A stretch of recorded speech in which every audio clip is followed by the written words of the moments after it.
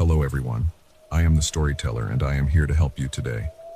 I know you use this video to fall asleep, so before that, like the video and subscribe to the channel. Now get comfortable and relax. The headlights barely cut through the torrential downpour as I squinted at the empty road ahead. I should have known better than to take this shortcut, but I was already running late for my sister's engagement party. Now, as the wind howled and rain lashed against my windshield, I realized this might have been the worst decision I'd made all year.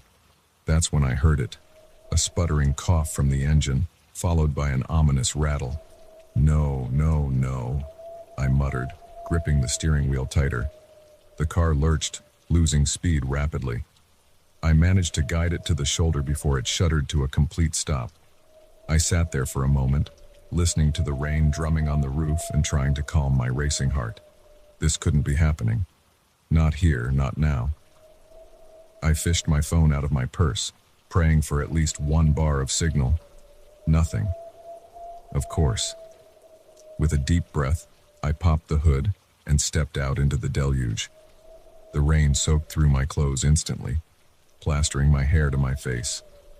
I propped open the hood and peered inside, the meager light from my phone revealing absolutely nothing I understood. A pair of headlights appeared in the distance, growing brighter as they approached. I waved my arms, hoping they'd stop. To my relief, the vehicle, a pickup truck, slowed and pulled up behind me. A man stepped out, raincoat pulled tight around him. He approached with a friendly wave. "Car trouble," he called over the storm. "Yeah," I replied, trying to keep the desperation out of my voice. "It just died on me. I don't know what's wrong." He nodded, moving closer to inspect the engine. "Mind if I take a look?" I stepped back, grateful for the help. "Please, be my guest." As he leaned in, the light from my phone illuminated his face. He was older than I'd initially thought, probably in his 50s, with graying hair and deep-set eyes. There was something about those eyes that made me uneasy, but I chalked it up to the stress of the situation. "Looks like your alternator might be shot," he said after a few moments. "Not something we can fix out here, I'm afraid." I felt my heart sink. "Great," I muttered. "Just great." He straightened up, wiping his hands on his jeans. "I can give you a ride to the nearest town if you'd like. There's a mechanic there who might be able to help." I hesitated. Every instinct told me getting into a car with a stranger was a bad idea, especially on a night like this. But what choice did I have? "That'd be great, thank you," I said, forcing a smile. He grinned back, and something in that smile made my skin crawl. "Happy to help. Grab whatever you need and hop in. I'm Jake, by the way." "Sarah," I replied, quickly gathering my purse and a small overnight bag from the back seat. I climbed into his truck, the warmth a stark contrast to the chill outside. As we pulled away, I cast one last glance at my car, a lonely silhouette in the rain. "So, Sarah," Jake said as we drove, "what brings you out to these parts on such a nasty night?" "I was heading to my sister's engagement party," I explained. "Thought I'd take a shortcut. Guess that backfired." He chuckled, a low, gravelly sound. "Shortcuts have a way of doing that sometimes. You from around here?" I shook my head. "No, just visiting. You?" "Born and raised," he said, pride evident in his voice. "Know these roads like the back of my hand." We lapsed into silence for a few minutes, the rhythmic swish of the wipers the only sound. I found myself studying Jake out of the corner of my eye. His hands gripped the steering wheel tightly, knuckles white. Every so often, he'd glance my way, that unsettling smile playing on his lips. "So, tell me about yourself, Sarah," he said suddenly, breaking the silence. "What do you do for a living?" "I'm a teacher," I replied, keeping my answer vague. Something told me to be cautious with personal information. "A teacher, huh? That's admirable work. What grade?" "Third," I lied. I actually taught high school. but I didn't want to say that. Jake nodded, his eyes never leaving the road. You married? Got kids? The question caught me off guard. No, I said, my unease growing. Not yet. He clicked his tongue. Pretty girl like you? That's a shame. I shifted uncomfortably in my seat, searching for a way to change the subject. How much further to town? Oh, we've got a ways to go yet, he said, that smile returning. Plenty of time to chat. My heart rate picked up.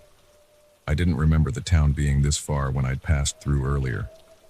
I tried to focus on the road, looking for familiar landmarks, but the rain made it nearly impossible to see anything beyond the immediate range of the headlights.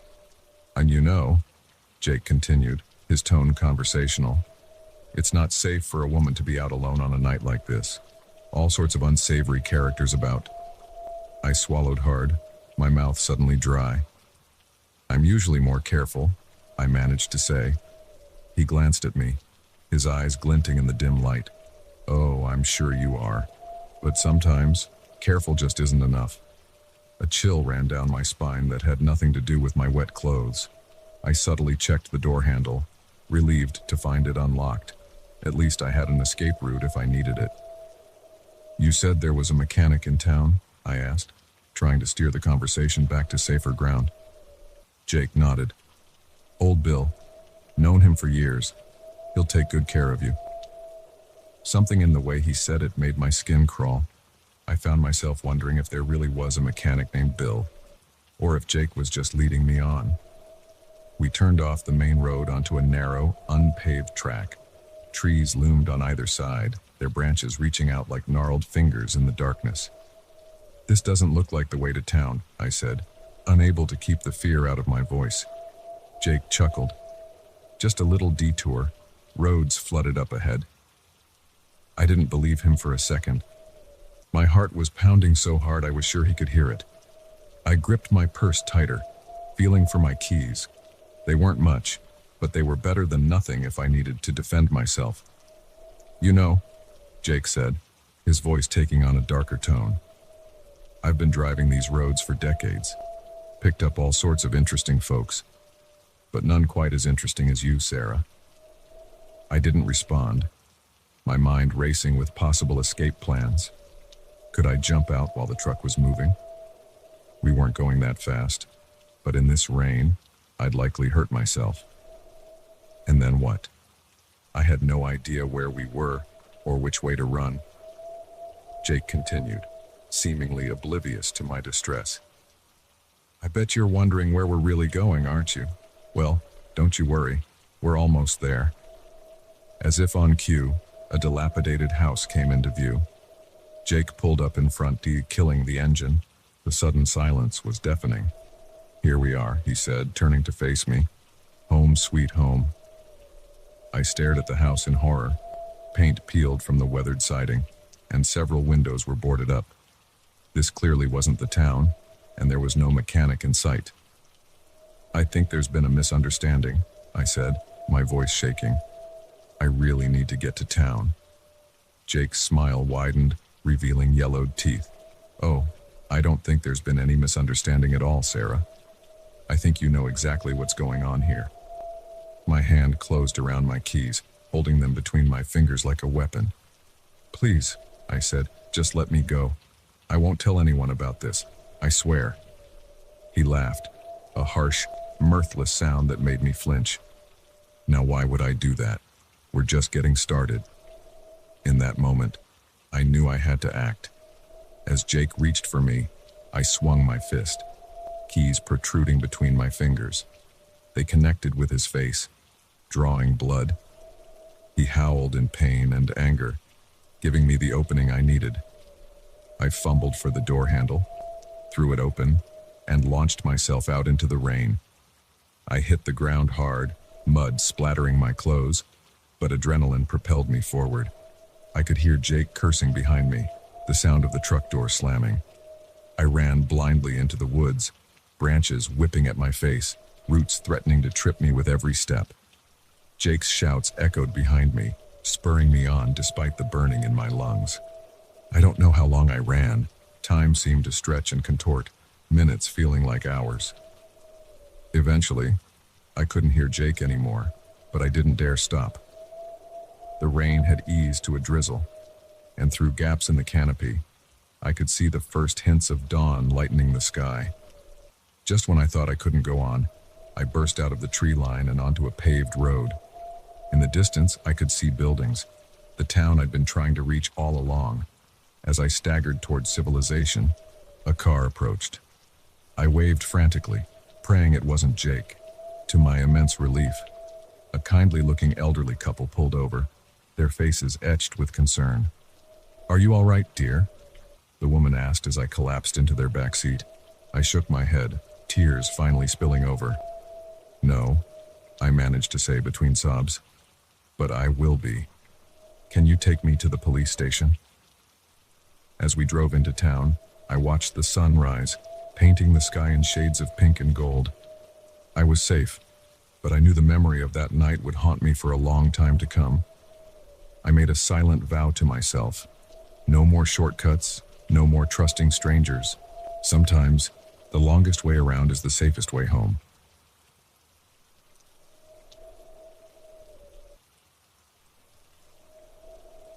The keycard clicked, and I pushed open the door to room 237, eager to collapse onto the bed after a grueling day of meetings.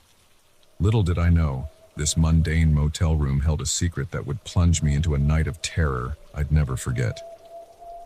I tossed my briefcase onto the worn armchair and loosened my tie, surveying the room with a sigh. It was your typical budget motel fare, outdated floral wallpaper, a lumpy-looking bed, and a TV that had seen better days. But it was just for one night, I reminded myself. Tomorrow I'd be back home, away from this godforsaken town and its endless string of client presentations. As I unpacked my overnight bag, my foot caught on something in the thin carpet. I stumbled, catching myself on the edge of the bed. Frowning, I knelt down to investigate. There, partially hidden by the bedskirt, was a small metal ring. Curiosity piqued. I gave it a tug. To my surprise, a section of the carpet came up, revealing a trapdoor underneath. My heart raced as I stared at the unexpected discovery. 1,000 questions raced through my mind. What was this doing here? Where did it lead? I hesitated, common sense warring with curiosity. The smart thing would be to call the front desk, report the find, and request a new room. But something held me back. Maybe it was the thrill of the unknown, or maybe I was just too tired to deal with moving rooms. Whatever the reason, I found myself reaching for the handle. The trapdoor opened with a soft creak, revealing a narrow ladder descending into darkness. The air that wafted up was cool and damp, carrying a musty odor that made me wrinkle my nose. I fished my phone out of my pocket, switching on the flashlight. The beam illuminated a small, cramped space below, some kind of crawl space or tunnel. It looked like it extended beyond the confines of my room. Against my better judgment, I lowered myself onto the ladder. Each rung creaked under my weight as I descended, my heart pounding in my chest. The flashlight cast eerie shadows on the walls, which appeared to be bare earth supported by old wooden beams. As my feet touched the ground, I had to hunch over to avoid hitting my head on the low ceiling. I swept the light around, taking in my surroundings. The tunnel stretched out in both directions, disappearing into darkness. The walls were lined with pipes and old electrical wiring. It looked like some kind of maintenance access. But why would it be accessible from a guest room? Curiosity overrode caution, and I decided to explore a bit further. I chose the direction that I thought led further into the motel and started walking, my footsteps muffled by the earthen floor. As I moved deeper into the tunnel, the air grew colder and damper. Water dripped somewhere in the distance, the sound echoing ominously. I was about to turn back when I heard something that made me freeze in my tracks. Voices. They were muffled and distant, but unmistakably human. My first instinct was to call out, but something stopped me. There was an urgency to the voices, a tension that put me on edge. I crept forward, following the sound. As I got closer, I could make out words. Shipment's coming in tomorrow night. We need to be ready. What about the cops? Johnson's been sniffing around. Don't worry about Johnson. He's been taken care of. My blood ran cold. This wasn't a casual conversation. It sounded like something illegal was going down. I edged closer, straining to hear more. The boss wants this to go smoothly. No mistakes this time, got it? Yeah. We'll be ready. What time? Midnight, the usual spot. I leaned in, trying to catch more details, when suddenly my foot slipped on a wet patch of ground. I stumbled, my hand shooting out to catch myself against the wall. In the process, my phone clattered to the ground, the flashlight beam spinning wildly. The voices abruptly stopped. My heart leapt into my throat as I heard footsteps approaching. Panic seized me as I scrambled to retrieve my phone, fumbling in the darkness. What was that? Did you hear something? Check it out. Now. I snatched up my phone and turned, ready to sprint back the way I came. But in my haste and confusion, I took a wrong turn. The footsteps were getting closer, and I could see the bobbing beam of a flashlight behind me. I ran blindly, no longer caring about stealth. My lungs burned as I gasped for air in the stuffy tunnel. I could hear shouts behind me, spurring me to run faster. Suddenly, my foot caught on something, a root or a piece of debris. I couldn't tell. I went down hard, landing face first in the dirt. Pain shot through my knee and palms, but adrenaline kept me moving. I scrambled to my feet just as a beam of light fell on me. Hey, stop right there. I didn't look back, just ran. The tunnel seemed endless, twisting and turning. I had no idea where I was or how to get back to my room. All I knew was that I had to get away. Just when I thought my legs would give out, I saw something ahead, a ladder, similar to the one in my room. Without hesitation, I lunged for it, practically flying up the rungs. I burst through the trapdoor, finding myself in another motel room. It was dark and empty, thank God. I slammed the trapdoor shut and dragged the nearest piece of furniture, a heavy dresser, over it. Panting heavily, I leaned against the wall, trying to catch my breath and make sense of what had just happened. I had stumbled upon something big, something dangerous. Those men in the tunnel were clearly involved in criminal activities, and now they knew someone had overheard them. I peered out the window, trying to get my bearings. I was on the ground floor, at the back of the motel.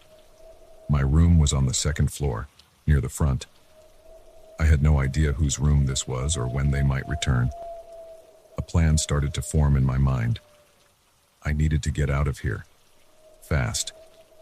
But first, I had to get back to my room and grab my things. I couldn't leave any trace of my presence. Cautiously, I opened the door and peered out. The parking lot was quiet. No sign of any suspicious activity. I slipped out, trying to look casual as I made my way back to the main building. My heart was in my throat as I climbed the stairs to the second floor. What if they had already found my room? What if they were waiting for me? I approached my door, key card in hand. Taking a deep breath, I swiped it and pushed the door open, half expecting to find angry criminals waiting for me. But the room was empty, exactly as I had left it. I let out a sigh of relief, then quickly began gathering my things. I had to get out of here before they figured out which room I was in. As I stuffed clothes into my bag, my mind raced. Should I call the police? But what would I tell them? That I had eavesdropped on a criminal conversation while trespassing in a secret tunnel? It sounded insane even to me. No.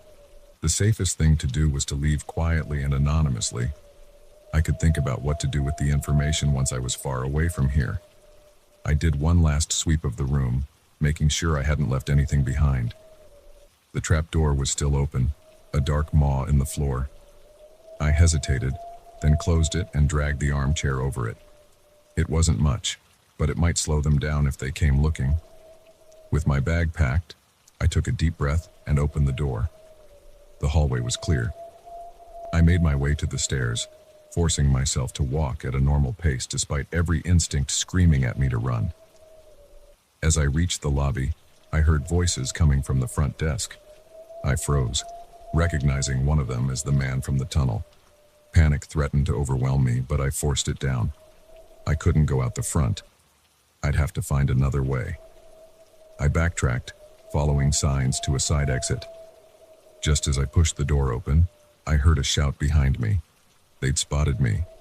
I ran, no longer caring about looking suspicious. I sprinted across the parking lot to my car, fumbling with the keys. The shouts were getting closer.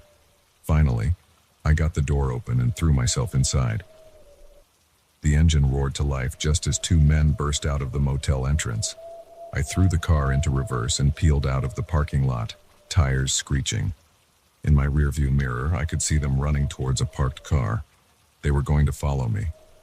My hands shook as I navigated the dark streets, constantly checking the mirror. How far would they chase me? What would they do if they caught up? I drove for hours, taking random turns, doubling back, doing everything I could to lose any tail. It wasn't until the sun started to rise that I finally allowed myself to relax a little. I pulled into a rest stop, exhausted and shaken. As the events of the night replayed in my mind, I realized how close I had come to real danger. All because of a hidden trapdoor and my own curiosity. As I sat there, watching the sunrise and contemplating my next move, one thing was clear. I would never look at a motel room the same way again. Sometimes, the secrets hidden behind closed doors are better left undiscovered.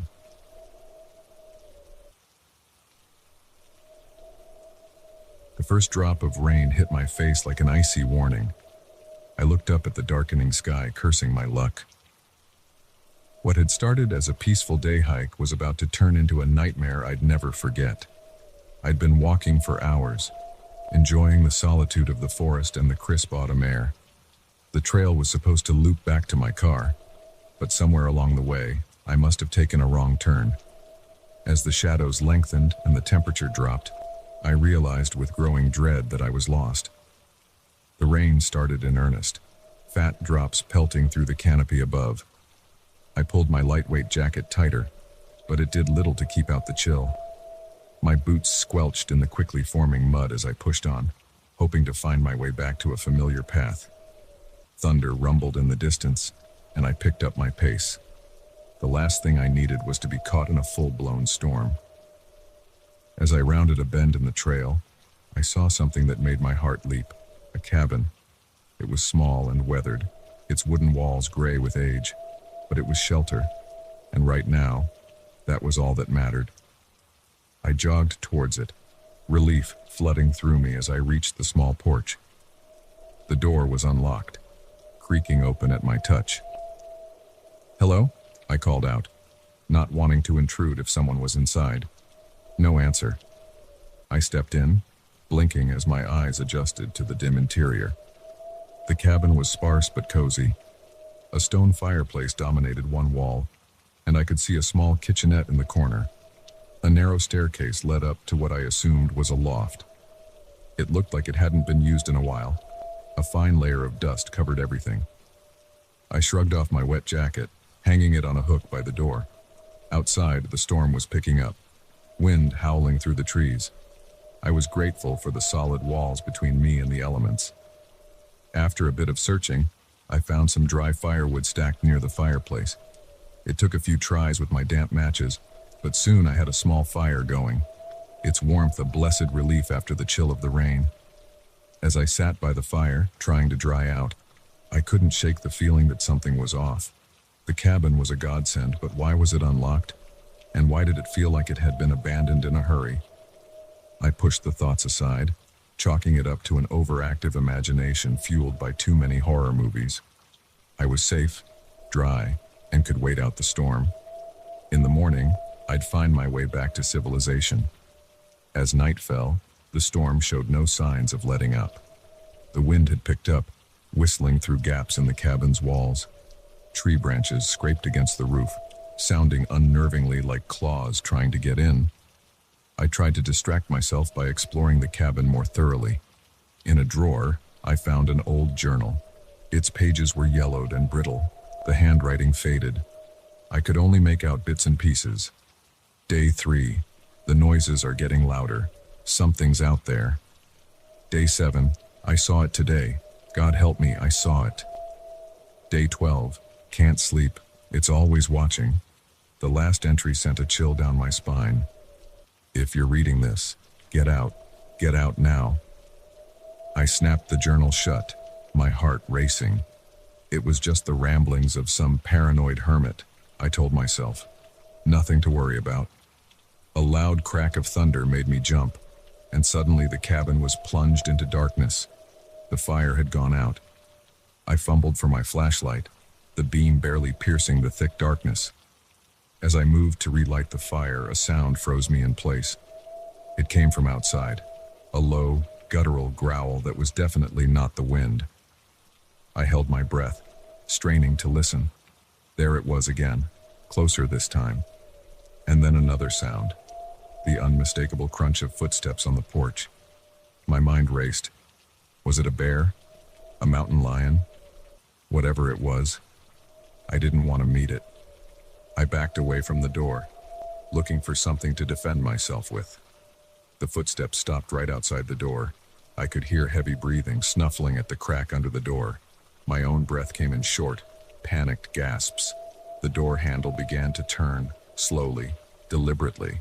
I raised my makeshift weapon, a fire poker I'd grabbed from beside the fireplace, ready to face whatever was coming through that door. But the door didn't open. Instead, the handle stopped moving, and I heard the footsteps retreat.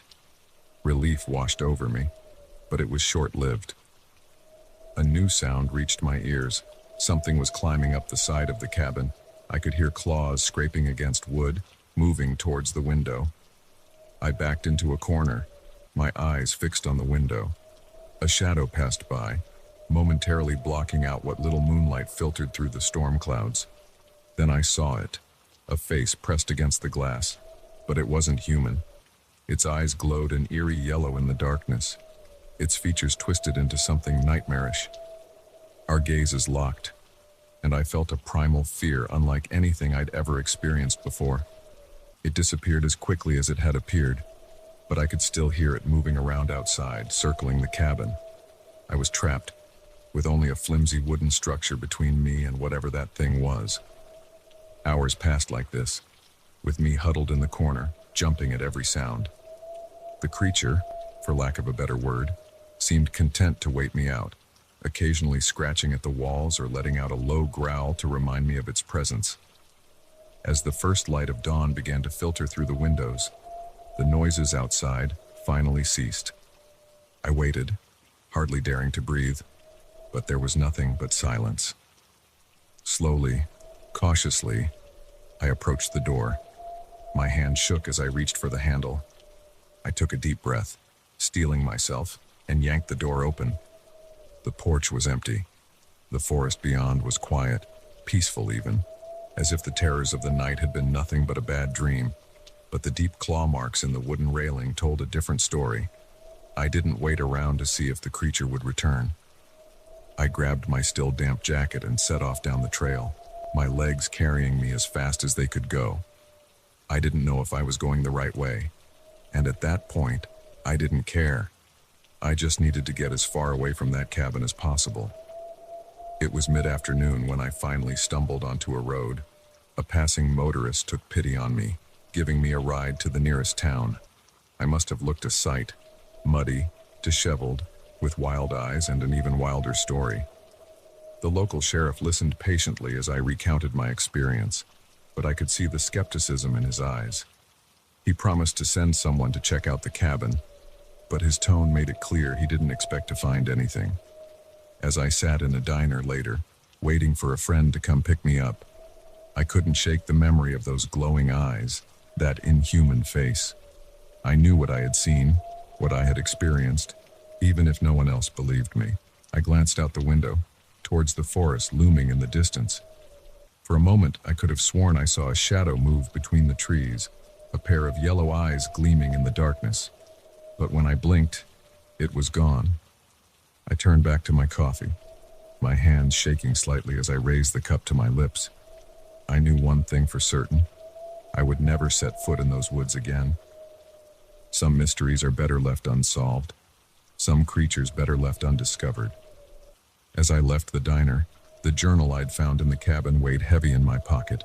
Its warning echoed in my mind. If you're reading this, get out. Get out now. I had gotten out, but I couldn't shake the feeling that it wasn't over.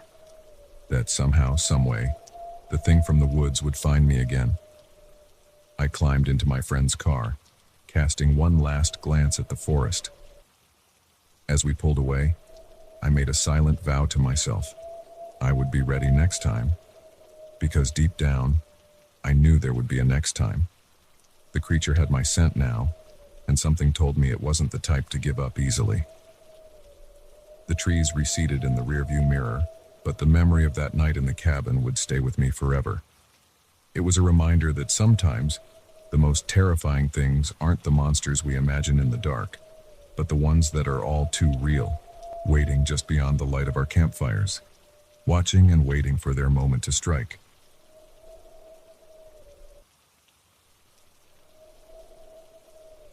I never thought I'd have to fight for my own home, but there I was, staring into the eyes of a stranger who claimed my house was his, and I knew this night would end in either triumph or terror.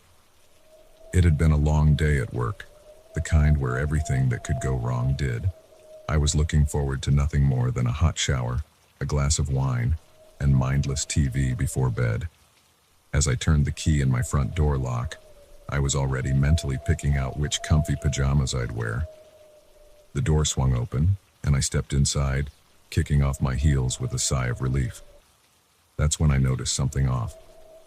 There was a jacket I didn't recognize draped over the back of my couch.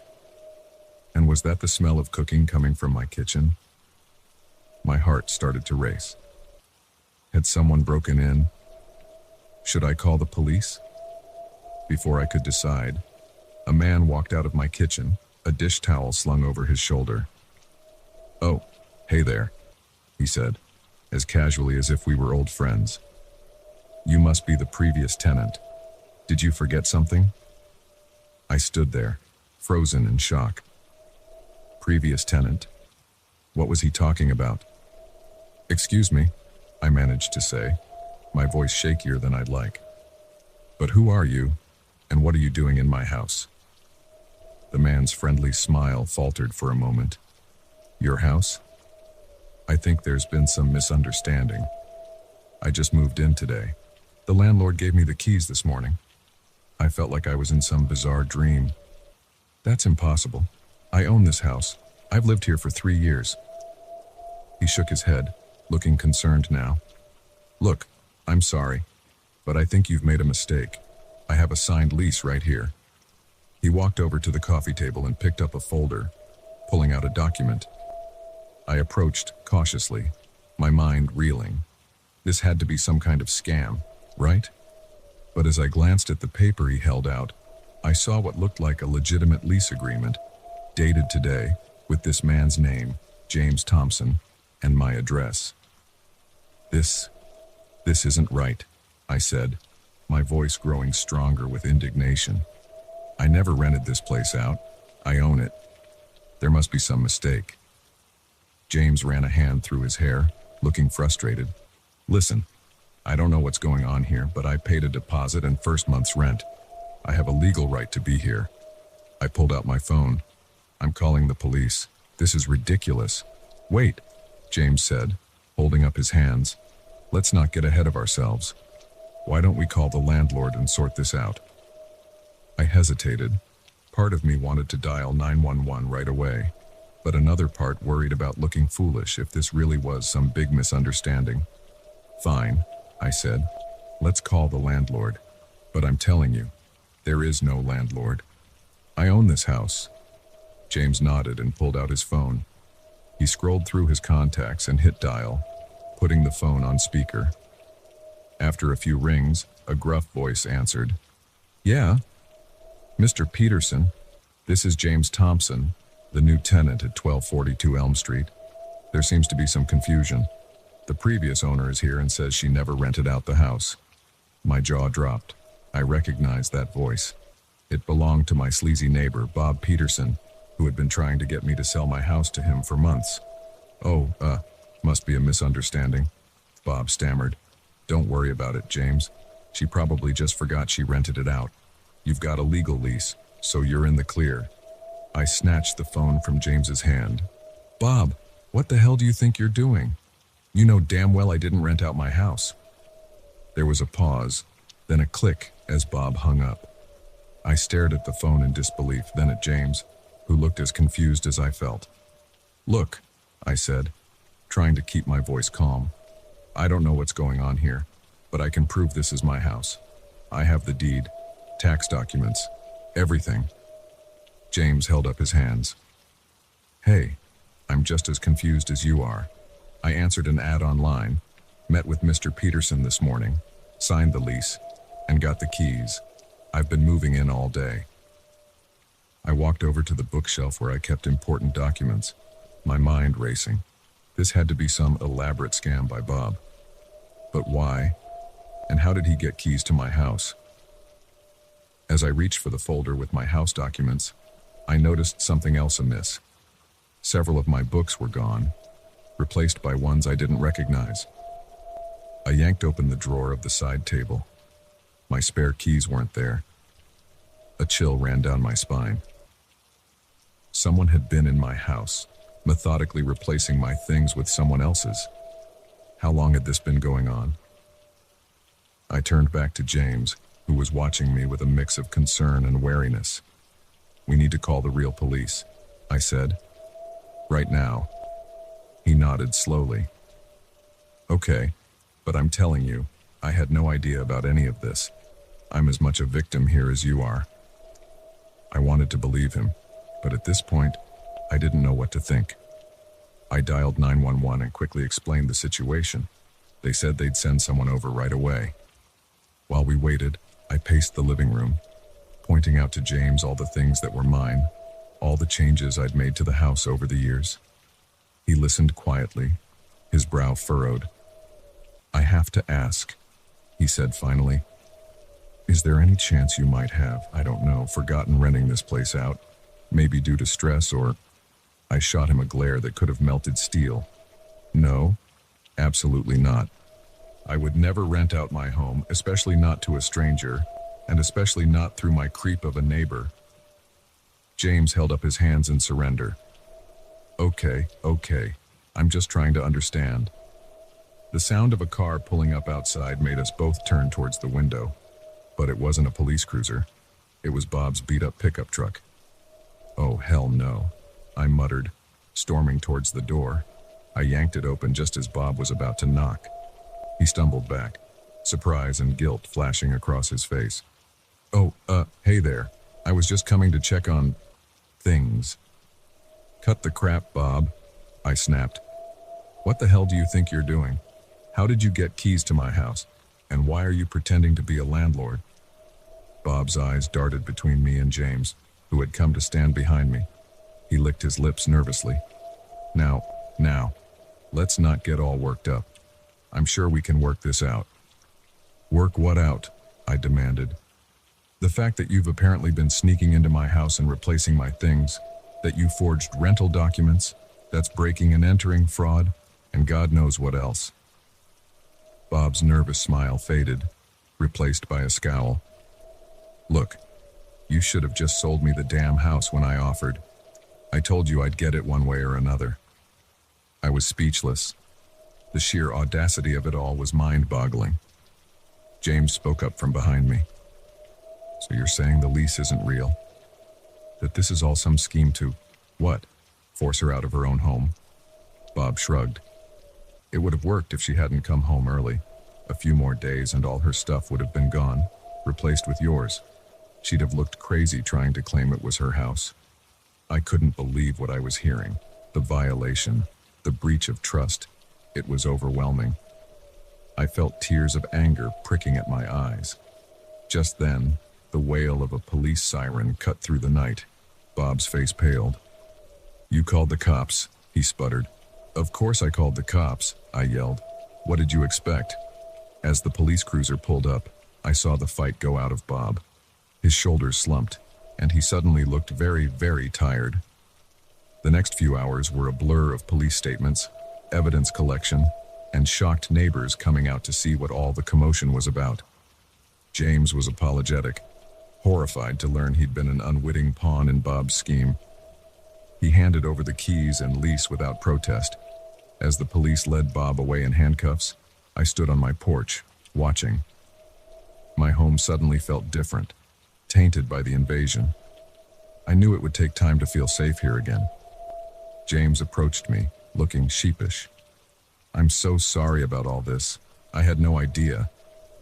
I nodded, too drained to be angry at him anymore. "I know. It's not your fault." He hesitated, then said, "You know, my lease on my old place isn't up yet. If you wanted, you could stay there for a bit. You know, until you feel comfortable here again." I was touched by the offer. "Thank you. I might take you up on that." As James left and the police finally cleared out, I walked back into my house. It was mine, unquestionably mine, but it didn't feel like home anymore. Not yet. I looked around at the mix of my things and James's, at the subtle signs of Bob's intrusion.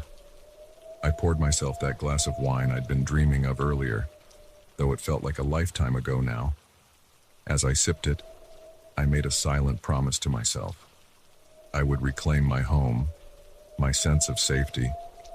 It wouldn't be easy, but I was tougher than Bob had bargained for. After all, home isn't just a place. It's a feeling of security, of belonging, and I'd be damned if I'd let anyone take that away from me again.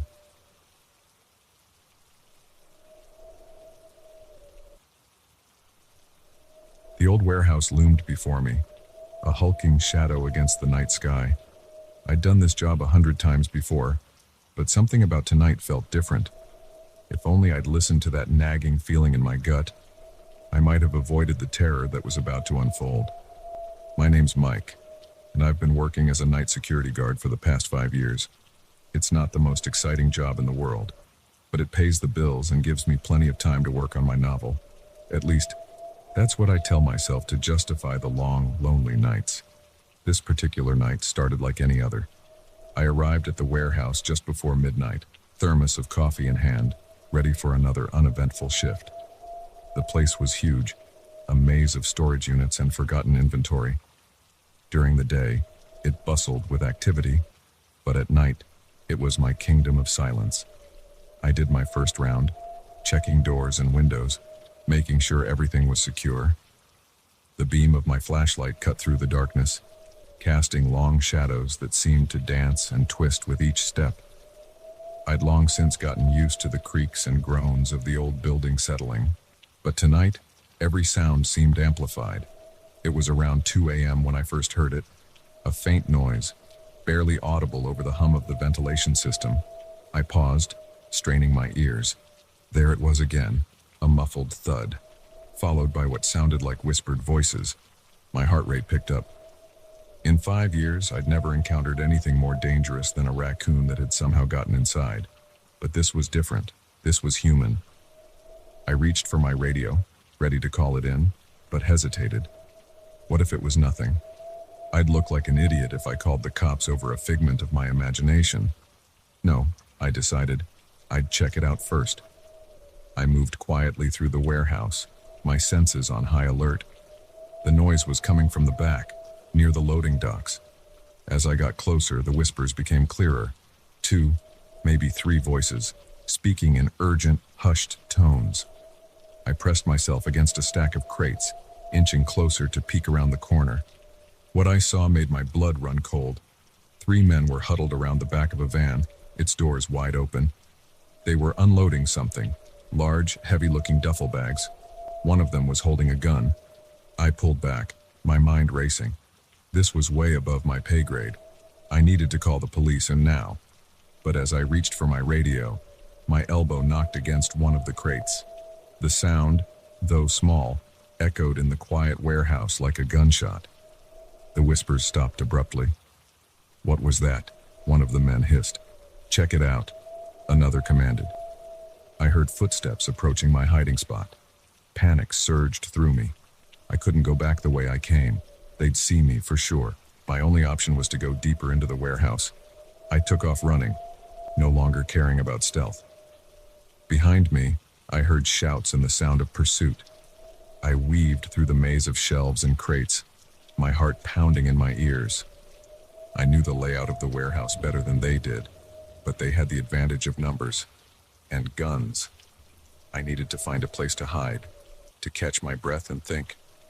I spotted a stack of empty wooden pallets and dove behind them, trying to control my ragged breathing. The footsteps grew closer, flashlight beams sweeping across the floor. "He's got to be here somewhere," one of the men growled. "Find him." I closed my eyes, willing myself to become invisible. The footsteps paused near my hiding spot. I could hear the man's heavy breathing, smell the acrid scent of cigarette smoke clinging to his clothes. For a heart-stopping moment, I thought he'd spotted me. But then the footsteps moved on, fading into the distance. I let out a shaky breath. I was safe, for now. But I couldn't stay here forever. I needed to get to a phone, to call for help. Slowly, carefully, I peered out from behind the pallets. The coast seemed clear. I crept out, moving as quietly as I could towards the office area. If I could make it there, I could use the landline to call the police. I was halfway there when a voice rang out. There he is!" I broke into a sprint, no longer caring about stealth. I could hear them behind me, gaining ground. The office door was just ahead. If I could reach it, lock myself in. Something hit me hard from behind, sending me sprawling to the ground. I hit the concrete floor with a painful thud. The wind knocked out of me. Rough hands grabbed me, hauling me to my feet. I found myself face to face with one of the men, his eyes cold and hard in the dim light. "Well, well," he sneered. "What do we have here? A little rat who doesn't know how to mind his own business." I struggled against his grip, but it was useless. The other two men appeared, one of them training his gun on me. "What should we do with him?" the one holding me asked. The man with the gun stepped forward, his face impassive. "We can't leave any witnesses." My blood turned to ice. This was it. I was going to die here, in this god-forsaken warehouse, and no one would know what happened to me. But then, a miracle. In the distance, I heard the faint wail of police sirens. The men froze, exchanging panicked looks. "How?" one of them started to ask. Then I remembered my radio. In the scuffle, I must have hit the panic button. Help was on the way. The man holding me cursed, shoving me to the ground. "We gotta get out of here." They took off running towards their van, leaving me lying on the cold concrete floor. I wanted to cry with relief. Minutes later, the warehouse was swarming with police. I gave my statement, still shaking from the adrenaline. The officers praised my quick thinking with the panic button, but all I could think about was how close I'd come to disaster. As dawn broke, I sat in the back of an ambulance, a shock blanket draped over my shoulders. The police had caught two of the men trying to flee in their van. The third was still at large, but they assured me they'd find him. I watched as officers carried out the duffel bags, their contents confirming my worst fears. Drugs, weapons, cash. It was a major bust. One of the detectives approached me, a grim smile on his face. "You did good tonight, son," he said. "You stumbled onto something big, a drug trafficking operation we've been trying to crack for months." I nodded numbly, still trying to process everything that had happened. "We'll need you to come down to the station later to give a full statement," he continued. "And, well, you might want to consider finding a new job. These guys have connections. It might not be safe for you here anymore." The reality of his words hit me like a ton of bricks. My life as I knew it was over. I'd have to move, start fresh somewhere new. All because I'd been in the wrong place at the wrong time. But as I watched the sun rise over the warehouse, casting long shadows across the parking lot, I realized something. For the first time in years, I felt truly alive. The monotony of my nightly routine had been shattered, replaced by a heart-pounding adventure straight out of the novels I'd been trying to write. I turned to the detective. "You know," I said, a small smile playing on my lips. "I think I might have found my new career path." He raised an eyebrow. "Oh, yeah," I nodded. "How does one become a private investigator?" The detective chuckled, shaking his head. "One step at a time, kid. One step at a time." As I was driven away from the warehouse for the last time, I couldn't help but feel a mix of fear and excitement for what the future held.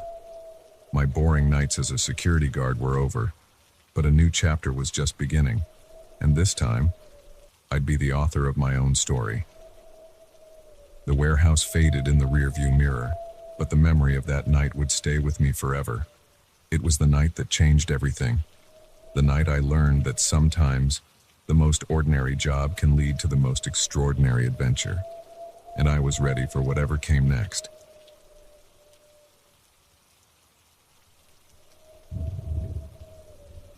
The moment the lights flickered and died, I knew this wasn't going to be just another stormy night. Little did I know, the darkness that enveloped my house would bring with it a terror I'd never imagined possible. I'd been curled up on the couch, halfway through a thriller novel I conned when the storm hit. Rain lashed against the windows, and wind howled through the trees outside. It was the kind of night that made you grateful for the comfort of four walls and a roof.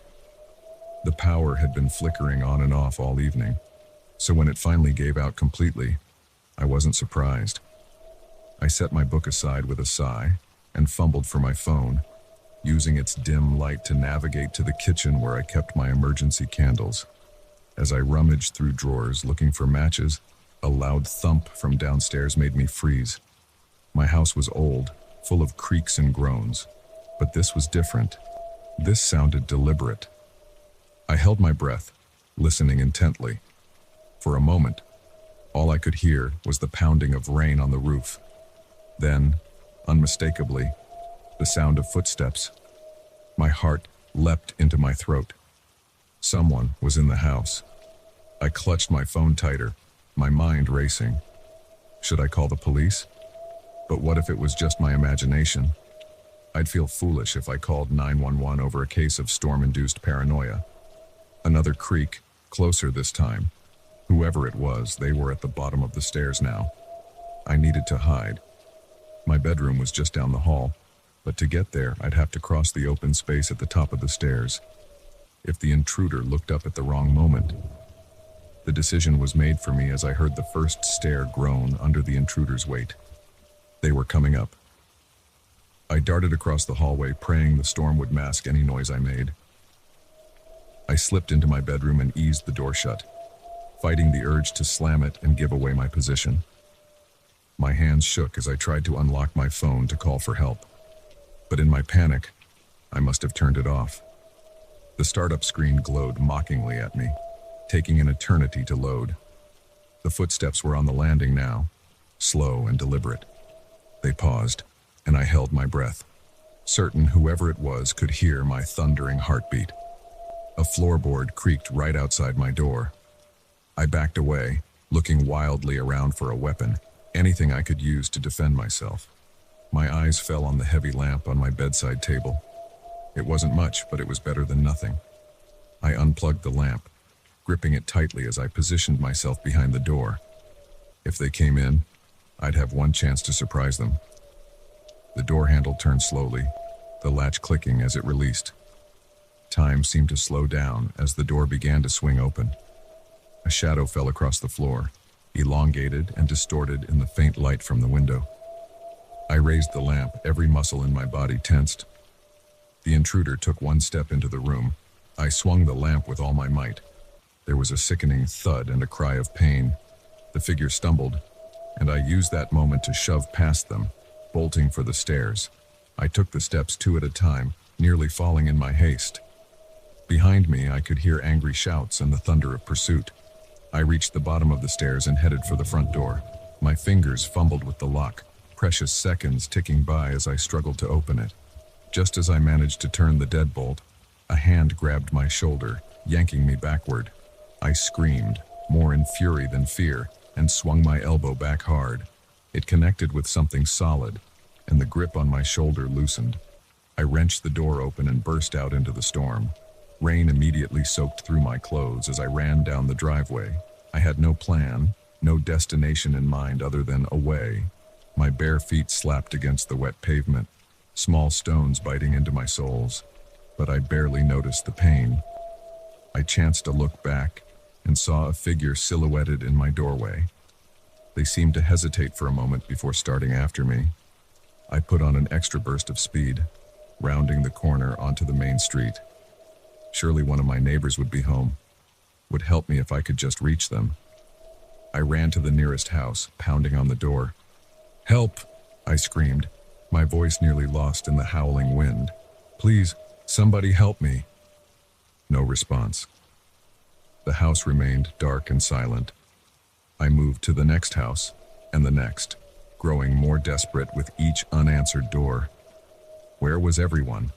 The sound of running footsteps spurred me on. I couldn't tell how close my pursuer was. The storm distorted everything, making it impossible to judge distance. As I approached the end of the street, I saw a glimmer of hope. The Johnsons' house had a light on in the upstairs window. Someone was home. I sprinted towards their house, my lungs burning. Just a little further, just a little more. I was halfway up their driveway when something hit me from behind, sending me sprawling onto the wet grass. I rolled over to see my attacker looming over me, their features hidden in shadow. "No!" I yelled, kicking out wildly. My foot connected with their knee, and they stumbled back with a grunt of pain. I scrambled to my feet, ready to run again, when suddenly the area was flooded with light. The Johnsons' porch light had come on. "What's going on out here?" a gruff voice called out. I turned to see Mr. Johnson standing on his porch, a baseball bat in hand. Relief washed over me. "Please," I gasped. "Help me. This person broke into my house. They're trying to—" I broke off as I turned back to my attacker. In the light from the porch, I could finally see their face clearly. It was my neighbor, Ted. "Sarah," he said, looking as confused as I felt. "What are you talking about? I heard you screaming and came to check on you." I stared at him, my mind struggling to process this new information.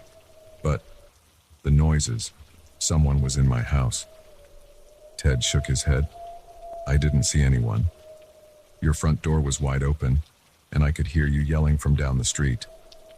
Mr. Johnson had come down from his porch, still clutching his bat. "Is everything all right?" I opened my mouth to explain, then closed it again. How could I explain what had happened when I wasn't even sure myself anymore? I thought someone had broken in," I said finally. "I heard noises." "It's an old neighborhood," Mr. Johnson said kindly. "These houses make all sorts of noises, especially in storms like this. Are you sure it wasn't just the wind?" I wanted to protest, to insist that what I'd heard was real, but doubt was already creeping in. Had I imagined it all? Had my fear turned creaky floorboards into an intruder? "Maybe," I said uncertainly. "I don't know anymore." Ted put a gentle hand on my shoulder. "Come on, let's get you back home. You're soaked to the bone." As we walked back to my house, I couldn't shake the feeling that I was missing something. The fear had been so real, the danger so immediate. How could it all have been in my head? We reached my front door, still standing open from my frantic escape. Ted insisted on checking the house just to be safe. I waited on the porch, shivering in my wet clothes, as he went from room to room. "All clear," he said when he returned. "No sign of anyone." I nodded, feeling a mix of relief and embarrassment. "Thank you. And I'm sorry for, well, attacking you." Ted chuckled. "No harm done, though you've got quite an arm on you. That lamp packs a punch." I managed a weak smile. "I'm never going to live this down, am I?" Don't worry about it," Ted said.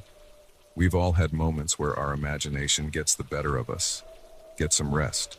Things will look better in the morning." After Ted left, I locked the door securely and headed upstairs to change into dry clothes. As I passed the spot where I'd hit Ted with the lamp, something caught my eye. There, on the hardwood floor, was a muddy footprint. A large one, much bigger than my own foot.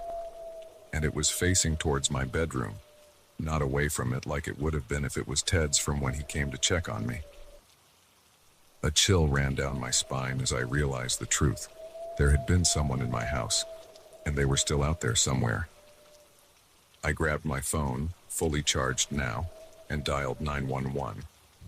As I waited for the operator to pick up, I stared at that muddy footprint, a stark reminder that sometimes the monsters we fear are all too real.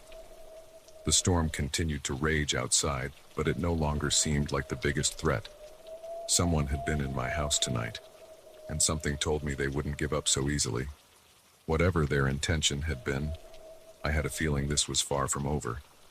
As I gave my statement to the police, I couldn't shake the image of that shadowy figure in my doorway. Who were they? What did they want? And most importantly, when would they be back? One thing was certain. I would be sleeping with the lights on for a very long time.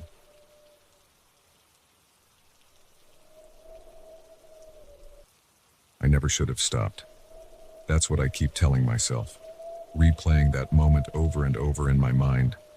But when I saw him standing there in the pouring rain, thumb out, looking so desperate, how could I have known that act of kindness would turn into the most terrifying night of my life? The windshield wipers were fighting a losing battle against the downpour as I drove along the winding country road. It was well past midnight, and I was exhausted from a long day of meetings in the city. But I was almost home. Just another hour or so of driving and I'd be in my own bed. That's when I saw him, a lone figure standing on the side of the road, illuminated briefly by my headlights. He was soaked to the bone, his clothes clinging to him like a second skin. As I got closer, I could see he was trying to hitchhike, his thumb stuck out hopefully. I hesitated. Every instinct told me to keep driving. It was late. I was alone, and picking up strangers was never a good idea. But something about the desperation in his posture made me slow down. I pulled over, rolling down the passenger side window just a crack. "You okay?" I called out over the sound of the rain. He jogged over, a look of relief washing over his face. "Thank God," he said, his voice barely audible over the storm. "My car broke down a few miles back. I've been walking for hours." I studied him for a moment. He looked harmless enough, maybe in his mid-30s, with a kind face and tired eyes. Against my better judgment, I unlocked the door. "Hop in," I said. "Where are you headed?" He slid into the passenger seat, water dripping from his clothes onto the upholstery. "Just to the next town," he said. "There's a motel there where I can stay for the night." I nodded and pulled back onto the road. "I'm Jake," I said, figuring I should at least know the name of the man I'd let into my car. "Mike," he replied with a grateful smile. "Thanks for stopping. I was starting to think I'd be out here all night." We drove in silence for a few minutes. The only sound, the rhythmic swish of the wipers and the drumming of rain on the roof. I snuck glances at Mike out of the corner of my eye. He was staring out the window, his expression unreadable in the darkness. "So," I said, trying to break the awkward silence, "what brings you out this way?" Mike turned to look at me, and for a split second, I saw something in his eyes that made my blood run cold. But it was gone so quickly I thought I must have imagined it. "Oh, you know," he said casually, "just passing through. What about you? You live around here?"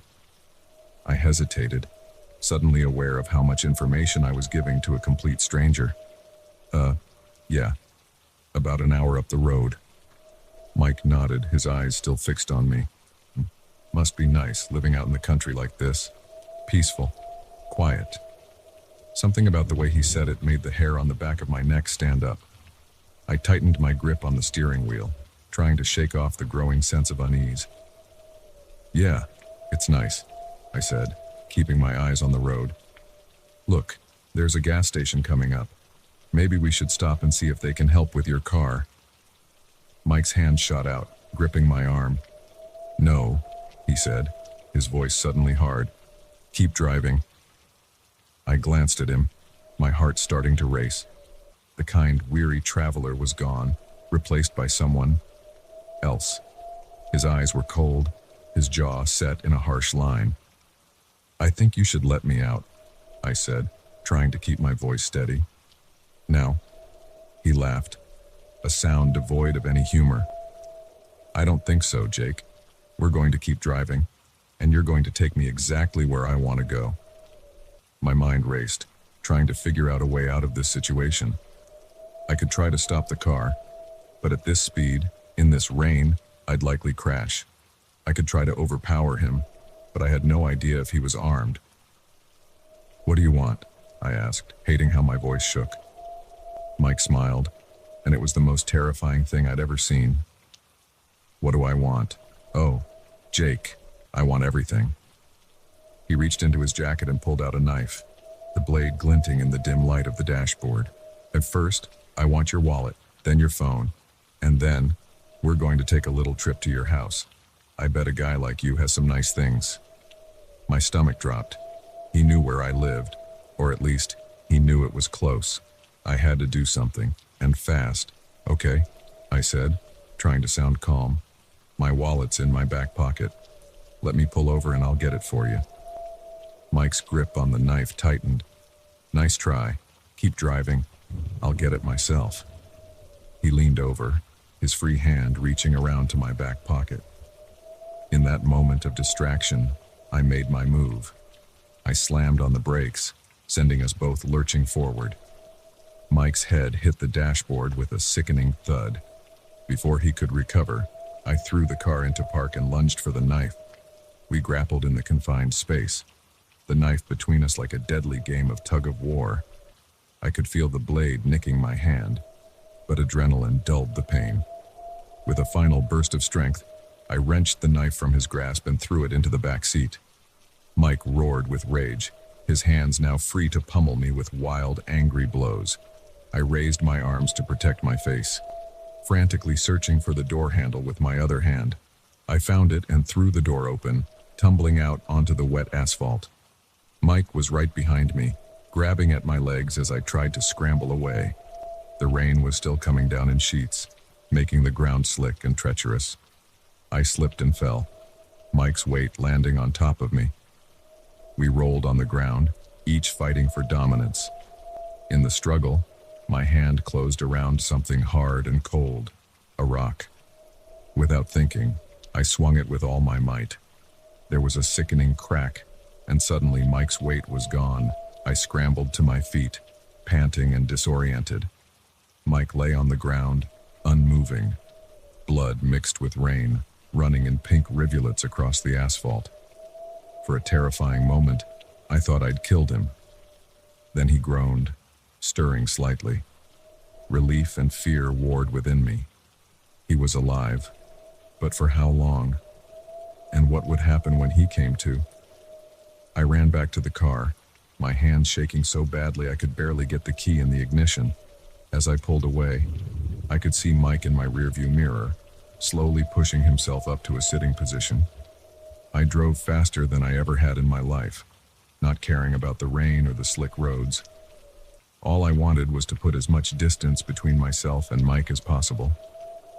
When I finally saw the lights of the next town, I nearly wept with relief. I pulled into the police station parking lot, my car barely in park before I was out and running towards the entrance. The next few hours passed in a blur of police statements and questions. They sent out patrols to look for Mike, but the storm had washed away most of the evidence. They assured me they would keep looking, that they would find him. But as I sat in the station, a shock blanket around my shoulders and a cup of lukewarm coffee in my trembling hands, I couldn't shake the feeling that this wasn't over. Mike was still out there, and he knew more about me than I was comfortable with. As dawn broke, casting a pale light over the rain-soaked town, I made a decision. I couldn't go home. Not yet. Maybe not ever.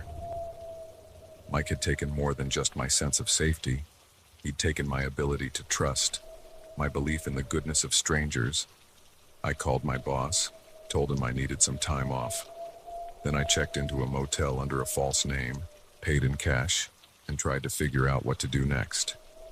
As I lay on the lumpy motel bed, staring at the water-stained ceiling, I couldn't help but think about how quickly life can change. One moment of misplaced kindness, one split-second decision, and suddenly everything you know is turned upside down. I don't know if they'll ever catch Mike. I don't know if I'll ever feel safe picking up a hitchhiker again. But I do know one thing. The next time I see someone standing on the side of the road, thumb out, looking desperate, I'll keep driving, no matter how hard it's raining.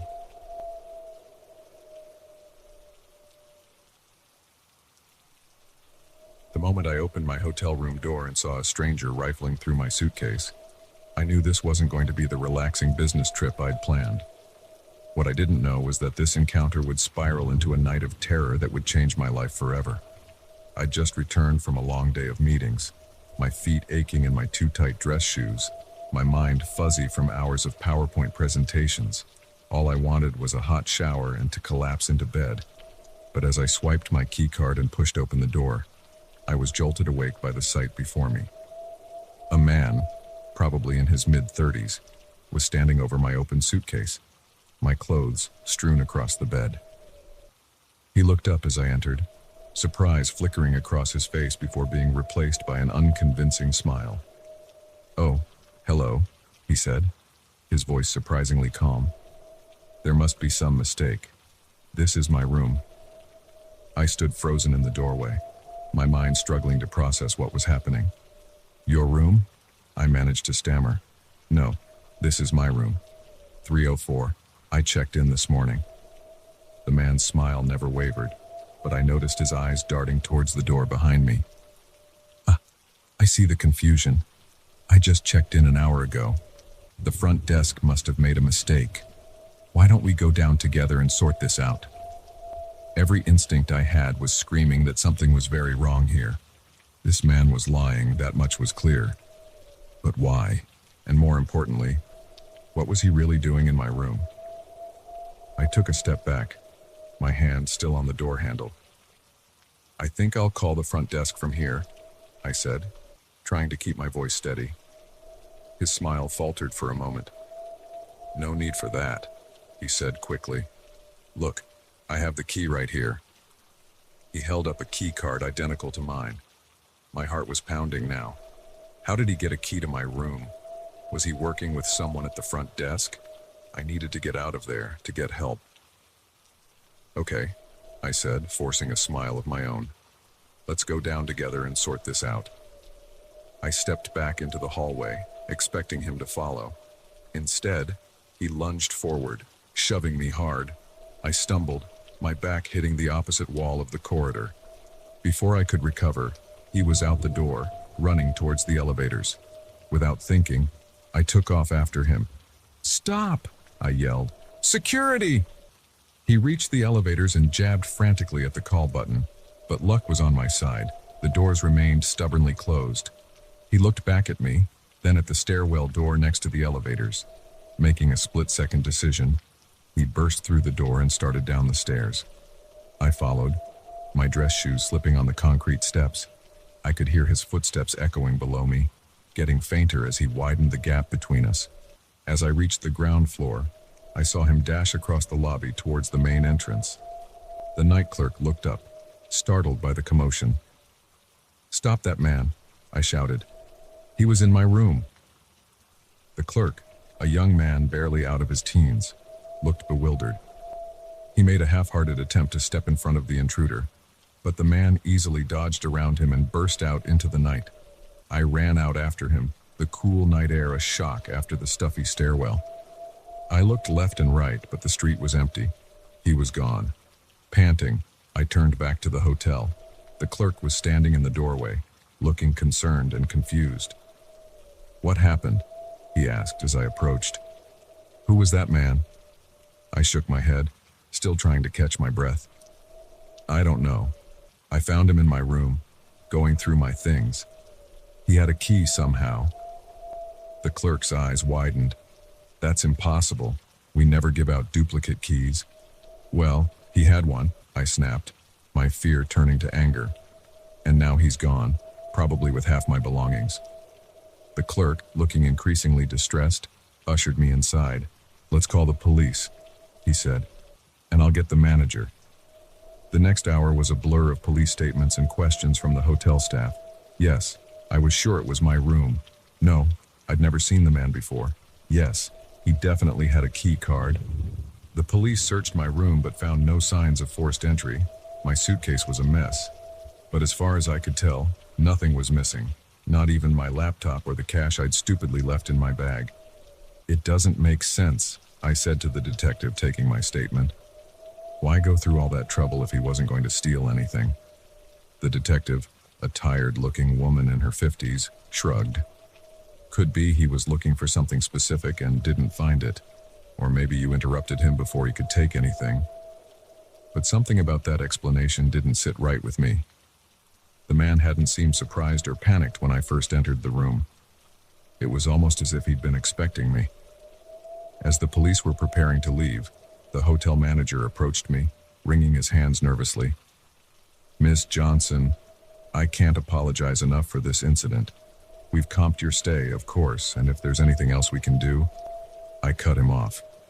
I want to see the security footage from the hallway outside my room and the lobby. He hesitated. I'm not sure that's... Either you show me, or I call my lawyer, I said, surprising myself with my forcefulness. 20 minutes later, I was staring at grainy security footage of the hallway outside my room. We watched as the man approached my door, looked around furtively, then swiped a key card. The door opened smoothly for him. The door... How is this possible? The manager muttered, more to himself than to me. But I was focused on something else. Just before he entered my room, the man looked directly at the camera and smiled. A chill ran down my spine. He wanted to be seen. We switched to the lobby footage, watching as the man calmly walked in through the front door about an hour before I returned. He approached the front desk, spoke briefly with the clerk, and was handed a key card. That's impossible. The night clerk, who had joined us, said, I never gave him a key. I've never even seen him before. But the footage didn't lie. Somehow, this man had managed to get a key to my room right under the hotel staff's noses. As I lay in bed that night, unable to sleep despite the upgraded suite and extra security the hotel had provided, my mind kept replaying the events of the evening. Why my room? Why me? What had he been looking for? I tossed and turned, jumping at every little sound. Around 3 a.m., my phone buzzed with a text from an unknown number. My hand shook as I opened it. Thanks for the chat, Emily. See you again soon. My blood ran cold. I had never told him my name.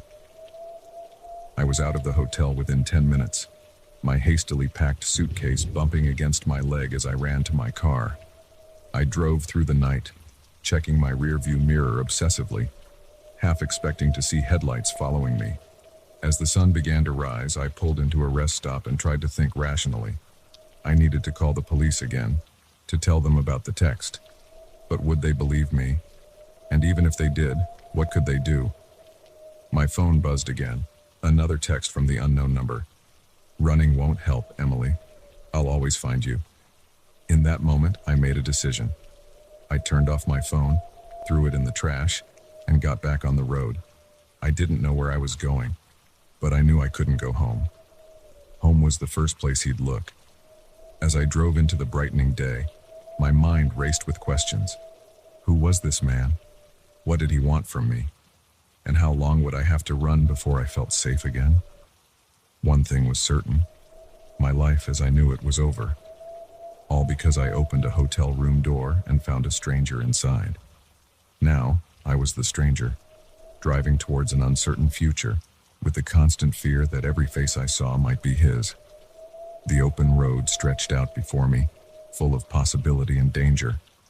I had become a fugitive from a threat I didn't understand, running from a man whose name I didn't even know. But I was determined to survive, to unravel this mystery, and to reclaim my life, no matter how long it took. As I passed a sign welcoming me to the next state, I allowed myself a small, grim smile. The game was on, and I intended to win.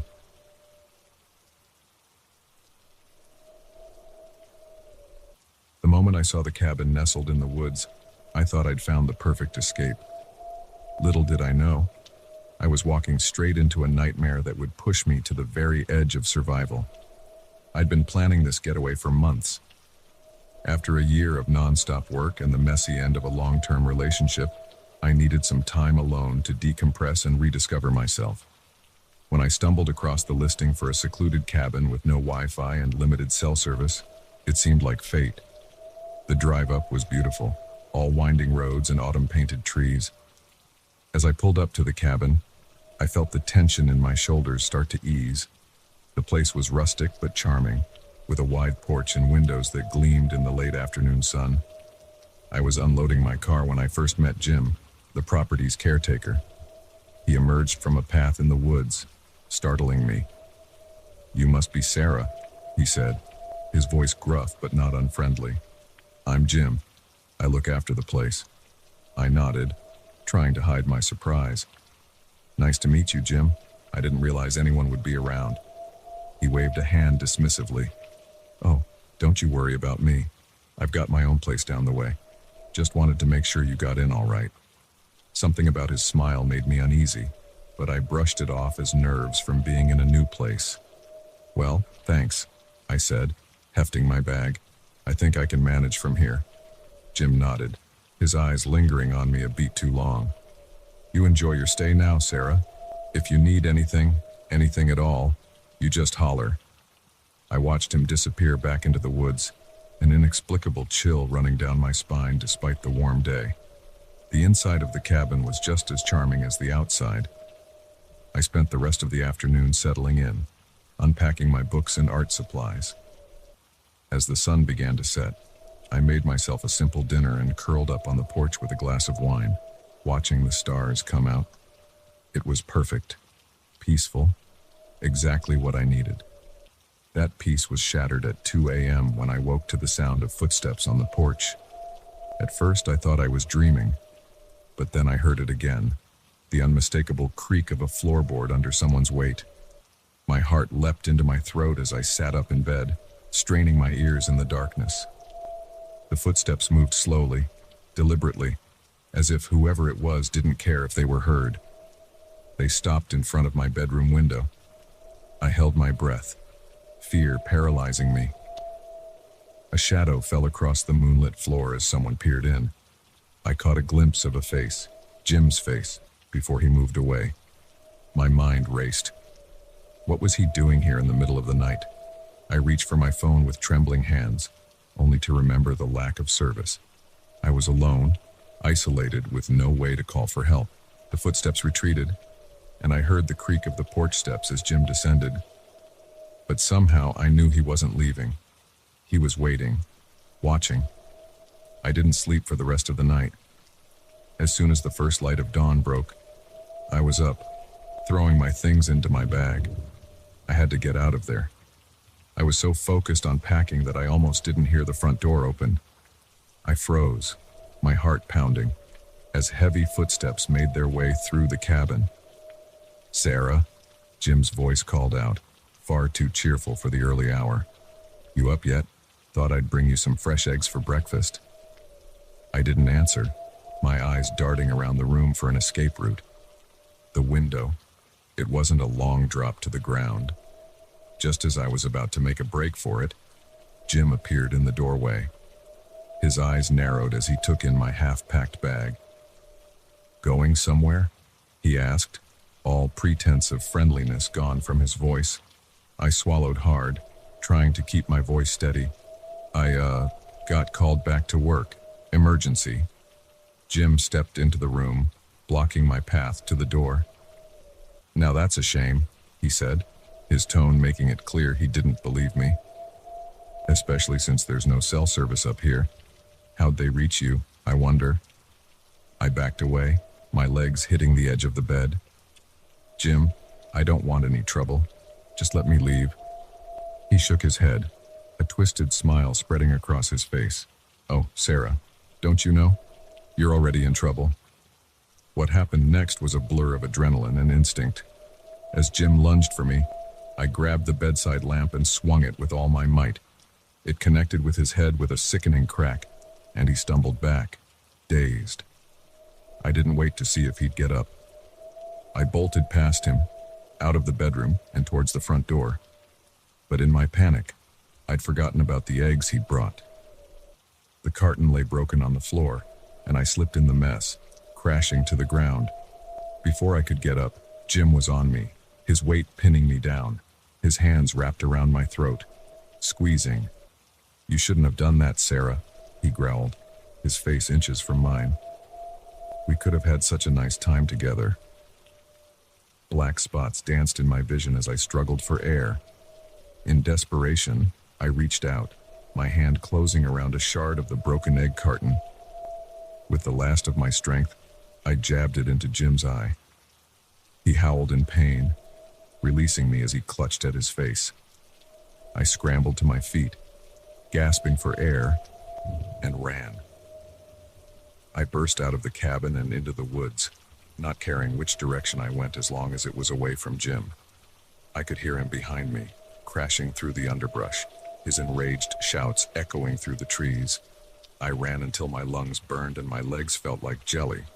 The forest was a maze, every tree looking the same as the last. I had no idea where I was or which direction would lead me to safety. As I paused to catch my breath, I heard Jim's voice, and closer than I'd expected. Sarah, you can't hide from me. This is my forest. I know every inch of it.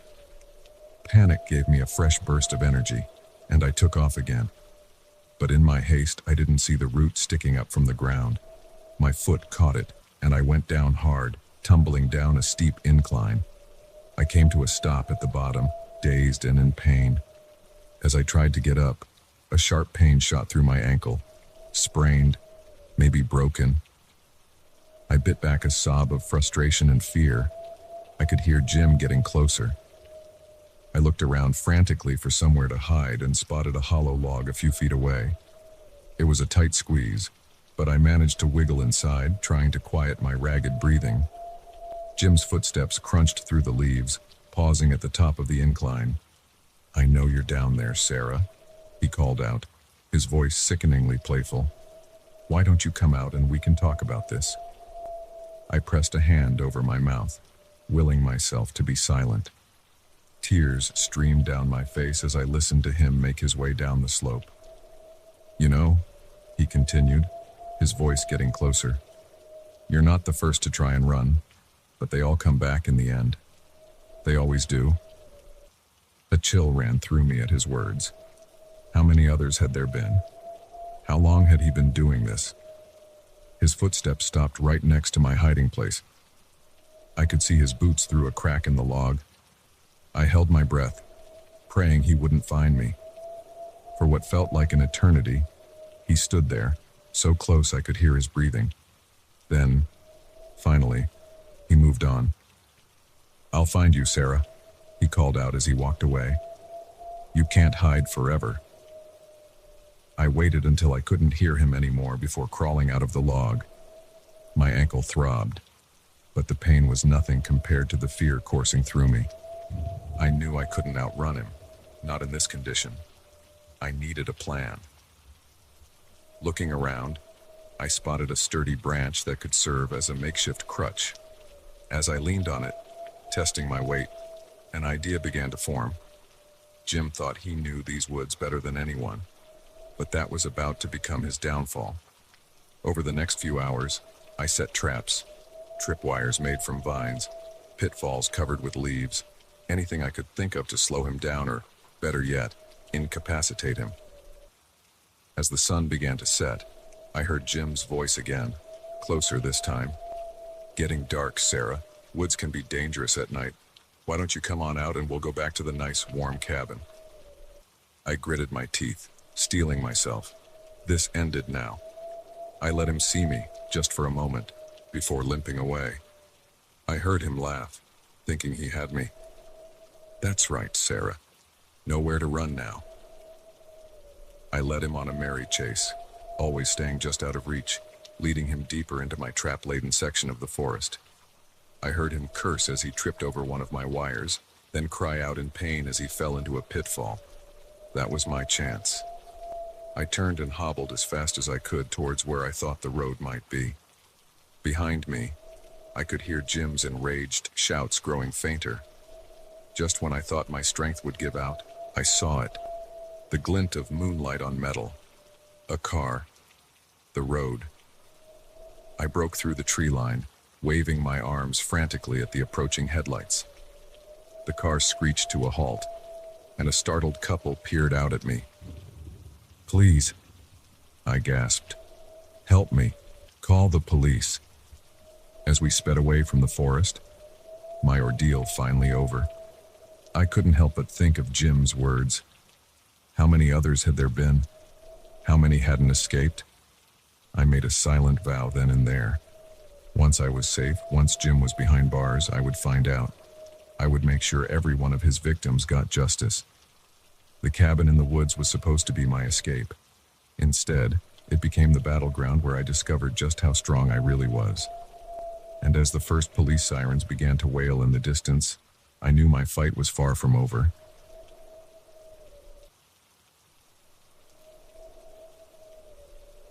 I never thought a simple act of kindness could lead to the most terrifying night of my life. But as I sit here, hands still shaking, I realize that sometimes the monsters we fear aren't hiding under our beds. They're sitting right next to us in the passenger seat. It was close to midnight, and I was driving home after a late shift at the hospital. The rain was coming down in sheets, making it hard to see more than a few feet ahead. I was exhausted, my eyes stinging from the strain of focusing on the road. That's when I saw him. He was standing on the side of the road, thumb out, completely drenched. In the brief moment my headlights illuminated him, I saw a man probably in his mid-30s, with a friendly face and a desperate look in his eyes. I knew I shouldn't stop. Every instinct, every warning I'd ever heard about the dangers of picking up strangers, screamed at me to keep driving. But something, maybe the fatigue, maybe a misplaced sense of compassion, made me slow down. I pulled over, rolling down the passenger window just a crack. "You okay?" I called out over the sound of the rain. He jogged over, relief washing over his face. "Thank God," he said, his voice barely audible over the storm. My car broke down a few miles back. I've been walking for hours. I hesitated for a moment, then made a decision I would come to regret. "Hop in," I said, unlocking the door. "And where are you headed?" He slid into the seat, water dripping from his clothes onto the upholstery. "Just to the next town," he said, flashing me a grateful smile. "I'm Tom, by the way." "Sarah," I replied, pulling back onto the road. "You're lucky I came along. Not many people out at this hour." Tom nodded, running a hand through his wet hair. "Yeah, I was starting to lose hope. You're a real lifesaver, Sarah."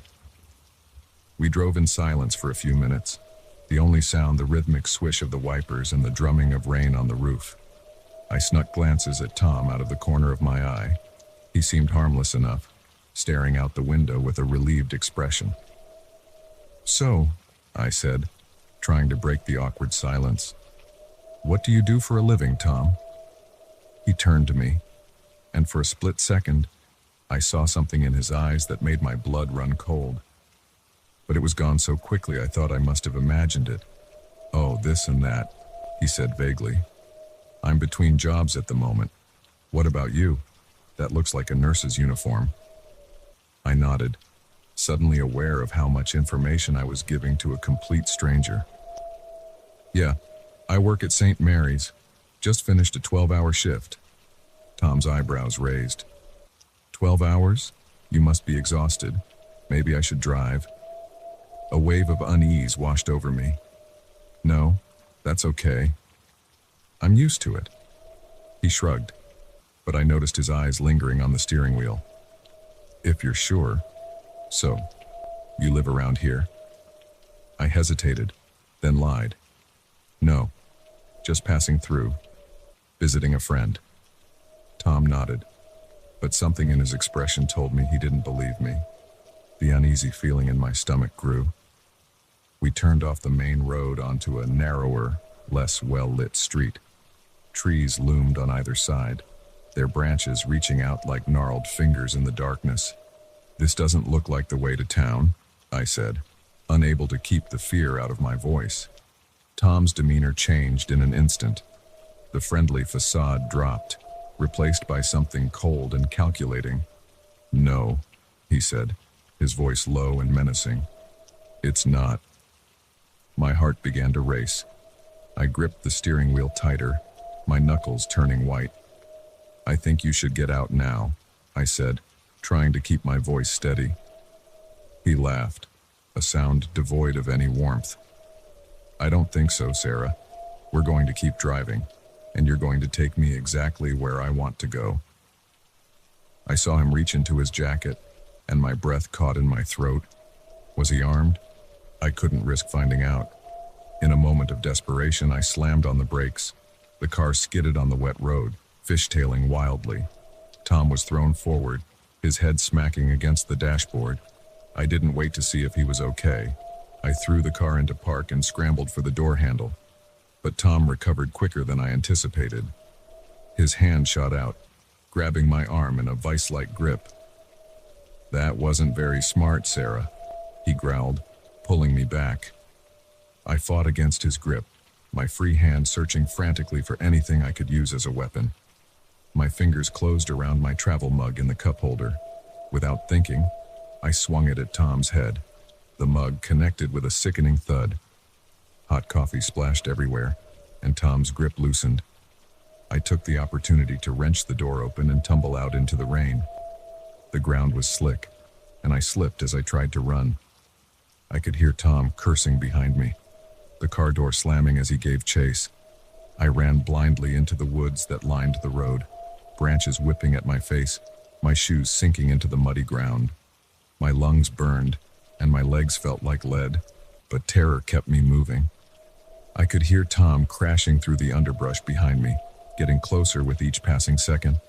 He was bigger, stronger, and wasn't exhausted from a 12-hour shift. Just when I thought my legs would give out, I saw a glimmer of light through the trees.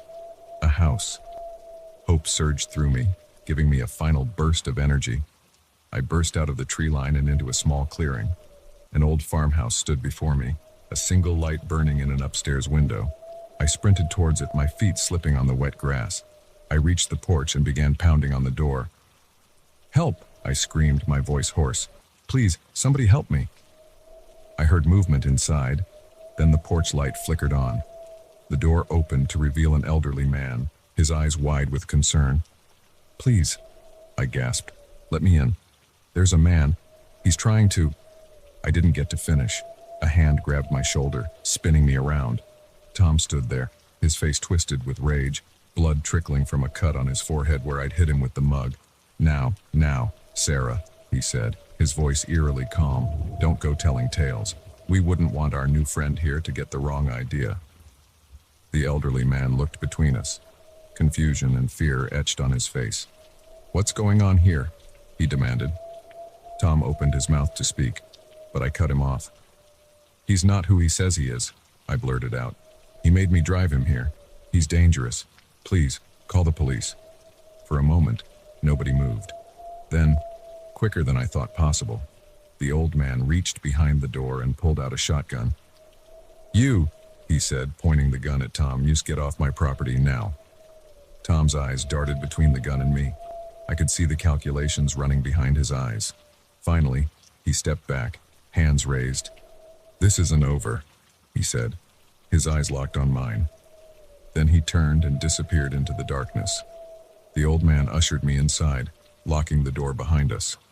As the adrenaline wore off, I began to shake uncontrollably.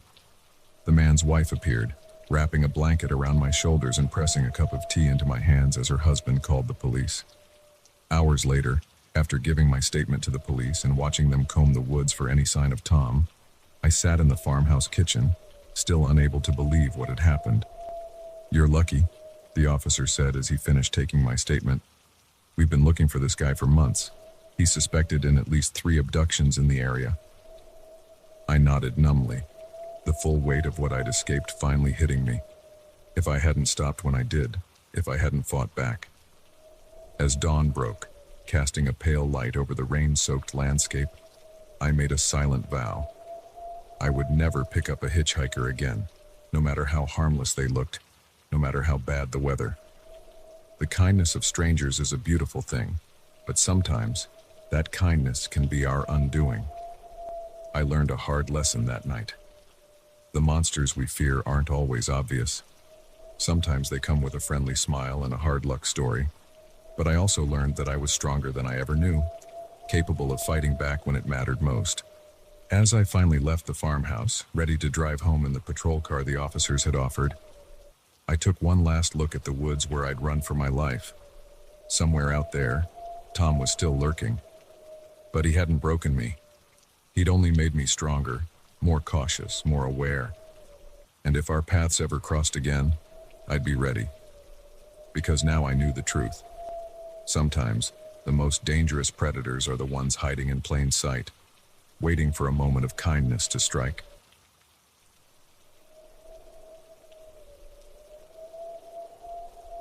The moment I heard that first unexplained noise, I should have packed my bags and left. But curiosity got the better of me, and now I'm trapped in a nightmare of my own making, with no idea if I'll make it out alive. It all started on a Tuesday. I'd checked into the Pinewood Hotel for a week-long conference. Nothing out of the ordinary. The place was nice enough, a bit dated, but clean and quiet. Perfect for getting some work done in the evenings. The first 2 nights passed without incident, but on the 3rd night, as I was drifting off to sleep, I heard it. A soft thud, followed by what sounded like whispers, coming from the room next door. I wouldn't have thought much of it, except for one thing. I knew that room was empty. I'd seen the vacant sign on the door earlier that day. I sat up in bed, straining my ears. The whispers continued, too muffled to make out any words, but definitely there. Then, as suddenly as they'd started, they stopped. I told myself I was imagining things, that the stress of the conference and too much coffee were playing tricks on my mind. But as I laid back down, I couldn't shake the feeling that something wasn't right. The next morning, I casually asked the front desk clerk if anyone had checked into the room next to mine. "No, sir," she said, checking her computer. "That room's been empty all week. Is there a problem?" I forced a smile. No problem. Just curious." As I turned to leave, I caught a glimpse of the clerk's face. For a split second, I could have sworn I saw a flicker of something. Fear. Guilt. But when I looked back, her expression was neutral, professional. That night, I was determined to get to the bottom of things. I stayed up late, pretending to work on my laptop, but really listening intently for any sounds from next door. Around midnight, I heard it again. The thud, then the whispers. This time, I was ready. I crept to the door, opened it as quietly as I could, and peered out into the hallway. What I saw made my blood run cold. A man in a hotel uniform was unlocking the door to the supposedly vacant room. But that wasn't what scared me. It was the look on his face, a mixture of dread and resignation, like a man walking to his execution. He glanced in my direction, and our eyes met. For a moment, we just stared at each other. Then he quickly entered the room, shutting the door behind him. I stood there for what felt like hours, my heart pounding. What had I just witnessed? Part of me wanted to go back to bed, to pretend I hadn't seen anything. But a larger part knew I couldn't let this go. I waited until I was sure the coast was clear, then crept down to the lobby. It was deserted except for the night clerk, a different one from earlier. An older man with deep-set eyes and a permanent frown. "Excuse me," I said, approaching the desk. "I think I left something in the conference room. Could I get the key?" He looked at me for a long moment, his expression unreadable. Then, Without a word, he reached under the desk and handed me a key card. "Thank you," I said, trying to keep my voice steady. "I'll bring it right back." He nodded, his eyes never leaving me as I walked away. The conference room was on the second floor. As I climbed the stairs, I couldn't shake the feeling that I was being watched. The key card felt heavy in my hand, like it was burning a hole in my palm. I reached the conference room door and swiped the card. The lock clicked open. Taking a deep breath, I stepped inside. The room was dark, lit only by the glow of an exit sign. As my eyes adjusted, I realized I wasn't alone. A group of people, hotel staff, judging by their uniforms, were huddled around a table, speaking in hushed tones. They fell silent as I entered, all eyes turning to me. The tension in the room was palpable. "I'm sorry," I stammered, suddenly realizing the magnitude of what I'd stumbled into. "I think I'm in the wrong room." I turned to leave, but a hand grabbed my arm. I looked up to see the night clerk, his grip like iron. "You're exactly where you're supposed to be," he said, his voice low and ominous. "We've been expecting you." The next few hours were a blur of confusion and terror. The hotel staff, it turned out, were part of something much bigger and darker than I could have imagined. They spoke of ancient pacts, of sacrifices needed to keep the hotel running, of guests who checked in but never checked out. I listened in horrified fascination as they explained how the hotel chose its victims, always lone travelers, always people who wouldn't be missed right away, how they used the empty rooms for their rituals, how they disposed of the bodies. "But why are you telling me all this?" I asked, my voice shaking. The night clerk, who I now knew was the leader of this twisted cult, smiled. It was a cold, joyless thing. "Because, Mr. Johnson, you've been chosen. You're going to help us with our next ritual." I tried to run, but they were ready for that. Strong hands grabbed me, holding me in place as the clerk approached with a syringe. "Don't worry," he said as he pushed the needle into my arm. "Soon, you'll understand. Soon, you'll be one of us." I woke up back in my room, my head pounding and my memories fuzzy. For a moment, I thought it had all been a terrible dream. But then I saw the bruise on my arm where the needle had gone in, and the full horror of my situation came crashing down on me. I jumped out of bed and ran to the door, only to find it locked. My phone was gone, as was my laptop. I was trapped. The next few days were a nightmare of isolation and fear. Food appeared in my room at regular intervals, but I never saw who delivered it. The TV only showed static, and the phone was dead. I tried everything I could think of to escape, picking the lock, trying to signal for help through the window, even attempting to break down the door. Nothing worked. On what I think was the 5th day, it was hard to keep track of time. The door finally opened. The night clerk stood there, flanked by 2 burly men in suits. "It's time, Mr. Johnson," he said. "Are you ready to join us?" I knew this was my only chance. As they led me down the hallway, I pretended to stumble. When one of the men moved to help me up, I struck. I hit him as hard as I could, then bolted. I ran like I've never run before, downstairs and through corridors, the sound of pursuit close behind me. I burst into the lobby, startling a group of new guests checking in. "Help!" I screamed. "Call the police, they're trying to kill me." The guests looked at me in shock and confusion. The front desk clerk, the same young woman from my first day, picked up the phone. For a moment, I thought I was saved. Then I saw her face. She wasn't calling the police. She was calling for backup. I didn't wait to see what would happen next. I ran out of the hotel and into the street, not stopping until I couldn't run anymore. I'm in a small diner now, using a borrowed phone to write this down. I don't know if anyone will believe me. I'm not sure I believe it myself. But I know what I saw, what I heard. The Pinewood Hotel is not what it seems. It's a front for something dark and terrible. And I'm afraid I'm not the first person to discover this, just the first to get away. If you're reading this and you're planning a stay at the Pinewood, my advice is simple. Don't. Find another hotel. And if you do end up there, whatever you do, don't ask about the noises in the night. Don't investigate strange occurrences. And above all, don't trust the staff. Because once you're in, once you know the truth, they'll never let you leave. I got lucky. I'm not sure the next person will. As for me, I don't know what I'm going to do next. Go to the police. They'll never believe me. Try to expose the hotel. I'd be risking my life. For now, all I can do is run and hope that somehow, someday, the truth about the Pinewood Hotel will come to light. But one thing's for certain, I'll never look at a hotel the same way again.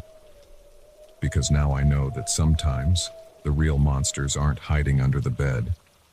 They're the ones handing you the room key with a smile.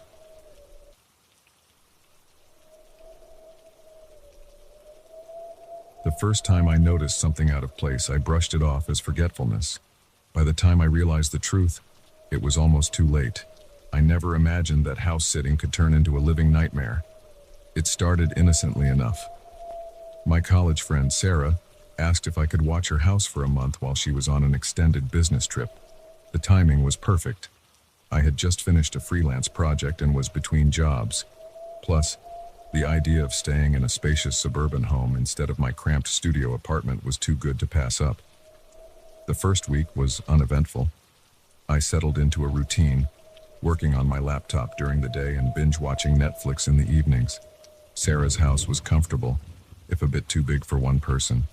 Sometimes I'd catch myself looking over my shoulder, feeling like I was being watched, but I chalked it up to being in an unfamiliar place. It was on day 8 that I noticed the first oddity. I woke up and went to the kitchen to make coffee, only to find that the mug I'd left in the sink the night before was now sitting on the counter, clean and dry. I frowned, trying to remember if I'd washed it before bed. I must have, I decided. I was just more tired than I thought. But then it happened again, and again. Small things, easy to dismiss individually, but unsettling when viewed as a whole. A book I was sure I'd left on the coffee table would be back on the shelf. The TV remote would be on the other side of the room from where I'd left it. One morning, I came downstairs to find all the kitchen chairs pulled out from the table. I started to wonder if I was losing my mind. Was I sleepwalking? Having memory lapses? I began taking photos of rooms before I went to bed, comparing them to how things looked in the morning. More often than not, there would be subtle differences. By the third week, I was a nervous wreck. I'd started sleeping with the bedroom door locked, jumping at every creak and groan of the house settling. I considered calling Sarah, but what would I say? I think your house is moving things around at night. She'd think I was crazy. It was on a Tuesday night that everything came to a head. I'd had trouble falling asleep, tossing and turning for hours before finally drifting off. A noise jolted me awake. A soft thud, like something being set down carefully. I lay perfectly still, straining my ears. There it was again, a shuffling sound, coming from downstairs. My heart began to race. This wasn't my imagination. There was someone in the house. I reached for my phone with trembling hands, ready to call 911. But as my fingers touched the screen, a horrible thought struck me. What if they'd cut the phone lines? In movies, that's always what the intruders did first. Slowly, careful not to make a sound, I got out of bed. I needed to see what I was dealing with. I crept to the bedroom door and pressed my ear against it. The shuffling had stopped, but now I could hear something else. Breathing. Slow, steady breathing, just on the other side of the door.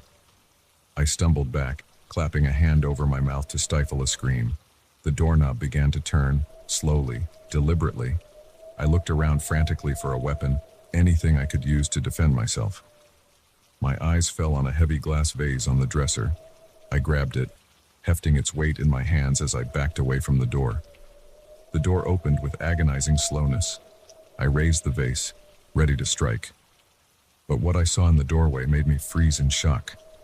It wasn't a burglar. It wasn't a serial killer. It was a man, but not like any man I'd ever seen. He was tall, impossibly thin, with limbs that seemed too long for his body. His skin was pale, almost translucent, and his eyes were black voids, pupilless and empty. For a moment, we just stared at each other. Then he spoke, his voice a dry whisper that seemed to come from everywhere and nowhere at once. "You weren't supposed to see me." The vase slipped from my numb fingers, shattering on the floor. The sound seemed to break whatever spell had fallen over us. The man, creature, whatever it was, lunged forward with inhuman speed. I don't remember deciding to move. One moment I was frozen in terror, the next I was shoving past him, running down the hallway towards the stairs. I could hear him behind me, his breathing raspy and excited. I took the stairs 2 at a time, nearly falling in my haste. My only thought was to get out, to get to my car and drive as far away as possible. But as I reached the bottom of the stairs, I saw something that made my blood run cold. The front door was gone. Where it should have been was just a blank wall. I spun around, looking for another way out. But everywhere I looked, things were wrong. The layout of the house had changed. Doors that should have led outside now opened into more rooms. Windows showed only darkness beyond, as if the house was floating in a void.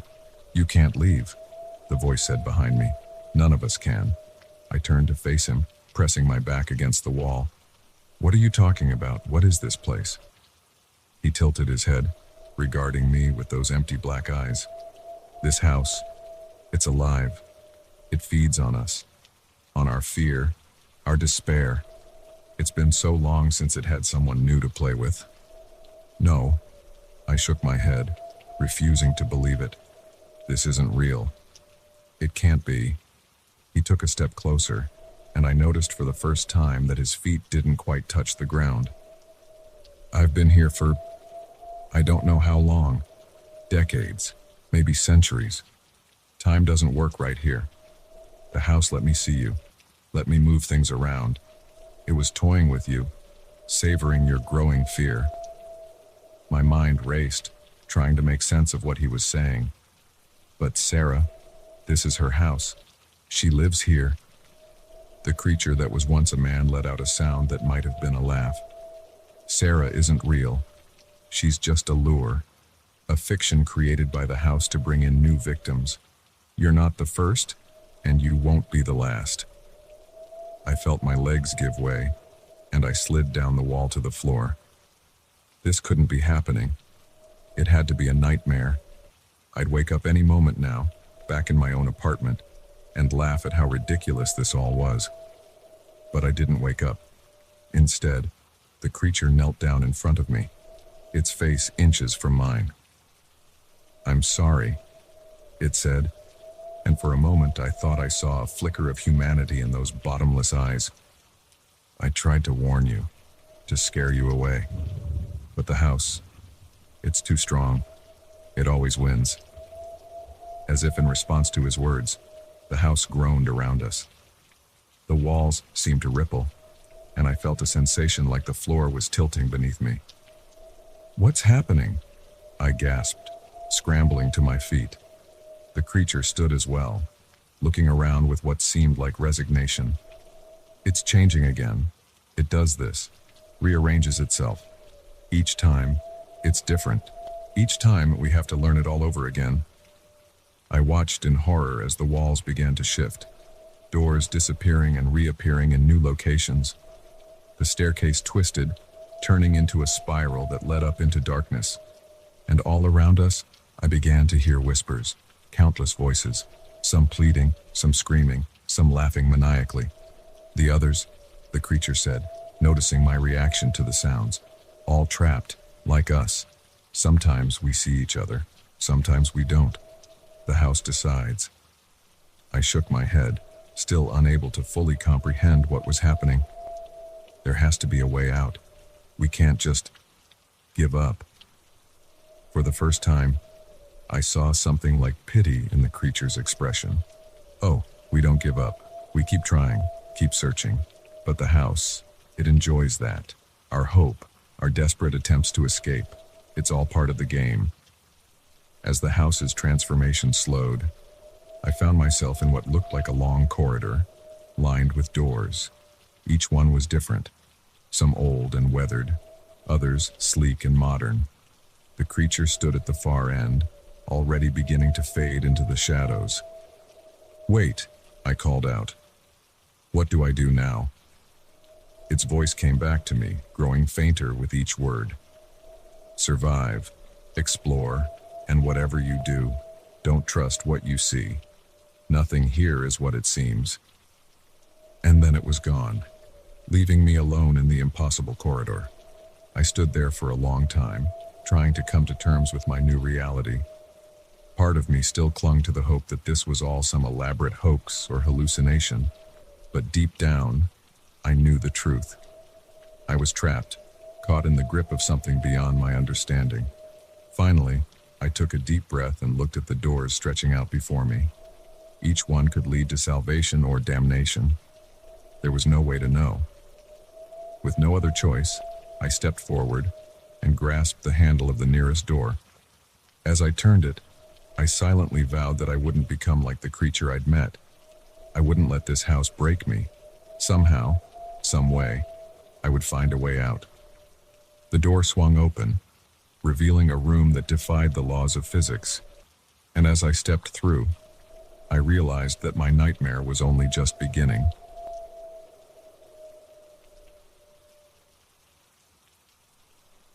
The moment I overheard those whispered words, I knew my ordinary night shift had just become a matter of life and death. Little did I know, serving coffee at 2 a.m. would be the least of my worries. My name's Amy, and I've been working the graveyard shift at Mel's 24-hour diner for about 6 months now. It's not glamorous, but it pays the bills and gives me time to work on my novel during the slow hours. Most nights, it's just me, the cook, and a handful of regulars, truckers passing through, college students pulling all-nighters, the occasional insomniac looking for a slice of pie and a sympathetic ear. This particular night started like any other. I was wiping down the counter for the 100th time, half listening to the oldies station playing softly in the background, when the bell over the door chimed. I looked up, plastering on my best customer service smile, only to have it falter slightly at the sight of the newcomers. There were 4 of them, all men, dressed in dark clothes that seemed a little too nice for our greasy spoon establishment. They slid into a booth in the far corner, talking in low voices and glancing around nervously. I grabbed some menus and headed over, my instincts telling me something was off about this group. As I approached, I caught a snippet of their conversation. "Shipment comes in at dawn. We need to be ready." They fell silent as soon as they noticed me, fixing me with hard stares that made my skin crawl. "Welcome to Mel's," I said, proud of how steady my voice sounded. "Can I start you gentlemen off with some coffee?" The man closest to me, a burly guy with a scar running down his left cheek, nodded curtly. "Coffee, black, for all of us." I jotted it down, even though it was unnecessary, just to have something to do with my hands. "I'll be right back with that. Take your time with the menus." As I walked back to the counter, I could feel their eyes on me. My mind was racing. What kind of shipment were they talking about? And why did they look so nervous? I poured their coffees with shaking hands, trying to act normal. When I brought the mugs over, they had pushed the menus aside, untouched. "Anything to eat?" I asked, more out of habit than expectation. The man with the scar shook his head. "Just the coffee, and some privacy." I nodded and retreated, my heart pounding. As soon as I was back behind the counter, I pulled out my phone, ready to call the police. But what would I say? I had no real evidence of anything illegal, just a bad feeling and a fragment of an overheard conversation. I decided to wait, to see if I could learn more. I busied myself with mindless tasks, all the while keeping an ear tuned to their booth. Their voices were too low to make out words and all, but their tone was urgent, intense. About an hour passed this way. The men nursed their coffees, heads bent close together in discussion. Occasionally, one would glance my way, and I'd quickly avert my eyes, pretending to be absorbed in restocking napkin dispensers or organizing menus. Then, everything changed in an instant. The bell over the door chimed again, and 2 police officers walked in. It was a common enough sight. Cops often stopped by for coffee during their night patrols. But the reaction from the men in the booth was immediate and alarming. They stiffened, hands disappearing under the table. I saw the glint of metal and realized with a jolt of terror that they were armed.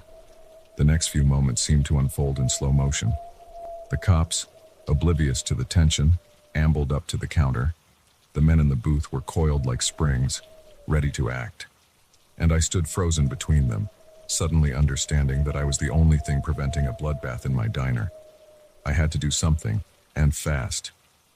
Taking a deep breath, I stepped towards the cops, positioning myself so my back was to the booth. I pitched my voice louder than necessary, hoping the men would hear every word. "Officers, great to see you. Your usual?" I asked, trying to communicate with my eyes that something was wrong. The older cop, Dave, who'd been coming here for years, picked up on my distress immediately. His hand casually moved to rest on his holster. "Actually, Amy, we got a call about some suspicious activity in the area. You seen anything unusual tonight?" I shook my head, acutely aware of the men behind me. "No, sir. It's been a quiet night. Just a few regulars and some folks passing through." I emphasized the last part, hoping he'd understand. Dave nodded slowly, his eyes scanning the diner. "Well, we'll take a quick look around if you don't mind. Standard procedure." "Of course," I said, relief washing over me. "Coffee's on the house tonight." As the cops moved towards the booth, I heard the scrape of chairs. The men were standing up, tension radiating off them in waves. "Gentlemen," Dave said, his voice calm but authoritative. "Mind if we have a word?" What happened next was a blur of motion and noise. 2 of the men bolted for the door. Another reached for something in his jacket. I heard someone yell, "Gun!" and then the deafening sound of gunshots filled the air. I dove behind the counter, my hands over my ears, my heart threatening to burst out of my chest. There was more shouting, the sound of breaking glass. And then, suddenly, silence. When I finally found the courage to peek over the counter, the scene that greeted me was one of chaos. Tables were overturned, coffee mugs shattered on the floor. The 2 cops had one man in handcuffs, while another lay motionless near the door. Dave came over to me, his face grim. "You okay, Amy?" I nodded, not trusting my voice. "You did good," he said, putting a hand on my shoulder. "Real good. Your call saved lives tonight." I looked at him, confused. "My call?" He smiled slightly. "The one you made an hour ago, reporting suspicious customers. That's why we were here." I hadn't made any call, but I understood immediately. Dave had given me an out, a way to explain my actions without putting me in danger of retaliation. The next few hours were a whirlwind of police statements, crime scene investigators, and a parade of official-looking people in suits. I learned bits and pieces of what had happened. The men were part of a drug trafficking ring. The shipment they were waiting for was a large quantity of heroin. By pure chance, I had stumbled upon a major operation and inadvertently helped bring it down. As dawn broke, casting a surreal glow over the crime scene tape and police cars, I sat on the curb outside the diner, a shock blanket draped over my shoulders. Dave came and sat beside me. "Hell of a night, huh?" he said, handing me a cup of coffee, not from the diner, thankfully. I nodded, taking a sip. "I can't believe. I never thought." "That's the thing about this job, and yours too, I guess," Dave said. "You never know what a shift might bring. You handled yourself well in there, Amy. Ever consider a career in law enforcement?" I laughed, the sound slightly hysterical to my own ears. "I think I'll stick to slinging hash and writing my novel, thanks," Dave smiled. "Well, if you ever change your mind, let me know." He stood up, brushing off his pants. "Get some rest. We'll need you to come down to the station later for a formal statement." As he walked away, I stared at the diner, my familiar workplace now transformed into something alien and threatening. I knew I'd never see it the same way again. Every customer would be a potential threat. Every overheard conversation a possible crime in the making. But as the adrenaline faded and exhaustion set in, I realized something else. I had faced the worst night of my life and come out the other side. I had potentially saved lives. And, if I was being honest with myself, I had just lived through the most exciting experience of my life. I stood up, letting the shock blanket fall away. Maybe I wouldn't quit my job after all. Maybe, just maybe, I had found the inspiration I needed to finally finish my novel. After all, they say write what you know, and now I knew more than I ever bargained for. As I walked to my car, the first light of day painting the sky in shades of pink and gold, I couldn't help but smile. Life at the diner would never be the same, but then again, neither would I.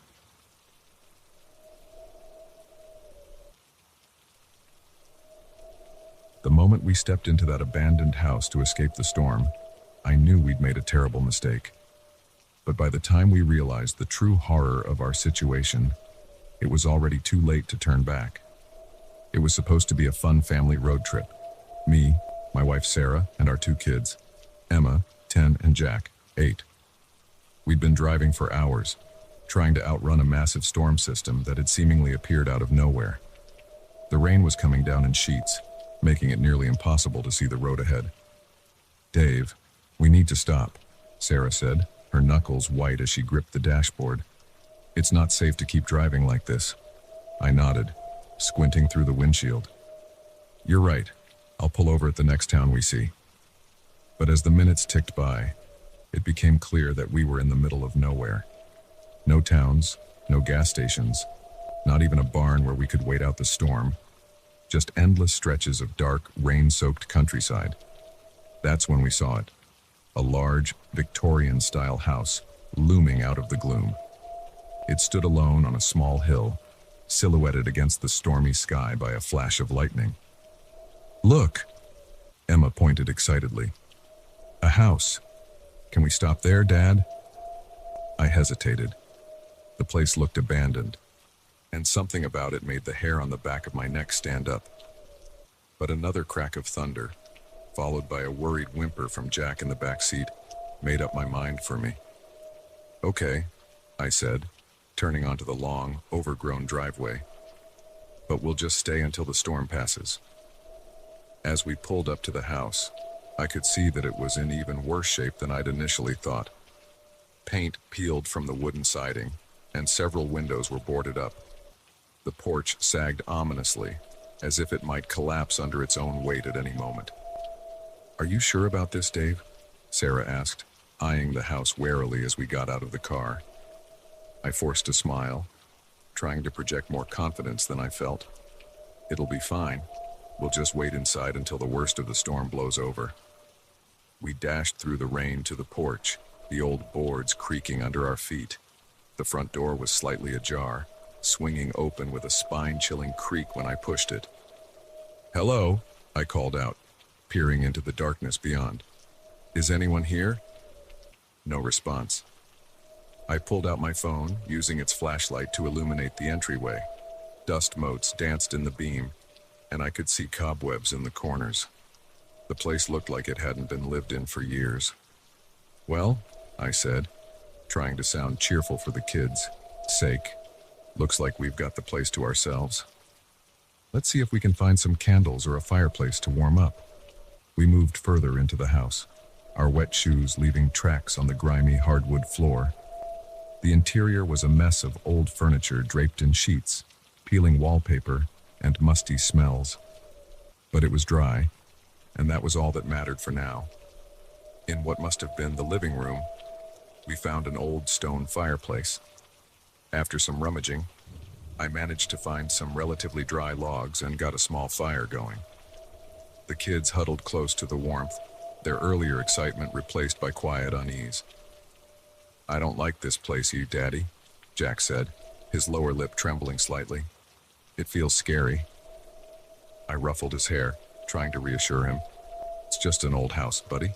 Nothing to be afraid of." But even as I said it, I couldn't shake the feeling that we were being watched.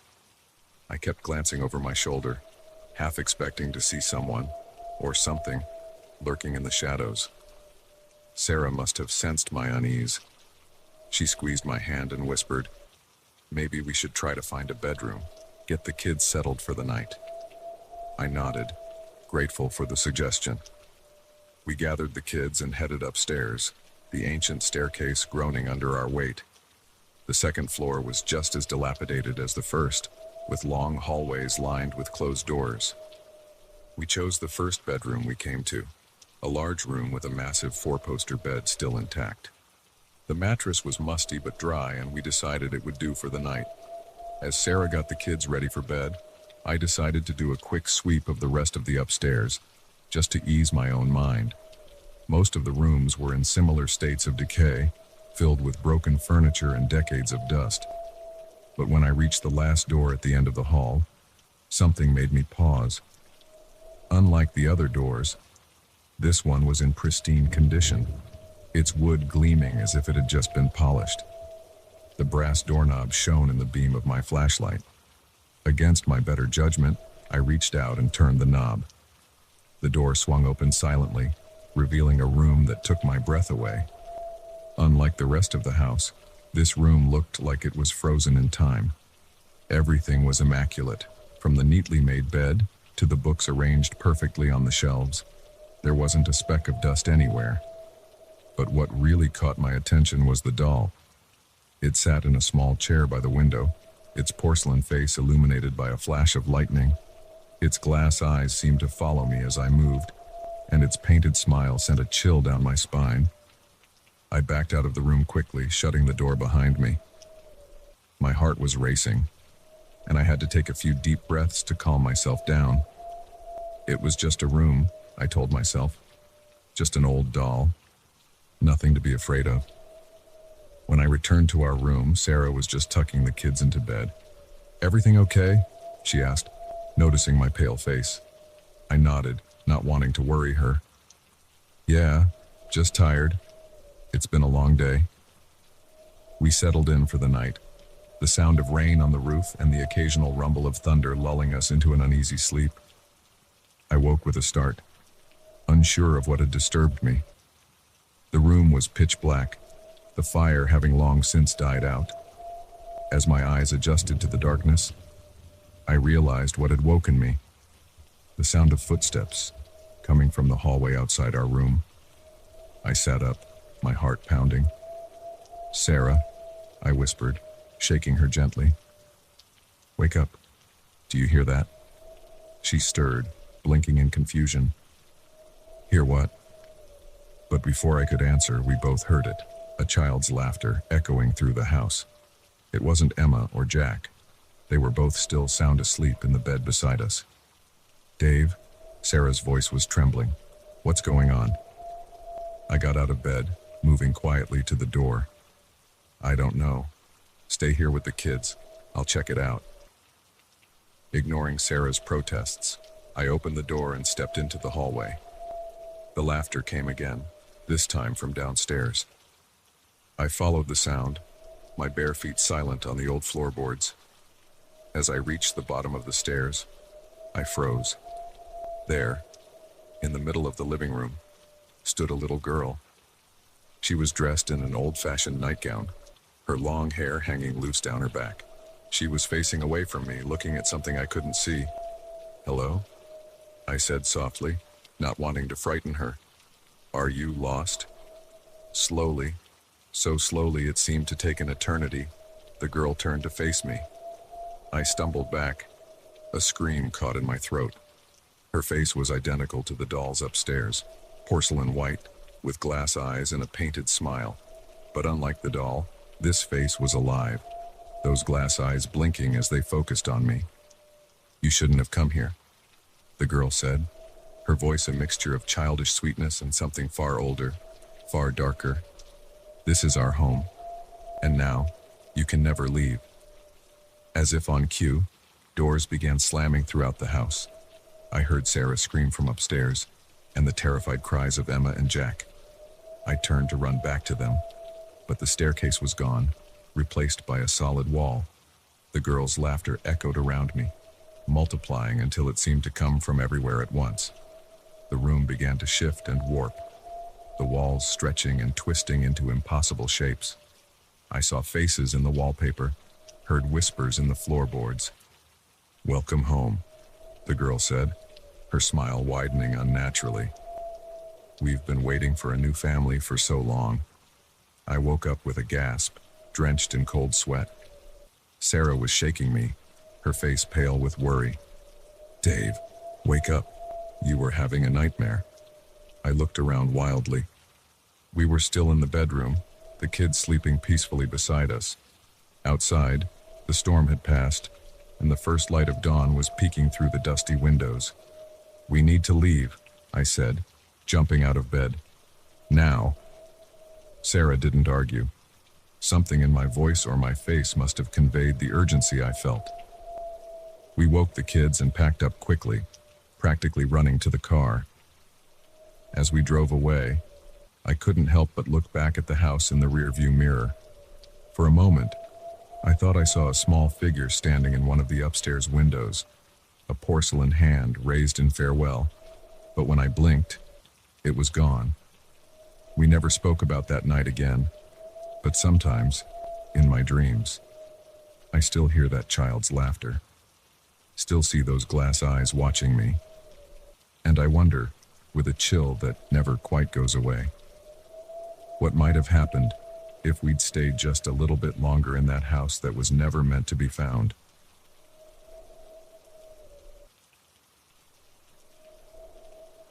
The moment I noticed the first hidden camera, I knew my relaxing Airbnb getaway had just become a living nightmare.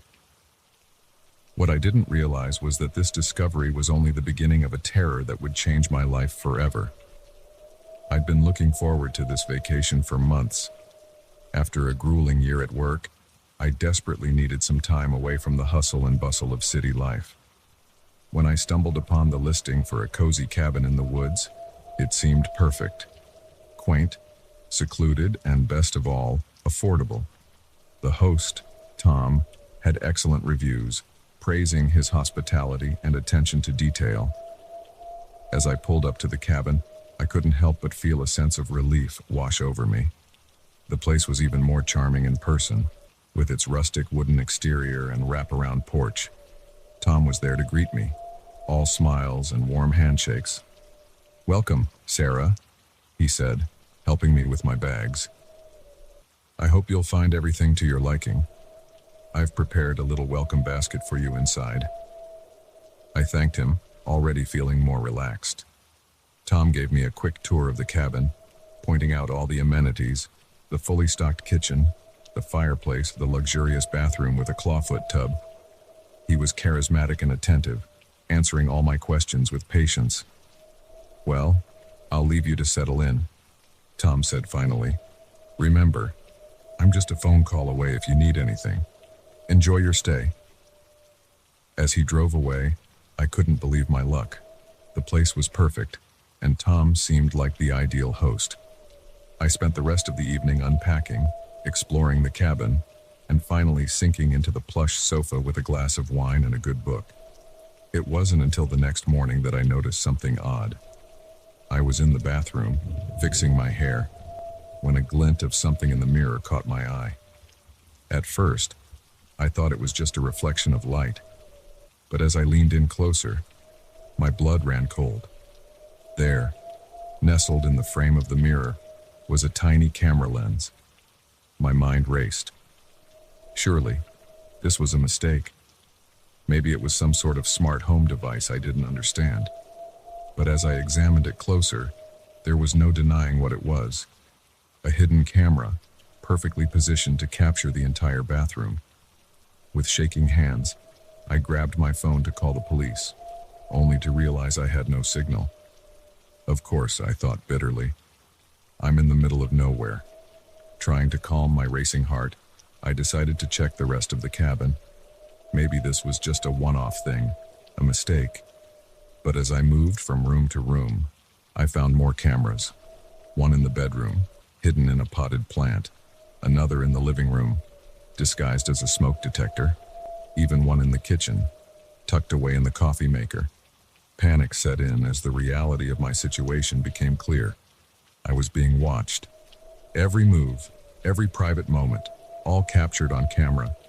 But why and by whom? Tom.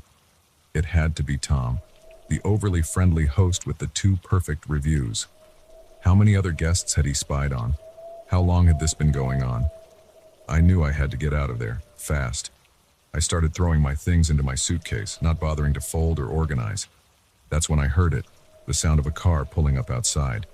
Peering through the curtains, my heart sank. It was Tom's truck. He wasn't supposed to be back until the end of my stay. Unless he'd been watching and saw that I'd discovered his cameras. I looked around frantically for a way out. The front door was out of the question, he'd see me for sure. The back door led straight into the dense woods, but without knowing the area, I could easily get lost. My only option was to hide and hope he'd leave. I ducked into the bedroom closet just as I heard the front door open. Tom's footsteps echoed through the cabin, slow and deliberate. "Sarah," he called out, his voice sickly sweet. "Are you here? I just wanted to check if everything was all right." I held my breath, pressing myself further back into the closet. The footsteps grew closer. "I know you're here, Sarah." Tom's voice had lost its friendly edge. "I saw you finding the cameras. We need to talk about this." My heart was pounding so hard I was sure he could hear it. The bedroom door creaked open, and I could see Tom's shadow through the slats of the closet door. "Come on out, Sarah. Don't make this harder than it needs to be." In that moment, I knew I had to act. As Tom's hand reached for the closet door, I burst out, shoving him with all my might. He stumbled backward, surprise written all over his face. I didn't wait to see if he'd regain his balance. I ran, out of the bedroom, through the living room, and straight out the front door. I could hear Tom behind me, shouting, his footsteps pounding on the wooden floors. The gravel driveway crunched under my feet as I sprinted towards my car. Just as I reached for the door handle, a hand grabbed my arm, yanking me backward. I spun around, coming face to face with Tom. His earlier charm was gone, replaced by a look of cold fury. "You shouldn't have done that, Sarah," he growled. "Do you have any idea what you've stumbled into?" I struggled against his grip, my mind racing for a way out. That's when I remembered. My car keys. They were still in my pocket. With my free hand, I reached in and grabbed them, fumbling for the panic button. The shrill alarm pierced the air, startling Tom enough for me to wrench my arm free. I used the moment of distraction to knee him in the groin. He doubled over in pain, and I took the opportunity to jump in my car, locking the doors behind me. My hands were shaking so badly I could barely get the key in the ignition. Tom was recovering, stumbling towards the car with a look of murderous rage. The engine roared to life, and I slammed the car into reverse, tires squealing as I backed out of the driveway.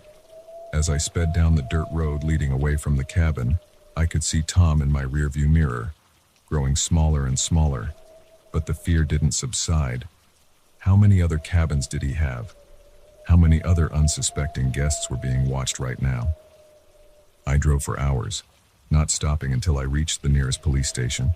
The officers listened to my story with growing concern, immediately dispatching units to the cabin.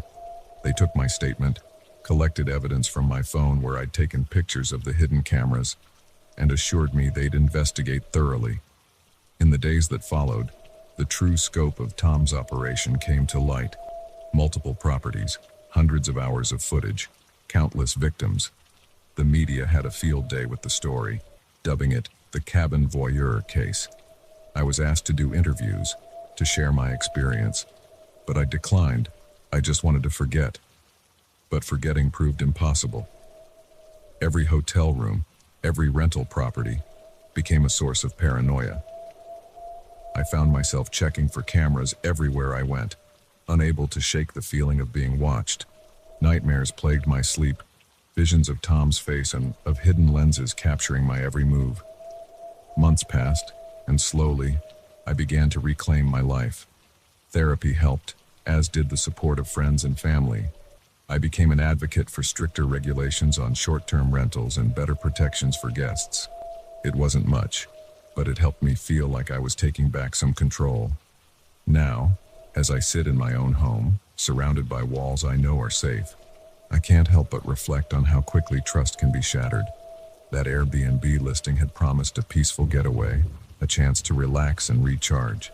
Instead, it turned into a nightmare that opened my eyes to a dark underbelly of the hospitality world I never knew existed. I still travel, still stay in hotels and rentals. But now, I carry with me a small device that detects hidden cameras. Some might call it paranoid, but for me, it's a small price to pay for peace of mind. Because I know firsthand that sometimes the real danger isn't what you can see, it's what you can't. The experience changed me, there's no denying that. But it also made me stronger, more aware, and more determined to protect not just myself, but others who might fall victim to predators like Tom. If my story can save even one person from going through what I did, then perhaps some good can come from those terrifying days in the cabin.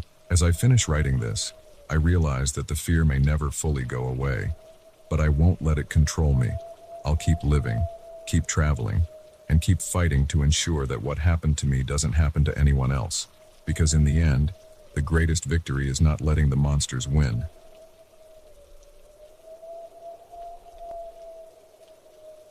The moment I realized I wasn't alone in the wilderness, my solo camping trip turned into a nightmare I couldn't escape.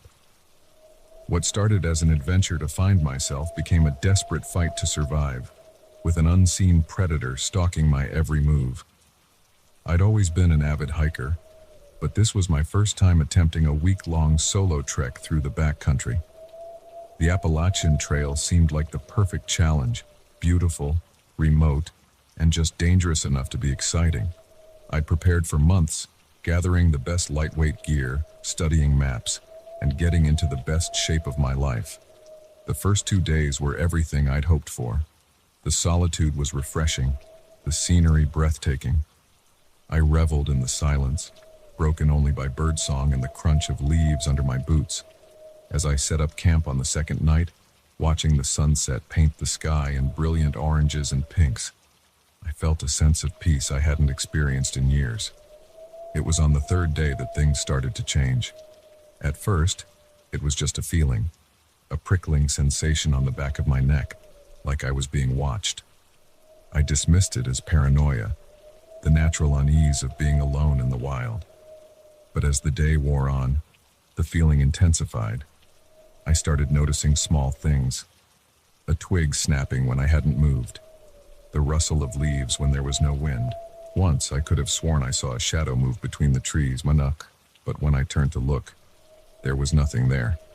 That night, as I huddled in my tent, every sound from the forest seemed amplified. The hooting of an owl made me jump. The scurrying of a small animal near my tent had me reaching for my flashlight, heart pounding. I tried to rationalize my fear, telling myself it was just the normal sounds of the woods at night, but deep down, I knew something was wrong. I woke at dawn, groggy from a restless night. As I emerged from my tent, I froze. There, in the soft dirt around my campsite, were footprints, human footprints, and they didn't match my boots. My blood ran cold as I examined the prints. They circled my tent, coming close enough that whoever made them could have touched the fabric. The thought of someone standing there while I slept, unaware and vulnerable, made me feel sick. I packed up camp in record time, my hands shaking as I stuffed gear into my backpack. All thoughts of continuing my trip were gone. I just wanted to get back to civilization, back to safety. But as I started hiking, I realized my ordeal was far from over. The feeling of being watched was stronger than ever. Every few minutes, I'd spin around, certain I'd catch a glimpse of my stalker. But the trail behind me was always empty. As the day wore on, I began to notice other signs. A broken branch here, a disturbed patch of moss there. Small things, easy to overlook if you weren't looking for them. But to my heightened senses, they screamed of pursuit. I picked up my pace, ignoring the burning in my legs and the sweat soaking through my clothes. The nearest town was still 2 days away at my planned pace. but I was determined to make it in one. I didn't dare stop for more than a few minutes at a time, just long enough to gulp some water and catch my breath. As afternoon faded into evening, my situation went from bad to worse. Dark clouds rolled in, and soon the woods were filled with the rumble of thunder. The rain started as a drizzle, but quickly turned into a downpour. Within minutes, I was soaked to the skin, the trail turning into a muddy mess under my feet. I knew I should stop, set up my tent, and wait out the storm. But the fear of what, or who, was behind me drove me on. I stumbled through the darkness, my headlamp casting eerie shadows that seemed to move and shift in the corners of my vision. Suddenly, a flash of lightning illuminated the trail ahead, and I saw something that made my heart stop. There, not 20 feet in front of me, was a figure. Tall, unnaturally thin, its outline blurred by the rain. For a split second, our eyes met. Or at least, I thought they did. Where its eyes should have been, there were only dark, empty sockets. I screamed, the sound lost in a crack of thunder. I turned and ran, no longer caring about the trail, no longer caring about anything except getting away from that thing. Branches whipped at my face as I crashed through the underbrush. I could hear something moving behind me, keeping pace effortlessly despite the difficult terrain. My foot caught on a root, and I went down hard, tumbling down a steep incline. I came to a stop at the bottom, dazed and in pain. As I lay there, the rain pelting my face, and I heard it. Footsteps, slow and deliberate, coming down the hill towards me. I tried to get up, but my ankle exploded in pain. I was trapped. The footsteps stopped right behind me. I could feel its presence looming over me. Slowly, terrified of what I might see, I rolled over. There was nothing there. I blinked, confused. Had I imagined it all? Was this all some fear-induced hallucination? A twig snapped to my left, and I whipped my head around. Nothing. Another snap, this time to my right. Again, nothing. It was toying with me, I realized. Whatever this thing was, it was enjoying my fear. Gritting my teeth against the pain, I forced myself to my feet. I couldn't just lie there and wait for it to finish its game. I had to keep moving. I limped forward, using trees for support. Every shadow seemed to hide a threat. Every sound was a potential attack. The rain had eased to a drizzle, but I was shivering uncontrollably, as much from fear as from cold. As I stumbled along, I tried to make sense of what was happening. Was this some psychopath, hunting humans for sport? A deranged hermit, driven mad by isolation? Or was it something else entirely, something not quite human? I didn't have time to dwell on these questions for long. Ahead, I saw a flicker of light through the trees. Hope surged through me. Civilization, safety. I pushed myself harder, ignoring the protests of my battered body. The light grew brighter, resolving into the glow of electric lights. A ranger station. With a final burst of energy, I burst out of the tree line. The station was there, solid and real, its windows bright against the darkness of the forest. I half ran, half limped to the door, pounding on it with what little strength I had left. "Help," I croaked, my voice hoarse from hours of panicked breathing. "Please, someone help me." The door opened, and I nearly fell into the arms of a startled-looking park ranger. "Whoa there," he said, helping me inside. "What happened to you?" I tried to explain, my words tumbling out in a confused jumble. The footprints, the chase, the figure in the lightning. The ranger listened, his expression growing more concerned by the second. Okay, slow down," he said, guiding me to a chair. "You're safe now. Let's get you warmed up, and then we'll figure this out." As he wrapped a blanket around my shoulders and pressed a mug of hot coffee into my hands, I couldn't help but glance out the window. The forest pressed close to the station, dark and impenetrable. Was it still out there, watching, waiting? The next few days were a blur of police statements and medical checkups. They found my abandoned campsite, confirming at least part of my story. But there was no sign of my pursuer, No evidence of anyone else in the area. Most people seemed to think I'd gotten spooked by normal forest sounds and let my imagination run wild. A few suggested I might have had some kind of stress-induced breakdown. Only the park ranger who found me seemed to take my story seriously. "These woods are old," he told me quietly, when no one else was around. "They hold secrets, things that most people wouldn't believe. Whatever you saw out there, just be glad you made it out." As I finally headed home, my ankle in a brace and my nerves still frayed, I couldn't shake the feeling that my ordeal wasn't over. Sometimes, when I close my eyes, I can still see that figure in the lightning flash, still feel those empty sockets staring into my soul. I don't know if I'll ever go camping again. The wilderness, once a source of peace and adventure, now holds only terror for me.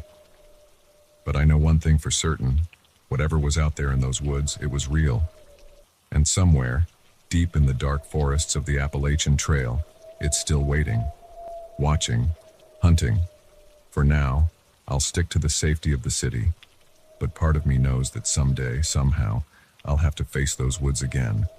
Because until I do, until I confront whatever it was that chased me through the rain and darkness, I'll never truly be free of the fear that now shadows my every step. The wilderness may have won this round, but the game, I fear, is far from over.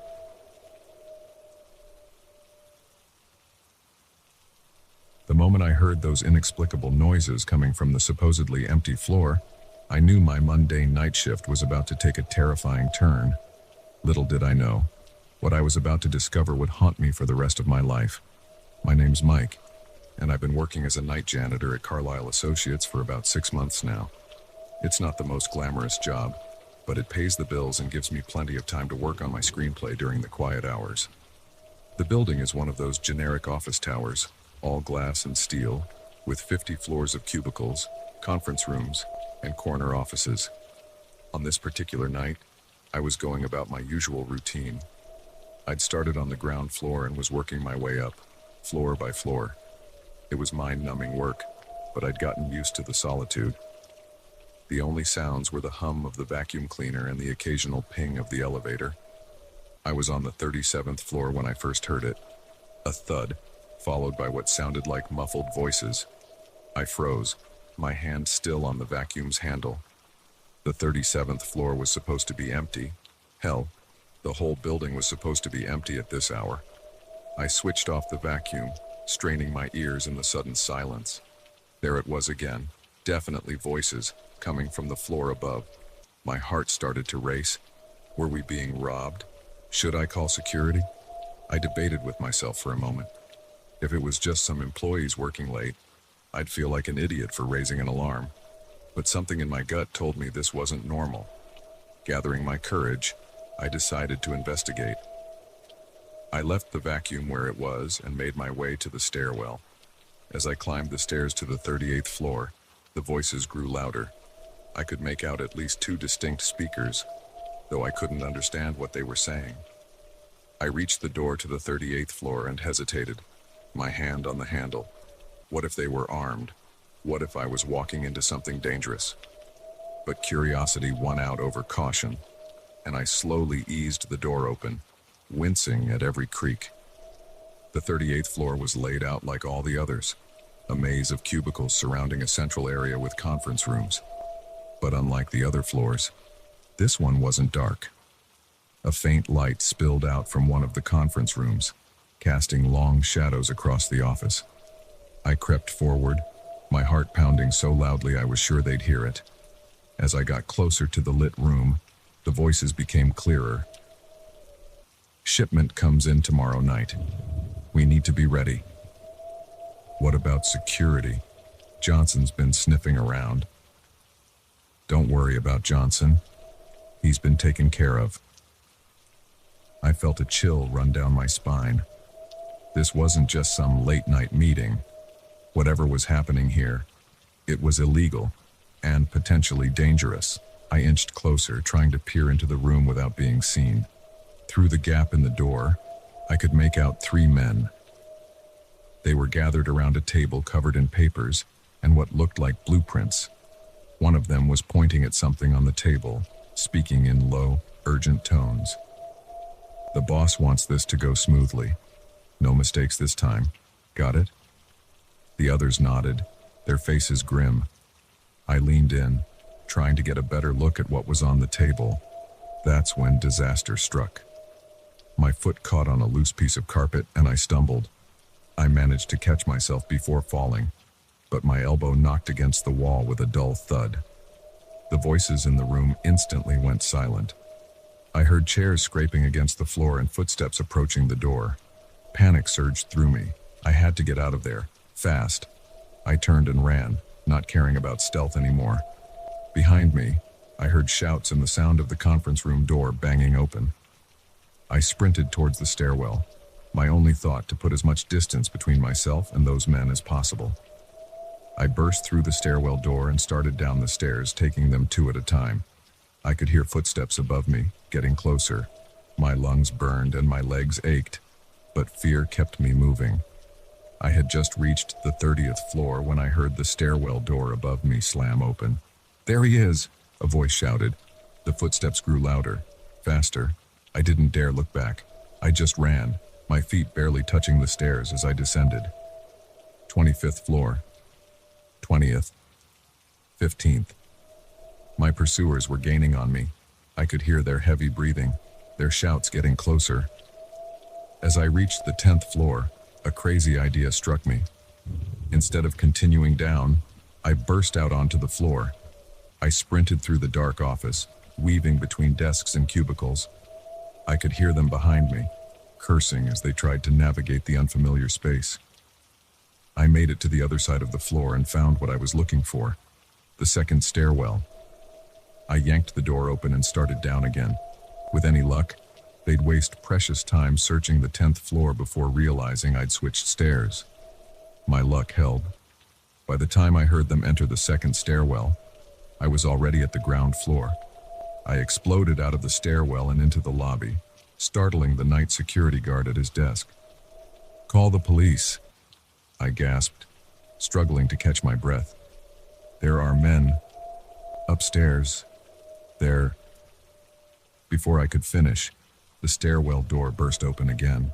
Two men rushed out, their faces contorted with rage.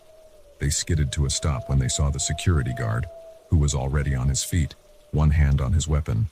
For a moment, we all stood frozen, a tableau of confusion and fear. Then one of the men smiled, a cold, calculating smile that made my blood run cold. "There seems to be some misunderstanding," he said smoothly. "Our friend here," he gestured at me, "had a bit too much to drink at the office party. We were just trying to make sure he got home safely." The security guard looked uncertain, his eyes darting between me and the two men. I opened my mouth to protest, to tell him what I'd really seen, but the words died in my throat as I saw the second man slowly reach into his jacket. In that moment, I made a decision. I turned and ran, bursting through the lobby doors and out into the night. I heard shouts behind me, but I didn't stop. I ran until my legs gave out, until I was sure I'd lost them. I ended up in a 24-hour diner, shaking and covered in sweat. As I sat there trying to decide what to do, my phone buzzed. It was a text from an unknown number. "We know who you are. Keep quiet if you want to stay healthy." My blood ran cold. How had they found my number? What else did they know about me? I spent the rest of the night in a haze of paranoia, jumping at every sound, convinced that every passing car was there to get me. When dawn finally broke, I made my way to the police station. But as I stood outside, ready to go in and report what I'd seen, doubt crept in. Would they believe me? I had no proof, just my word against theirs. And if these men were as connected as they seemed, would going to the police just put me in more danger? In the end, I walked away. I quit my job that day, making up some excuse about a family emergency. I moved out of my apartment the next week, telling no one where I was going. It's been 3 months since that night. I'm in a new city now, with a new job and a new name. But I can't shake the feeling that I'm being watched. Every time I see a suit-clad businessman, every time I hear footsteps behind me, I'm back in that stairwell, running for my life. I don't know what I stumbled upon that night. A drug operation, corporate espionage, something even worse. But I know one thing for certain. The world is full of shadows. And sometimes, the most dangerous things happen right under our noses, in the places we least expect. So if you're working late one night, and you hear something you shouldn't, my advice is simple. Run, and don't look back. Because once you've seen behind the curtain, there's no going back to blissful ignorance. And in this world of secrets and shadows, ignorance might just be the only thing keeping you safe.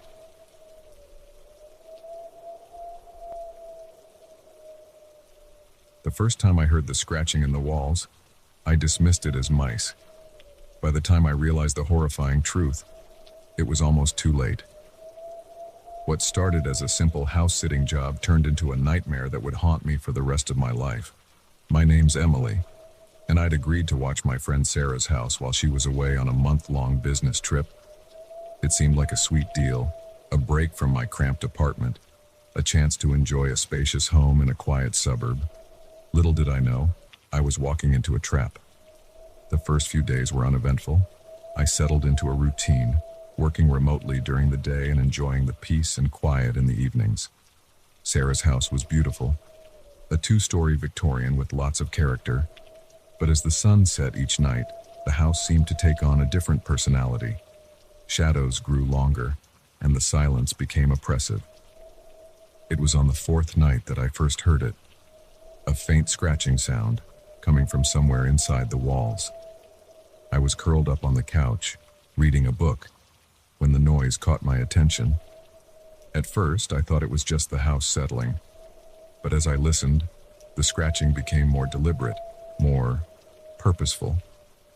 I got up and pressed my ear against the wall. The sound was clearer now, a rhythmic scraping that sent chills down my spine. It seemed to be coming from inside the wall itself, moving slowly upward. Just mice, I muttered to myself, trying to calm my racing heart. Old houses like this are bound to have mice. But even as I said it, I knew it wasn't true.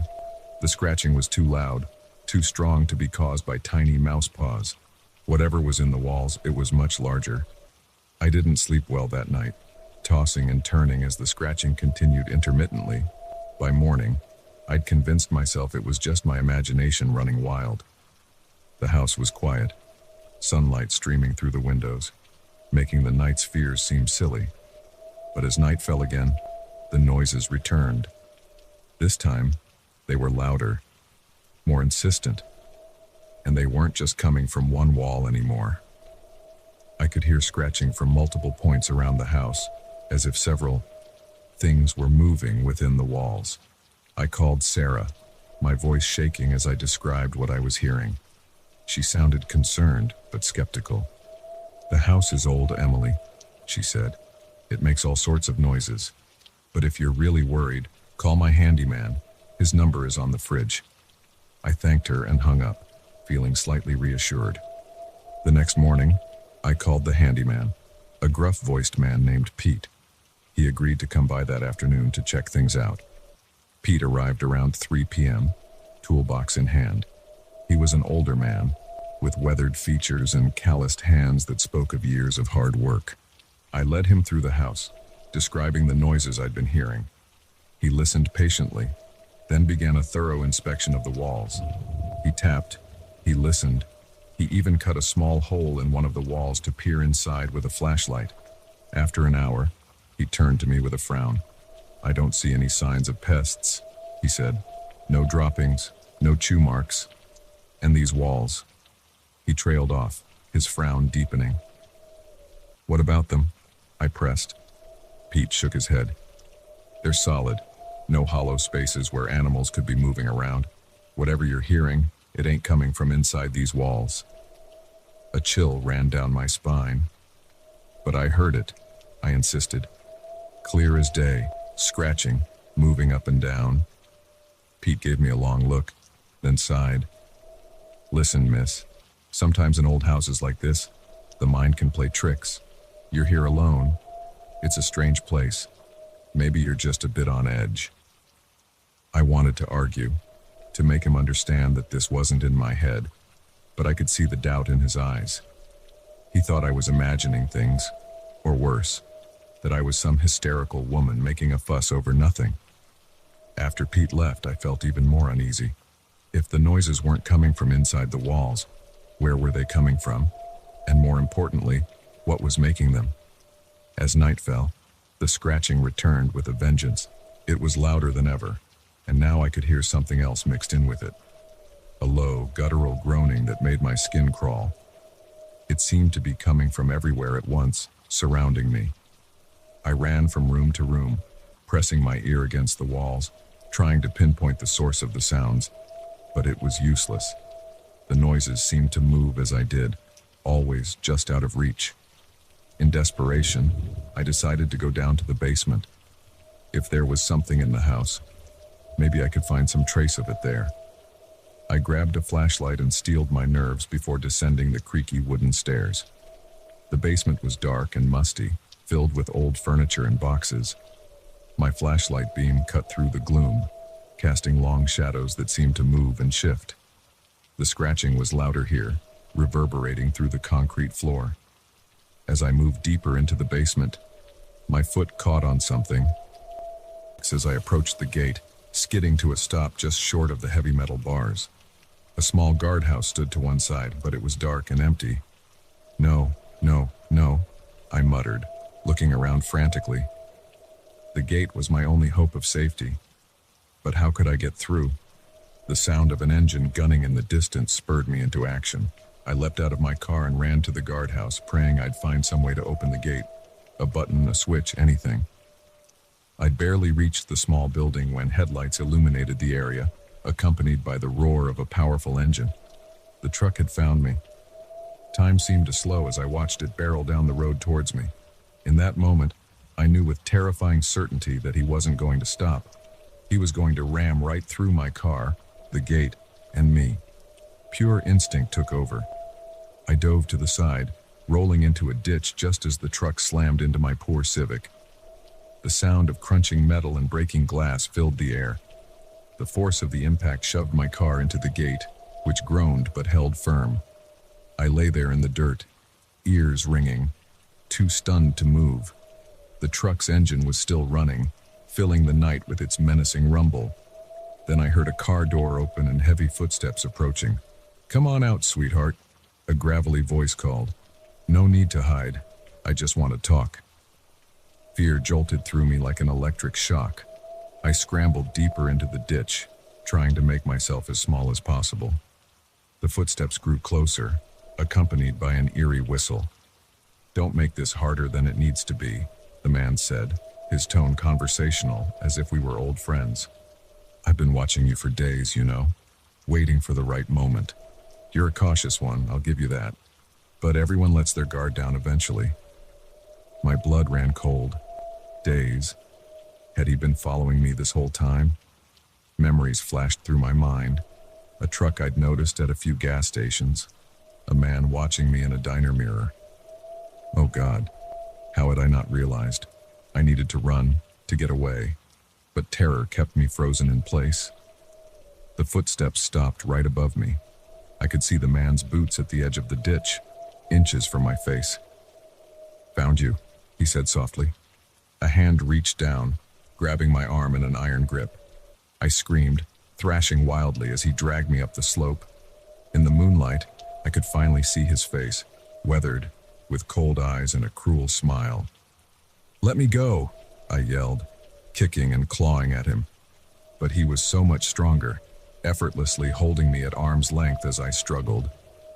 "Feisty," he chuckled. "I like that. Makes things more interesting." He started dragging me towards the truck, and I knew with sickening certainty that if he got me inside, I was done for. Desperation gave me strength. I twisted in his grasp and sank my teeth into his arm as hard as I could. He yelled in pain and surprise, his grip loosening just enough. I wrenched free and ran, not towards the road, but towards the gate. My fingers scrabbled at the metal bars as I tried to find a handhold, any way to climb over. I'd barely gotten a few feet up when I felt hands grabbing at my legs, trying to pull me down. I kicked back blindly, feeling a surge of vicious satisfaction when my foot connected with something solid. The man grunted in pain, adrenaline surging. I climbed faster than I'd ever thought possible. Barbed wire at the top of the fence bit into my hands, but I barely felt it. I threw myself over the top and fell hard on the other side, the impact knocking the wind out of me. I lay there gasping, ears straining for any sound of pursuit. But there was nothing. No footsteps, no engine starting up, just the sound of my own ragged breathing. Slowly, painfully, I pushed myself to my feet. Through the bars of the gate, I could see the man standing by his truck. He wasn't trying to follow. He just stood there, watching me with those cold eyes. "Better run, little rabbit," he called out, his voice echoing in the night. "I'll be seeing you again real soon." Then he got into his truck and drove away, taillights disappearing into the darkness. I sank to my knees, body shaking with delayed shock and terror. I was alive. I had escaped. But the nightmare was far from over. As I sat there, bleeding and bruised on the wrong side of a fence in the middle of nowhere, one thought kept running through my mind. How long until he came back to finish what he'd started?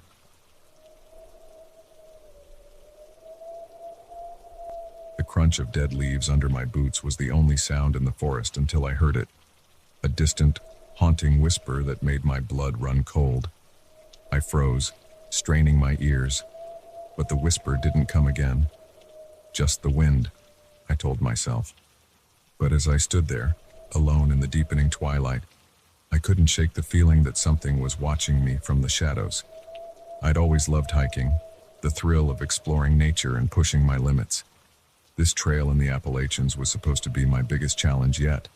A week-long solo trek through some of the most remote wilderness on the East Coast. I'd prepared for months, studying maps, upgrading my gear, and getting into the best shape of my life. What I hadn't prepared for was the soul-crushing loneliness. 3 days in, and I hadn't seen another human being since I'd left the trailhead. The isolation that had seemed so appealing when I planned this trip now felt oppressive. Every snapping twig made me jump. Every shadow seemed to move. I shook my head, trying to clear the paranoid thoughts. "Get it together, Mike," I muttered to myself. "You wanted solitude, remember?" Hitching my backpack higher on my shoulders, I pressed on. The trail wound deeper into the forest, the trees growing denser and blocking out what little remained of the fading daylight. I clicked on my headlamp, the narrow beam barely penetrating the gloom ahead. That's when I saw it. A flicker of light through the trees, so faint I thought I'd imagined it. I blinked, and it was gone. But no, there it was again. A warm, yellow glow, like a candle in a window. My heart raced. A cabin, out here. It wasn't on any of my maps, but the promise of shelter and maybe even company was too tempting to ignore. I veered off the trail, pushing through thick underbrush towards the light. As I got closer, the cabin came into view. It was old, really old. The log walls were weathered gray, the roof sagging under the weight of years. But there was definitely a light in the window, wavering like a candle flame. I approached cautiously, leaves crunching under my feet. The porch creaked ominously as I stepped onto it. I raised my hand to knock, then hesitated. Something felt off. The hairs on the back of my neck stood up, and that feeling of being watched returned stronger than ever. Before I could talk myself out of it, I tried the door handle. It turned easily, and the door swung open with a long, eerie creak. "Hello?" I called out, poking my head inside. "Anyone home?" Silence answered me. The interior was a single room, dimly lit by a lantern on a rickety table. Dust covered every surface, and cobwebs hung in the corners. It looked like no one had been here in years. And yet, the lantern was lit. And there, on the table beside it, was a steaming mug of what smelled like coffee. My breath caught in my throat. Someone had been here, and recently, but where were they now? I should have left. Every instinct screamed at me to turn around and get back on the trail. But exhaustion and curiosity won out. I stepped inside, letting my backpack slip to the floor. The coffee smell was intoxicating after days of nothing but trail mix and protein bars. I picked up the mug, feeling its warmth seep into my cold fingers. It couldn't hurt to take just one sip, could it? I raised the mug to my lips, then froze. There, on the far wall, was a corkboard covered in photos. Dozens of them, all of hikers on the trail. And in every single one, barely noticeable unless you were looking for it, was a dark figure lurking in the background. The mug slipped from my nerveless fingers, shattering on the floor. I stumbled backwards, my heart pounding so hard I thought it might burst from my chest. That's when I heard it. Footsteps, slow and deliberate, coming up the porch steps. Panic seized me. I looked around wildly for a place to hide, but the cabin was too small, too open. The footsteps drew closer, each creak of the porch boards like a gunshot in the silence. There was a small window on the far wall. Without thinking, I lunged for it, yanking it open and squeezing through just as the door began to open. I tumbled to the ground outside, leaves cushioning my fall. For a moment, I lay there, too terrified to move. I could hear movement inside the cabin, slow and methodical. Then a voice, low and gravelly, sent chills down my spine. "I know you're out there," it said. "I can smell your fear." I scrambled to my feet and ran, not caring about the noise I made crashing through the underbrush. Branches whipped at my face. Roots threatened to trip me, but I didn't slow down. I just ran, blind panic driving me deeper into the dark forest. I don't know how long I ran. It could have been minutes or hours. Eventually, I collapsed against a tree, lungs burning, legs shaking. I strained my ears, listening for any sign of pursuit, but heard nothing except the pounding of my own heart. As the adrenaline faded, rational thought began to return. I needed to get out of these woods, fast. But in my panicked flight, I'd lost all sense of direction. My backpack with all my supplies was still in the cabin. I had no food, no water, no map, just the clothes on my back and my headlamp, which chose that moment to flicker ominously. "Think, Mike, think," I muttered, trying to calm my racing thoughts. The North Star. If I could find it, I could at least figure out which direction to go. I looked up, searching for a break in the canopy. Instead, my blood turned to ice. There, not 20 feet away, was a figure standing motionless between the trees. In the dim light, I could just make out the outline of a man, tall and gaunt. I blinked, and it was gone. Just a trick of the shadows, I told myself. It had to be. But then I saw it again, closer this time, and again, on the other side. It was toying with me.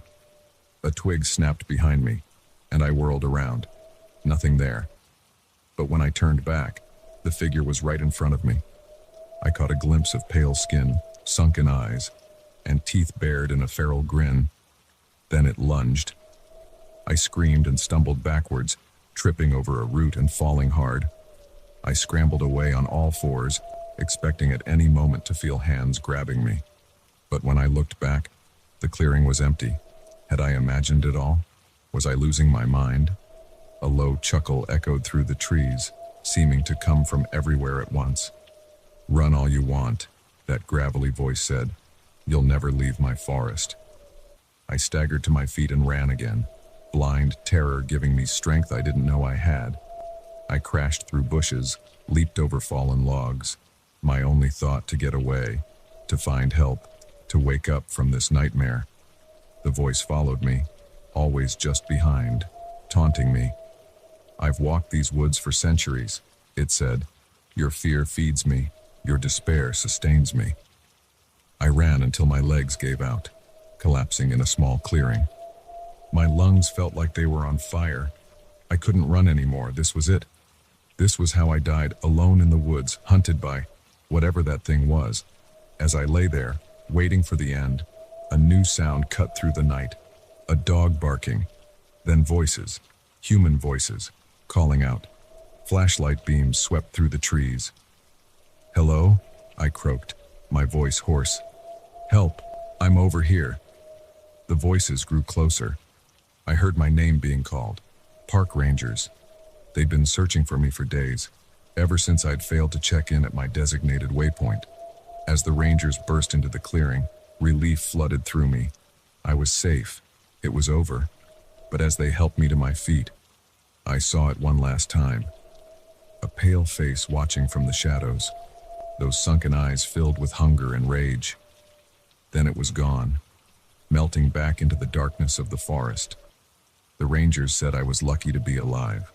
Exposure, dehydration, a nasty concussion from where I'd hit my head falling. By all rights, I shouldn't have survived. They didn't believe my ramblings about the cabin or the creature in the woods. As my strength returned, even I began to doubt my memories.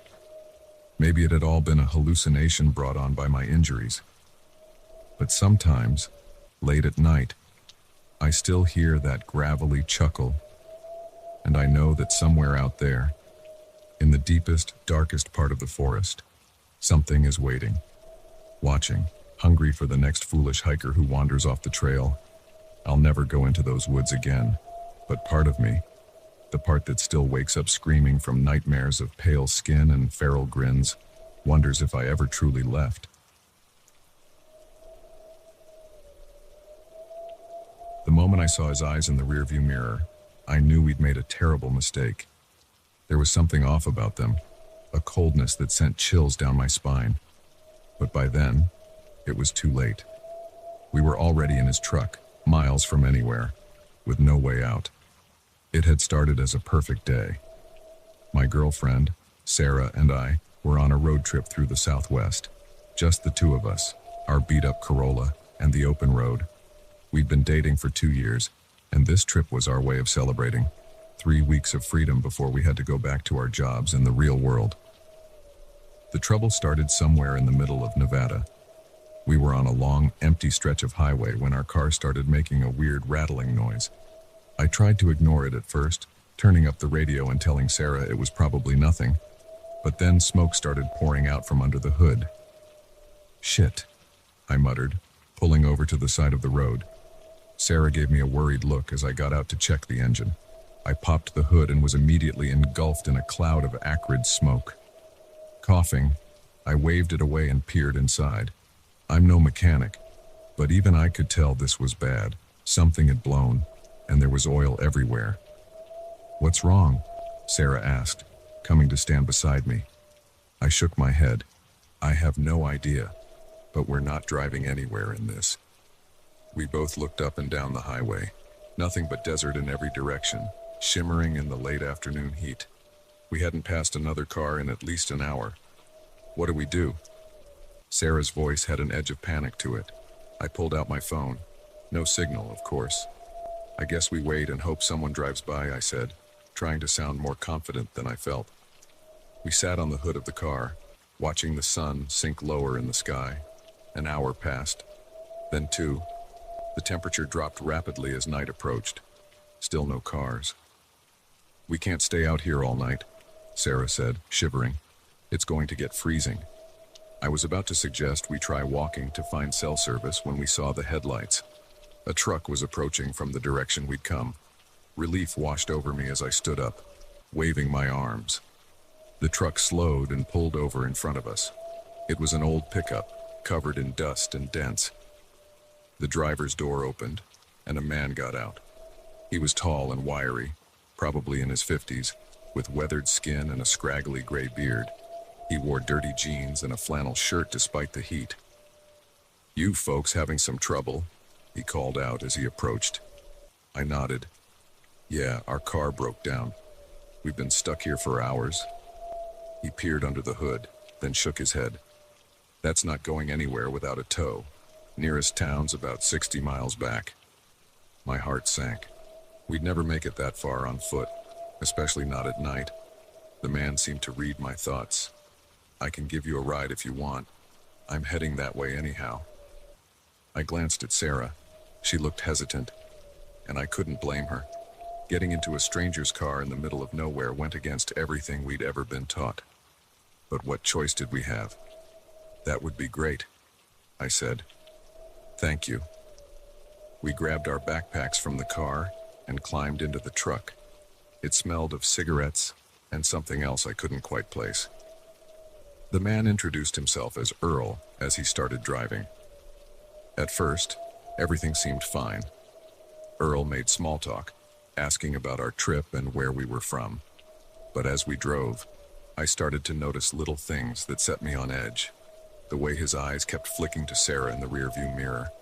How he'd sometimes trail off mid-sentence, like he was distracted by some private thought. And then there was the smell. That odd scent I'd noticed earlier was stronger now, metallic and vaguely sour. It reminded me of something, but I couldn't quite place it. We'd been driving for about half an hour when Earl suddenly turned off the highway onto a dirt road. "Shortcut," he said, noticing my confused look. "Save us some time." I wanted to object, to tell him to stick to the main road, but something in his tone made me hold my tongue. Sarah squeezed my hand, and I could feel her trembling slightly. The dirt road wound through the desert, lit only by the truck's headlights. We bounced and jolted over the rough terrain. Earl had stopped talking now, his eyes fixed on the road ahead. After about 10 minutes, he pulled to a stop in front of an old, run-down gas station. The windows were boarded up, and a faded sign hung crookedly above the door. "Gotta take a leak," Earl said, turning off the engine. "Won't be a minute." He got out, slamming the door behind him. As soon as he was gone, Sarah turned to me, her eyes wide with fear. "We need to get out of here," she whispered urgently. "Something's not right." I nodded, my mouth dry. "I know. But where would we go? We're in the middle of nowhere." Before she could answer, we heard a sound that made my blood run cold. A muffled scream, coming from inside the gas station. We both froze, straining our ears. There it was again, louder this time. A woman's voice crying out in terror. "Oh my God," Sarah gasped. "There's someone in there." I reached for the door handle, my heart pounding. But before I could open it, Earl was back. He slid into the driver's seat, a strange smile on his face. "All set," he said cheerfully. "Let's get going." I caught Sarah's eye. She gave a tiny nod. We both knew we couldn't leave, not if someone was in trouble. "Actually," I said, trying to keep my voice steady, "I need to use the bathroom too. Is it okay if I—" Earl's smile vanished. "No need for that, we're almost there." "Please," I insisted. "It'll just take a second." For a moment, I thought he was going to refuse. But then he shrugged. "Suit yourself, but make it quick." I got out of the truck, my legs shaking. As I walked towards the gas station, I heard Earl's door open behind me. "I'll come with you," he said. "Make sure you don't get lost." Panic surged through me. I reached the door and tried the handle. Locked. "It's around back," Earl said, far too close behind me. I turned to face him, backing up against the door. "I heard someone screaming," I said, dropping all pretense. "What's going on here?" Earl's face twisted into a snarl. "You should have minded your own business, boy." He lunged at me, faster than I would have thought possible for a man his age. I ducked, feeling his fingers graze my hair. I shoved him hard, sending him stumbling backwards, and ran. "Sarah!" I yelled. "Run!" I saw her jump out of the truck, her face pale with terror. Earl was right behind me, cursing and spitting. I reached Sarah and grabbed her hand, pulling her along as we sprinted into the darkness. We ran blindly, stumbling over rocks and scrub brush. I could hear Earl crashing through the desert behind us, getting closer. Sarah tripped and fell, crying out in pain. I hauled her to her feet, but those few seconds were all Earl needed. He tackled me from behind, driving me to the ground. The impact knocked the wind out of me. I struggled, trying to throw him off, but he was strong, his weight pinning me down. "Get off him," Sarah screamed. I saw her grab a rock and bring it down hard on Earl's head. He grunted in pain and rolled off me. I scrambled to my feet, gasping for air. Earl was already getting up, blood trickling down the side of his face. "You're gonna regret that," he growled. He reached into his pocket and pulled out a wicked-looking knife. The blade glinted in the moonlight as he advanced on us. Time seemed to slow down. I looked around desperately for something, anything we could use to defend ourselves. That's when I saw it, the glint of metal half buried in the sand. A pipe or a piece of rebar, I couldn't tell which. But it was something. I dove for it just as Earl lunged at Sarah. My hand closed around cold metal, and I swung without thinking. There was a sickening crunch as the pipe connected with Earl's skull. He dropped like a stone. For a moment, we just stood there, panting. Earl lay motionless at our feet. I felt numb, my mind struggling to process what had just happened. Sarah's voice snapped me back to reality. "We need to go, now." I nodded, still clutching the pipe. "The gas station. We need to check." We approached the building cautiously. The back door was locked with a heavy padlock. I smashed it open with the pipe, my hands shaking. The interior was dark and musty. We found a light switch, and fluorescent bulbs flickered to life, revealing a scene out of a nightmare. The room was filled with cages, and in those cages, I won't describe what we saw. Some things are better left unsaid. But we got those people out. We called the police from the gas station's old landline. They came, along with ambulances and a whole circus of FBI agents. They told us later that Earl had been operating in the area for years, that we'd stumbled onto something bigger and darker than we could have imagined. They called us heroes. But in my dreams, I still see Earl's cold eyes in the rearview mirror. I still smell that metallic, sour scent. And I wonder how many other Earls are out there, prowling the lonely highways waiting for someone's car to break down. Sarah and I, we don't take road trips anymore. Some roads, once you've been down them, you can never go back. The darkness was absolute, suffocating. I could hear my own ragged breathing, the pounding of my heart, and then, cutting through the silence like a knife, the unmistakable sound of someone trying to pick the lock on my front door.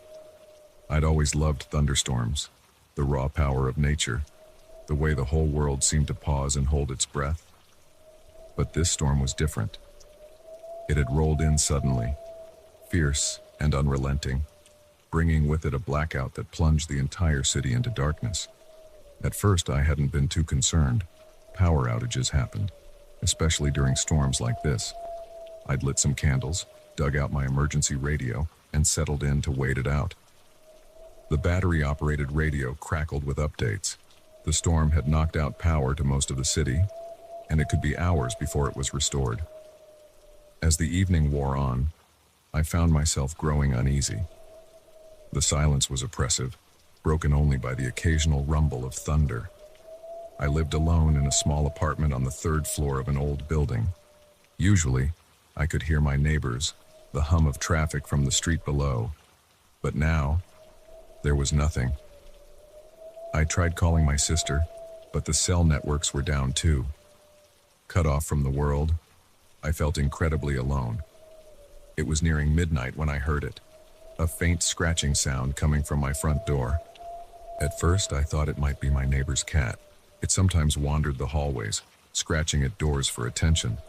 But as I listened, I realized this sound was different, more deliberate, methodical. Someone was trying to pick my lock. Fear gripped me, icy tendrils wrapping around my heart. I stood frozen, straining my ears. The scratching continued, punctuated by the soft click of metal on metal. My mind raced. Who would be trying to break in during a blackout? A opportunistic burglar, thinking the residents would be away, or something worse.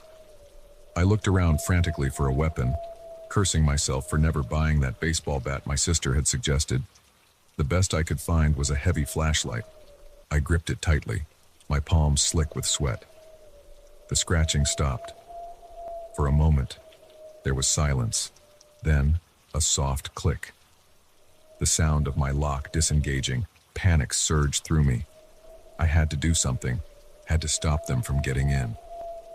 On shaking legs, I crept towards the door. If I could just engage the chain lock, maybe they'd give up and go away. I reached for the chain, my fingers fumbling in the dark. Just as I was about to slide it into place, the door began to open. Time seemed to slow down. I saw a hand appear in the gap, pale and thin. Without thinking, I slammed the door as hard as I could. There was a sickening crunch and a howl of pain. The hand disappeared, and I heard a thud as someone fell back into the hallway. Adrenaline coursing through me, I slammed the door shut and engaged every lock. Then I backed away, brandishing my flashlight like a club.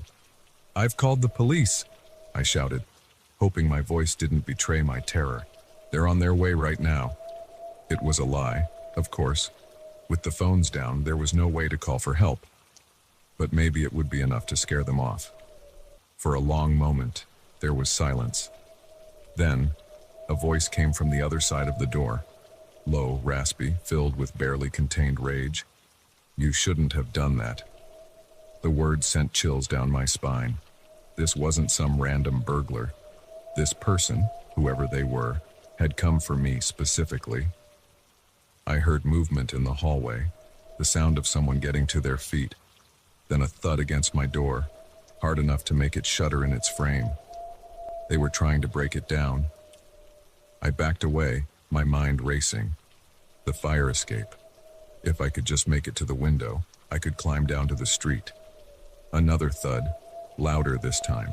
The wood of the door creaked ominously. I turned and ran for the bedroom, where the fire escape was. Behind me, I heard the splintering of wood. They were getting through. I reached the window and yanked it open, cold rain lashing my face. I climbed out onto the metal grating of the fire escape, the wind buffeting me as I began to descend. One floor down, two, my foot slipped on the wet metal, and I nearly fell.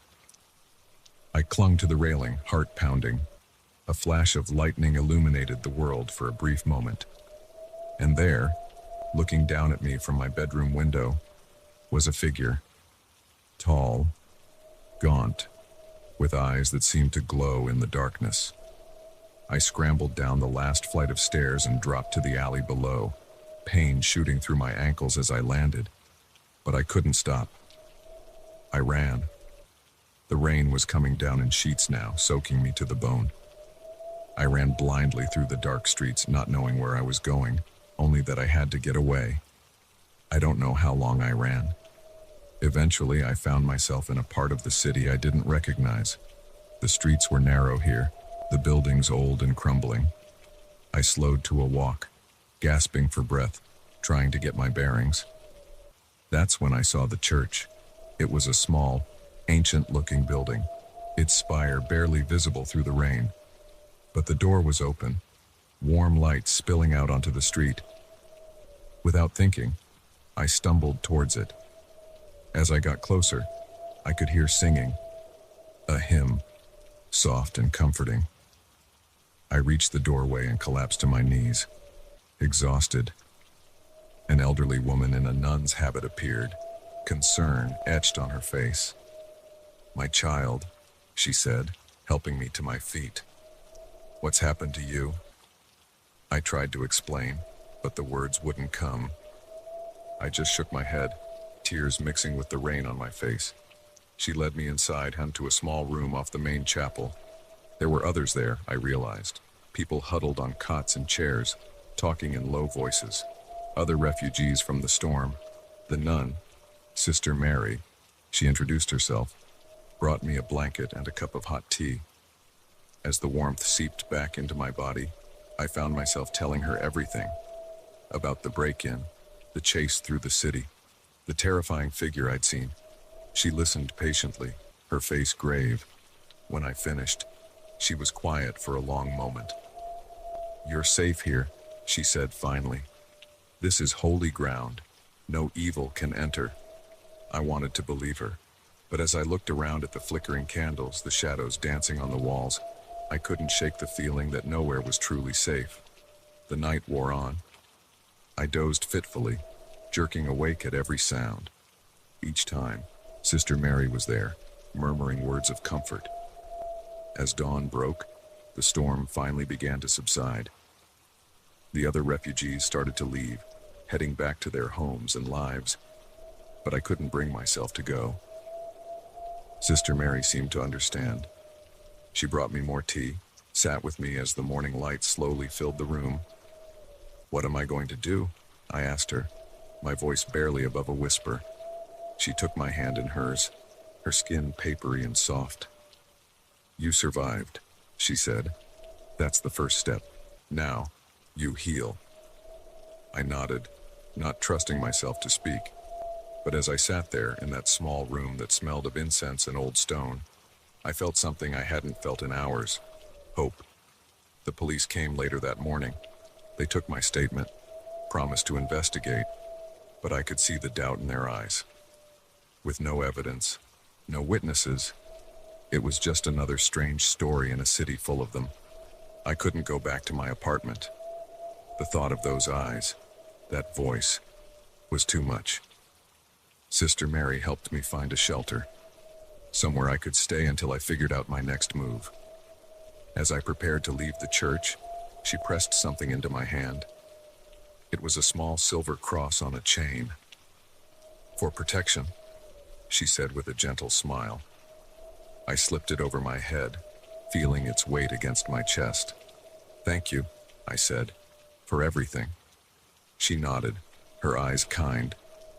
"Remember, my child, the darkness may seem overwhelming at Bryson, but there is always light to be found. You just have to know where to look." I stepped out into the morning sun, blinking at its brightness. The city was coming back to life. Power restored. People going about their day as if nothing had happened. But I knew better. I had seen the darkness that lurked in the shadows, waiting for its chance. And I knew that someday, somehow, I would have to face it again. For now, though, I was alive. I was safe. I was safe. And as I walked down the street, the silver cross cool against my skin, I realized that was enough. It had to be.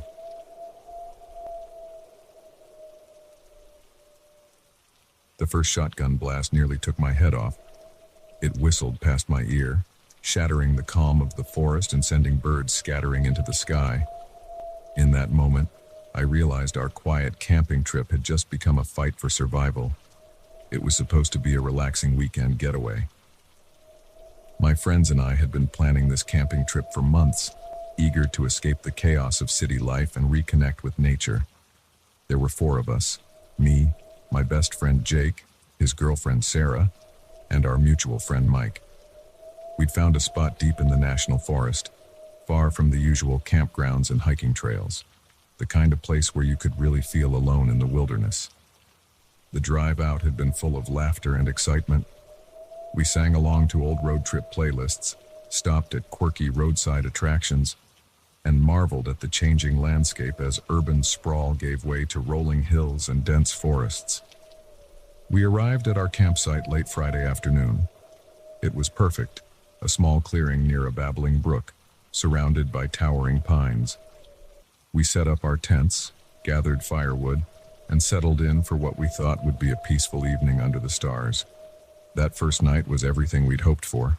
We roasted marshmallows, told ghost stories, and stayed up late talking and laughing. The air was crisp and clean, filled with the sounds of crickets and the occasional hoot of an owl. I remember thinking how lucky we were to have found such an untouched piece of paradise. Saturday morning, we woke up early, eager to explore. After a quick breakfast of instant oatmeal and camp coffee, we set off on a hike. The trail was rough and overgrown, clearly not used much, but that only added to the sense of adventure. We spent hours wandering through the woods, marveling at hidden waterfalls and spotting wildlife. It was on our way back to camp that things started to feel off. I noticed it first, a stillness in the air, like the forest was holding its breath. The birds had gone quiet, and even the wind seemed to have died down. "Guys," I said, stopping in my tracks. "Do you hear that?" Jake looked at me, confused. "Hear what?" "Exactly," I replied. "Nothing. It's too quiet." As if on cue, a twig snapped somewhere in the underbrush. We all whirled towards the sound, but there was nothing there. Just shadows and leaves. "It's probably just a deer," Sarah said, but her voice was tense. We picked up our pace, suddenly eager to get back to the relative safety of our campsite. As we walked, I couldn't shake the feeling that we were being watched. Every rustle of leaves, every shadow, seemed to hide potential threats. We burst into our clearing, half expecting to find our camp ransacked by bears or other wildlife. But everything was exactly as we'd left it. We all let out a collective sigh of relief. "See?" Mike said, forcing a laugh. We were worried over nothing, but our relief was short-lived. As we started to prepare dinner, we heard the sound of an engine in the distance. It grew louder, accompanied by the crunch of tires on gravel. Someone was coming down the old logging road that led to our campsite. A battered pickup truck burst into the clearing, skidding to a stop in a cloud of dust. 3 men got out, all of them burly and bearded, wearing dirty flannel shirts and camo pants. They looked like something out of Deliverance, and my stomach dropped as I realized we were in trouble. The oldest of the 3, a grizzled man with a scar running down his cheek, stepped forward. Well, he drawled. "What do we have here?" Jake, always the diplomat, tried to defuse the situation. "Hey there," he said, forcing a smile. "We're just camping for the weekend. Is this your land? We didn't mean to trespass if it is." The man's eyes narrowed. "This ain't your land, city boy. This here's our hunting grounds. Has been for generations."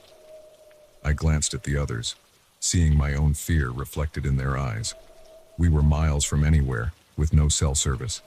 If these men decided to cause trouble, there was no one around to help us. "We're sorry," Sarah said, her voice shaking slightly. "We didn't know. We can leave if you want." The man considered this for a moment, then shook his head. "Nah, you folks ain't going nowhere. Not till we decide what to do with you." That's when I noticed the guns. Each of the men had a rifle slung over their shoulder, and the leader had a shotgun in his hands.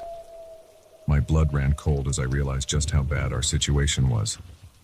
The next few hours were a nightmare. The men made us sit around our campfire while they ransacked our tents, helping themselves to our food and beer. They taunted us, making crude jokes and veiled threats. I could see Jake getting angrier by the minute, his fists clenched at his sides. I prayed he wouldn't do anything stupid. As night fell, the men's mood seemed to darken. They started arguing among themselves, their voices getting louder and more aggressive. I caught snatches of their conversation, something about teaching us a lesson and making an example. That's when I knew we had to get out of there. I caught Jake's eye and nodded slightly towards the woods. He understood immediately, and I saw him whisper something to Sarah and Mike. We waited for our chance, tensed and ready to run. It came when the youngest of the men stumbled away from the fire to relieve himself. In that moment of distraction, we bolted. We crashed through the underbrush, branches whipping at our faces as we ran. Behind us I heard shouts of anger, then the sound that will haunt my nightmares forever, the boom of a shotgun. The blast missed us, but only just. I felt the wind of its passage, heard the pellets tearing through leaves inches from my head. We ran harder, pure adrenaline driving us forward. The men were right behind us, crashing through the woods like angry bears. I could hear them shouting, their voices filled with rage and bloodlust. Another shot rang out, then another. They were firing blindly into the darkness, hoping to hit us by sheer luck. We ran for what felt like hours, our lungs burning, our legs trembling with exhaustion. The sounds of pursuit faded, then disappeared entirely. But still we ran, too terrified to stop. Finally, we couldn't go any further. We collapsed in a small gully, gasping for breath. For a long time, no one spoke. We just lay there, listening intently for any sign that we'd been followed. "What do we do now?" Sarah whispered finally, her voice barely audible. I looked around at my friends, saw the terror in their eyes. We were lost in the wilderness, with no supplies, no phones, and no idea which direction would lead us to safety. And somewhere out there, 3 armed and angry men were hunting us. "We keep moving," I said, forcing myself to sound more confident than I felt. "We head downhill. Eventually we'll hit a road or a town." It was a long, terrifying night. We stumbled through the darkness, jumping at every sound, convinced that at any moment we'd hear the roar of an engine or the crack of a rifle. By dawn, we were exhausted, dehydrated, and covered in scratches and bruises.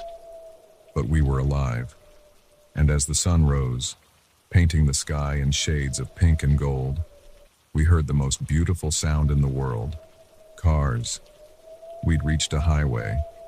The police were skeptical of our story at first, but when they went to investigate our campsite, they found evidence of the men's presence: beer cans, cigarette butts, and spent shotgun shells.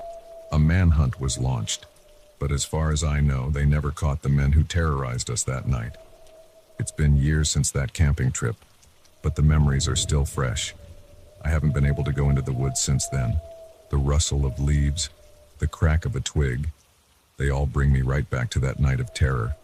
My friends and I, we don't talk about it much, but sometimes, when we're together, I'll catch one of them looking over their shoulder, scanning the tree line with wary eyes.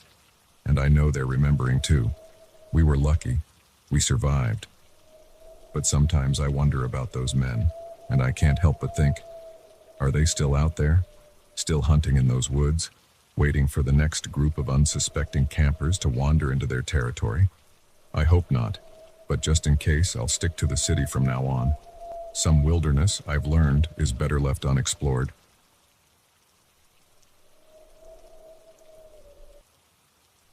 The first thing I noticed was the smell. Acrid, chemical, wrong. It hit me as soon as I opened the warehouse door, and in that moment, I knew I'd stumbled onto something I wasn't supposed to see. I'd been working the night shift at Midwest Distribution for about 6 months. It was a boring job, but it paid the bills. Every night from 10 p.m. to 6 a.m., I'd patrol the massive warehouse complex, making sure everything was secure. Nothing ever happened. Until that night. It was a Tuesday, just after midnight. I was making my usual rounds, flashlight in hand, shoes echoing on the concrete floor. The warehouse was huge, filled with rows upon rows of shelves stacked high with boxes and pallets. During the day, it was a hive of activity, but at night, it was eerily silent. I'd just finished checking the east wing when I noticed something odd. A faint light coming from under the door of storage unit 17. That unit had been empty for months, or so I thought. Curious, I approached the door, my hand instinctively going to the radio at my belt. The smell hit me as soon as I cracked the door open. It was like nothing I'd ever encountered before, a mix of ammonia, bleach, and something else I couldn't identify. My eyes watered, and I had to stifle a cough. Blinking away tears, I shone my flashlight into the unit. What I saw made my blood run cold. The space was filled with makeshift tables, each covered in beakers, tubes, and other equipment I vaguely recognized from high school chemistry. In the center of it all was a large apparatus that looked like something out of a sci-fi movie, bubbling and hissing ominously. It didn't take a genius to figure out what I was looking at. A drug lab, and a big one at that. My mind raced. How long had this been here? Who was behind it? And most importantly, what the hell was I supposed to do now? I knew I should call the police immediately, but something held me back. This was way bigger than some small-time operation. The scale, the sophistication of the equipment. This had to be the work of a major criminal organization. And if they could set up a lab right under our noses, who knew how deep their influence ran? As I stood there, frozen with indecision, I heard a noise that made my heart stop. Footsteps coming from deeper in the unit. I killed my flashlight and ducked behind a stack of boxes, praying I hadn't been seen. Two men emerged from behind a makeshift partition. Even in the dim light, I could see they were trouble. One was tall and wiry, with tattoos covering his arms. The other was built like a linebacker, with a shaved head and cold, dead eyes. They were talking in low voices, but I could catch snippets of their conversation. "Shipment's late. Boss ain't happy. Told you we should have stuck with the Mexicans. These new guys are unreliable." Yeah, well, money talks, and their product is pure as it gets. I held my breath, not daring to move. They were standing between me and the exit. If they spotted me, I was dead. No question about it. The men continued their conversation, oblivious to my presence. They discussed shipments, territories, something about a rival gang muscling in on their turf. With each word, I felt the weight of what I'd stumbled into growing heavier. After what felt like hours but was probably only minutes, they headed back behind the partition. I waited until I couldn't hear their footsteps anymore, then slowly, carefully, made my way to the door. I slipped out of the unit, gently closing the door behind me. As soon as it clicked shut, I ran. I didn't stop until I reached the security office, my lungs burning and sweat pouring down my face. Safely inside, I locked the door and collapsed into my chair, trying to process what I'd just seen. I knew I had to call the police, but as my hand reached for the phone, a terrible thought struck me. How had this lab been set up without anyone noticing? The equipment, the chemicals. It would have taken multiple people and vehicles to bring it all in. Someone had to have seen something, unless someone on the inside was involved. The realization hit me like a punch to the gut. If someone at Midwest Distribution was working with these criminals, who could I trust? For all I knew, my own boss could be in on it. I sat there for a long time, weighing my options. If I went to the police, I risked tipping off whoever was involved. They might destroy the evidence, or worse, come after me. But if I kept quiet, I'd be letting a major drug operation continue right under my nose. In the end, I decided to wait. I needed more information, needed to figure out who I could trust. For the rest of my shift, I tried to act normal, all the while my mind racing with possibilities and fears. When 6 a.m. rolled around, I clocked out like usual. But instead of heading home, I drove to the library. I spent hours there, using their computers to research drug operations, criminal organizations, and how to gather evidence safely. That night, I came to work prepared. I'd bought a small, high-quality camera and a voice recorder. As I made my rounds, I kept my eyes peeled for anything suspicious. It didn't take long to spot. Mike, one of the forklift operators on the night shift, kept making trips to and from Storage Unit 17. Each time, he'd glance around furtively before entering. I managed to snap a few photos without him noticing. Later, I overheard him on the phone, talking in hushed tones about product and distribution channels. Over the next week, I gathered more evidence, photos, recordings, notes on suspicious activities and personnel. I was careful, always watching my back, never staying in one place too long. But I knew I was playing a dangerous game. These people were professionals, and sooner or later they'd realize someone was onto them. My paranoia grew with each passing day. Every glance from a coworker, every unexpected noise, sent my heart racing. I barely slept, jumping at every sound in my apartment. Finally, after 2 weeks of this, I decided I had enough evidence. It was time to go to the authorities. I didn't trust the local police. In a town this size, there was too much chance of the wrong people finding out. Instead, I reached out to the State Bureau of Investigation. I sent them an anonymous tip, along with some of the evidence I'd gathered. Then I waited, every day a nerve-wracking ordeal as I wondered if today would be the day they acted, or the day I was discovered. It happened on a Friday night. I was halfway through my shift when suddenly, the warehouse was swarming with armed agents. They moved with precision, securing exits and rounding up employees. I watched from the shadows as they breached Storage Unit 17, heard the shouts and sounds of struggle, Mike and several others were led out in handcuffs, looking shocked and angry. An agent approached me, flashing a badge. "Sir, we need to ask you a few questions." I nodded, relief washing over me. It was over. I'd done the right thing. The next few hours were a blur of interviews and statements. I told them everything I knew, handed over all my evidence. They seemed impressed by the thoroughness of my investigation. "You took a big risk," one agent told me. "These people, they're part of a cartel that's been trying to establish a foothold in the Midwest. They wouldn't have hesitated to kill you if they'd found out." The gravity of what I'd been involved in hit me then. I'd known it was dangerous, but hearing it laid out like that, I realized just how close I'd come to disaster. In the end, my evidence helped bring down not just the lab, but a significant portion of the cartel's Midwest operation.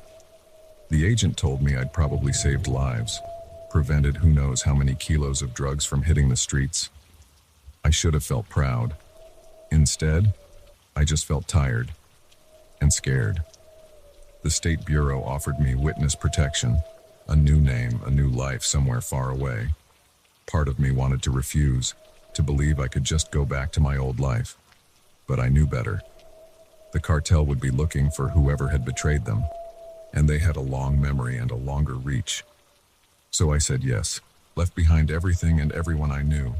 It wasn't easy, starting over. There are days I miss my old life terribly. But then I think about that night in the warehouse. The acrid smell, the bubbling chemicals. I think about the lives that might have been ruined by the drugs produced there. And I know I made the right choice. Sometimes, doing the right thing comes at a cost. But it's a cost worth paying. Now, I live in a small town on the West Coast. I have a new job, new friends. To them, I'm just another face in the crowd. They don't know about my past, about the night that changed everything. But sometimes, when I catch a certain scent on the wind, chemical, acrid, wrong, I'm right back there in that warehouse. And I remember that sometimes, the most dangerous things are the ones hiding in plain sight.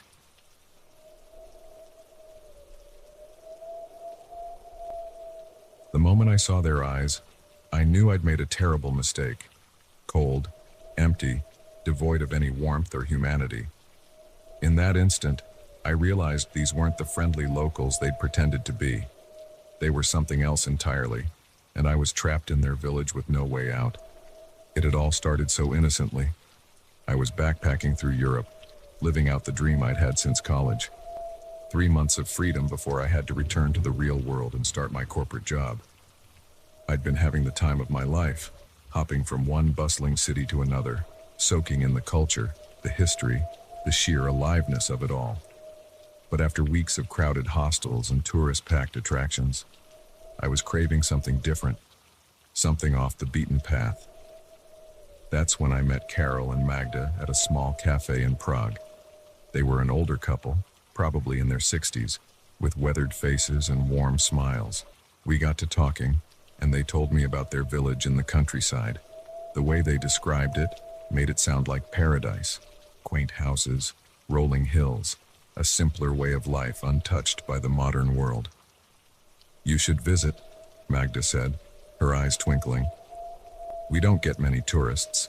It would be a real Czech experience." It sounded perfect. A chance to see the real Czech Republic, away from the tourist traps. When they offered me a ride, I didn't hesitate. The drive took several hours, taking us further and further from the city. The landscape changed, becoming more rural, more rugged. We passed through small towns, then nothing but forests and fields. I lost cell service about an hour in, but I wasn't concerned. I was too excited about the adventure ahead. As we drove, Carol and Magda told me stories about their village, its history, its traditions. They spoke with such pride, such love for their home. It made me even more eager to see it for myself. The sun was setting when we finally arrived. At first glance, it was everything they'd promised. Picturesque houses with red-tiled roofs, a small square with a centuries-old church, chickens pecking in front yards and the smell of wood smoke in the air. Carol and Magda introduced me to some of the villagers who were out and about. Everyone seemed friendly, welcoming. They invited me to stay in the village's only guest house, a cozy building that looked like it was straight out of a fairy tale. That first night, I joined Carol and Magda for dinner at the local pub. The food was hearty and delicious, the beer was excellent, and the atmosphere was lively. Villagers kept coming up to our table, curious about the American visitor. They asked me questions about my travels, about life in the States. I felt like a minor celebrity. As the night wore on and the beer flowed freely, I found myself promising to stay for a few days. Why not? I had the time, and this seemed like the authentic experience I'd been looking for. The next morning, I woke up feeling refreshed and excited to explore. I spent the day wandering the village, chatting with locals, even helping out with some farm work. Everyone was so friendly, so eager to share their way of life with me. But as the day progressed, I started to notice little things that seemed off. The way conversations would stop abruptly when I approached, the furtive glances some villagers would exchange, and there was something about their smiles that didn't quite reach their eyes. I tried to shake off these feelings, telling myself I was just being paranoid. These people had welcomed me with open arms. I was just experiencing culture shock, that's all. That night, there was a festival in the village square. Music, dancing, more of that excellent beer. I let myself get caught up in the festivities, pushing my unease to the back of my mind. It wasn't until I tried to leave that I realized something was very, very wrong. "Leave," Carol said, his smile not wavering. "But you've only just arrived. You must stay longer." I laughed it off, saying I'd love to, but I had a schedule to keep. That's when I saw it, the flash of something cold and hard in his eyes. It was gone in an instant, replaced by his usual warm expression, but it sent a chill down my spine. "I insist," he said, his hand gripping my arm just a little too tightly. "We have so much more to show you." I looked around, suddenly aware of how the villagers had gathered around us. Their faces were still smiling, but their eyes... God, their eyes. They were watching me with a hunger that made my blood run cold. I stammered out an excuse and hurried back to the guest house, my heart pounding. Something was very wrong here, and I needed to get out now. But when I tried to leave the next morning, I found the road out of town blocked. "Construction," they said. It would be cleared in a day or two. And wasn't I enjoying my stay? Why was I in such a rush to leave? I spent the next few days in a state of increasing panic. Every attempt to leave was thwarted. My phone still had no signal, and I couldn't find a working landline anywhere in the village. The villagers were always around, always watching, always smiling those empty smiles. I tried to play along, to pretend everything was fine while I looked for a way out. But it was becoming clear that they knew exactly what I was doing. The pretense of friendliness was wearing thin. It all came to a head on the 5th night. There was another festival, this one different from the others. The villagers wore strange masks and chanted in a language I didn't understand. I watched from my window, terror gripping me as I realized this might be my last chance to escape. I waited until the festival was in full swing, then slipped out the back of the guest house. I had a vague idea of which direction the main road was in. If I could just make it to the forest, maybe I could lose them, find my way to another town. I made it to the edge of the village before I heard the shouts. They'd spotted me. I ran, branches whipping my face as I plunged into the darkness of the forest. Behind me, I could hear them coming. Dozens of them, their chants turning to howls that didn't sound entirely human. I ran until my lungs burned and my legs felt like lead. But they were always behind me, getting closer. I could hear them crashing through the underbrush, calling out to each other in that strange language. Just when I thought I couldn't go on, I saw lights ahead. A highway. I burst out of the tree line, waving my arms frantically at the approaching headlights. The car screeched to a halt, and I practically threw myself at the driver's door. "Please," I gasped, "help me. They're coming." The driver, an older man, took one look at my wild eyes and torn clothes and unlocked the door. I scrambled in just as the first of the villagers emerged from the forest. As we sped away, I looked back. They were standing at the edge of the road, watching us go. Even from a distance, I could see their eyes gleaming in the darkness. I never found out what they wanted with me, why they were so determined to keep me there. Part of me doesn't want to know. The police didn't believe my story. How could they? It sounded insane even to me. They found the village, of course, but it was abandoned. No sign of Carol or Magda or any of the others. Just empty houses and an old church. Sometimes I wonder if it really happened. If maybe I imagined it all. Some kind of nervous breakdown brought on by stress and culture shock. But then I'll catch a glimpse of someone on the street. An older couple, perhaps, with weathered faces and warm smiles. And for a moment, I'll see those eyes again. Cold, empty, hungry. And I'll remember that sometimes, the most dangerous places are the ones that seem the most welcoming. That evil can wear a friendly face, and that some villages are best left undiscovered. I don't travel much anymore.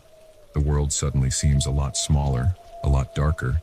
But sometimes, late at night, I find myself looking at maps of Eastern Europe, searching for a village that doesn't exist, and wondering what might have happened if I'd stayed just one more day.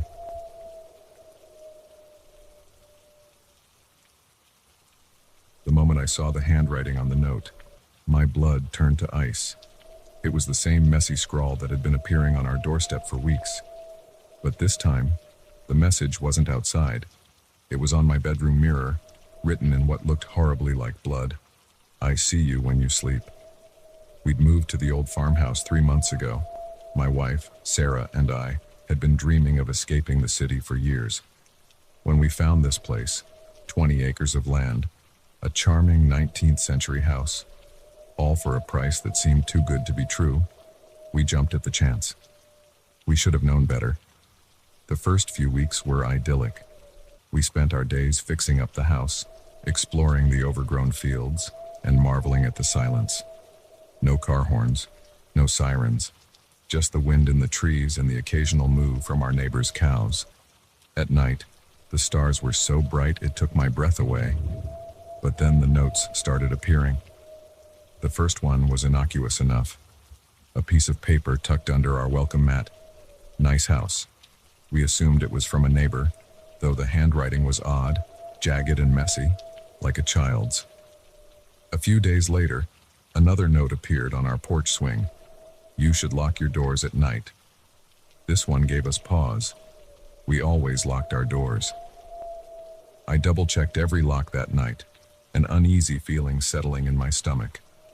The notes kept coming, appearing in increasingly impossible places.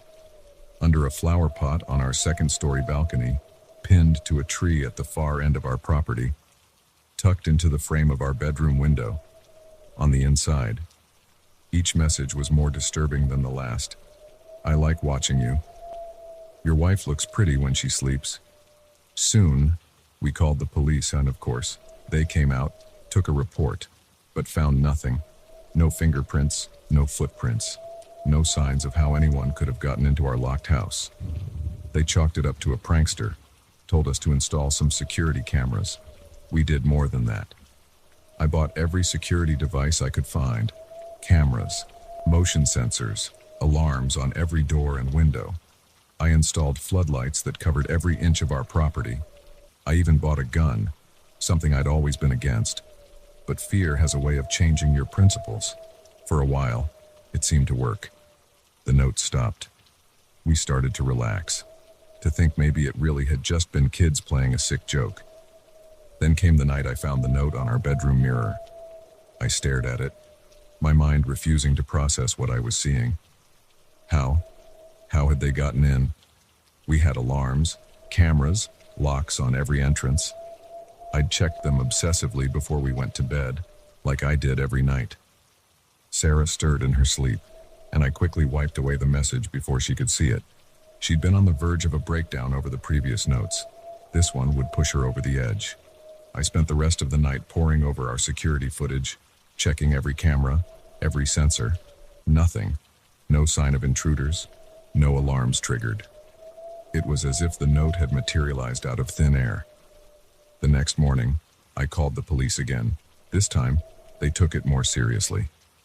They swept the house, dusted for prints, interviewed our neighbors. Still nothing. "Look," the detective said, his face grave.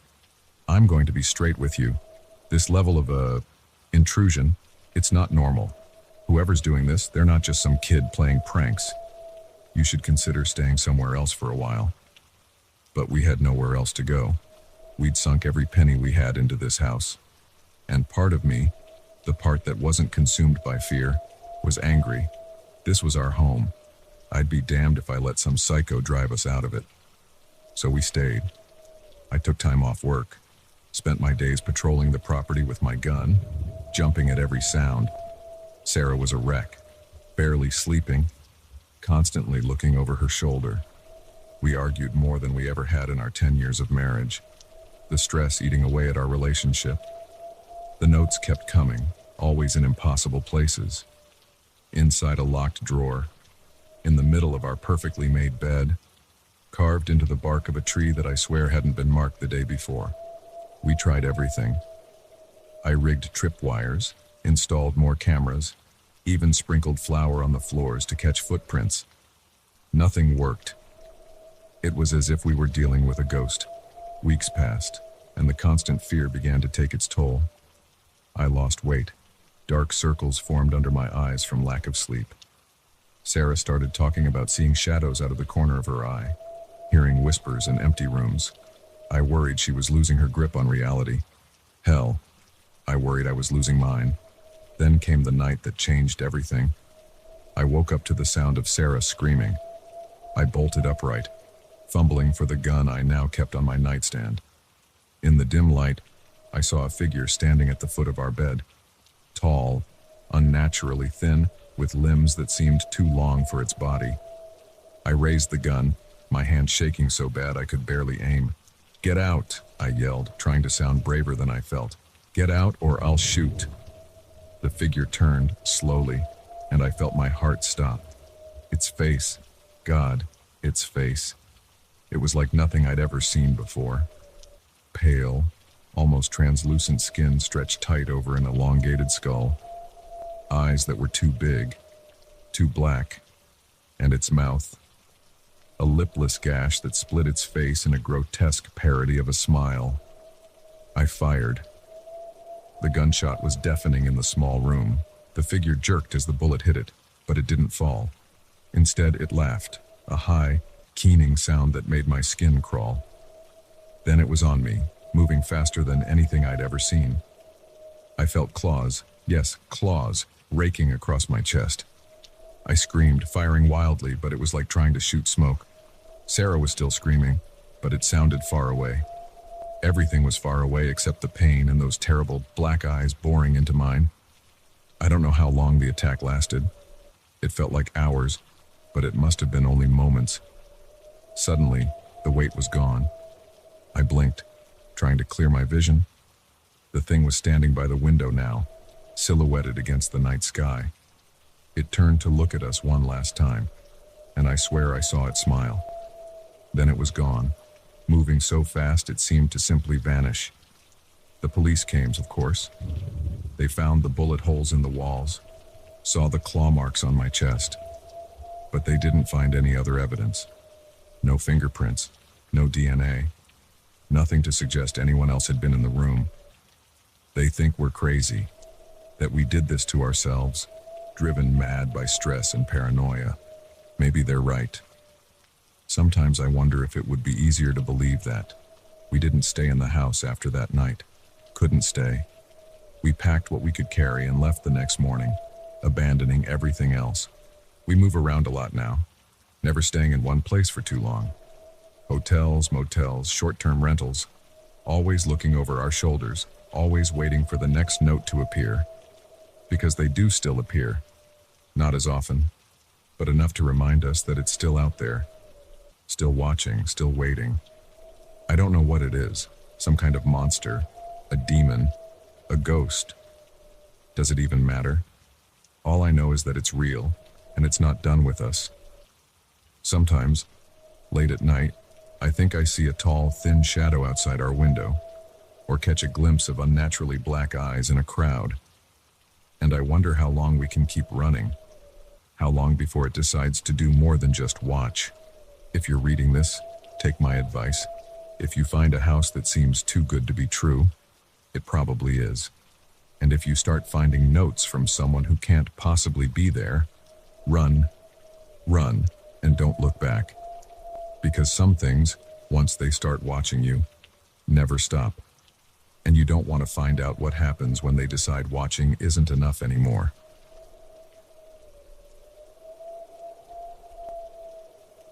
The crunch of leaves under my boots stopped abruptly as I froze, my blood turning to ice. There, in the clearing where I'd set up camp just hours ago, were fresh footprints that weren't mine. Someone, or something, had been here while I was gone, and judging by the stillness of the forest around me, they might still be watching. I'd always been an avid solo hiker, priding myself on my ability to navigate the wilderness alone. The solitude, the connection with nature, the sense of self-reliance, it was intoxicating. So when I'd gotten a week off work, I didn't hesitate to pack my gear and head for the Appalachian Trail. I'd hiked sections of it before, but this time I was pushing further, deeper into the remote backcountry. The first 2 days were everything I'd hoped for. The weather was perfect, crisp autumn air filled with the scent of pine and decaying leaves. I'd made good time, covering more ground than I'd planned. By the third day, I was well off the main trail, in an area so isolated I hadn't seen another soul since yesterday morning. I'd found the perfect campsite just as the sun was setting, a small clearing near a bubbling stream, sheltered by towering pines. I'd set up my tent, gathered firewood, and was just about to start dinner when I realized I'd left my water filter down by the stream. No big deal, I thought. It was only a 5-minute walk, but as I approached my campsite on the way back, that feeling of peaceful solitude evaporated in an instant. Something was wrong. The hair on the back of my neck stood up before I even consciously processed what I was seeing. Footprints, large ones, much bigger than my own, pressed into the soft earth around my tent. They hadn't been there when I left. I stood frozen at the edge of the clearing, my eyes darting from the footprints to the surrounding forest. The woods suddenly seemed sinister, the lengthening shadows hiding potential threats. I strained my ears, but heard nothing over the pounding of my own heart. Slowly, carefully, I approached my tent. Nothing seemed disturbed at first glance, but then I noticed my backpack. I always left it just inside the tent flap, but now it was sitting outside, slightly unzipped. With shaking hands, I opened it further. My breath caught in my throat. My food was gone, every energy bar, every freeze-dried meal, even the trail mix I'd made myself. All of it vanished. Panic started to set in. I was at least 2 days' hike from the nearest town with no food. But that was secondary to the more immediate concern.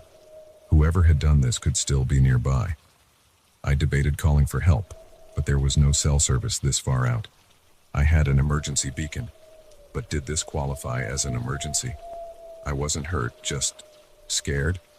As darkness fell, I realized I had to make a decision. Hike out now, in the dark, risking getting lost, or spend the night here, knowing someone was out there. In the end, fear of the unknown forest at night outweighed my fear of the mysterious intruder. I decided to stay, but sleep wouldn't come easy. I built up my fire, creating a circle of light that felt pitifully small against the pressing darkness of the forest. Every snap of a twig, every rustle of leaves made me jump. I kept my hiking knife close, though I doubted it would be much use against whatever was out there.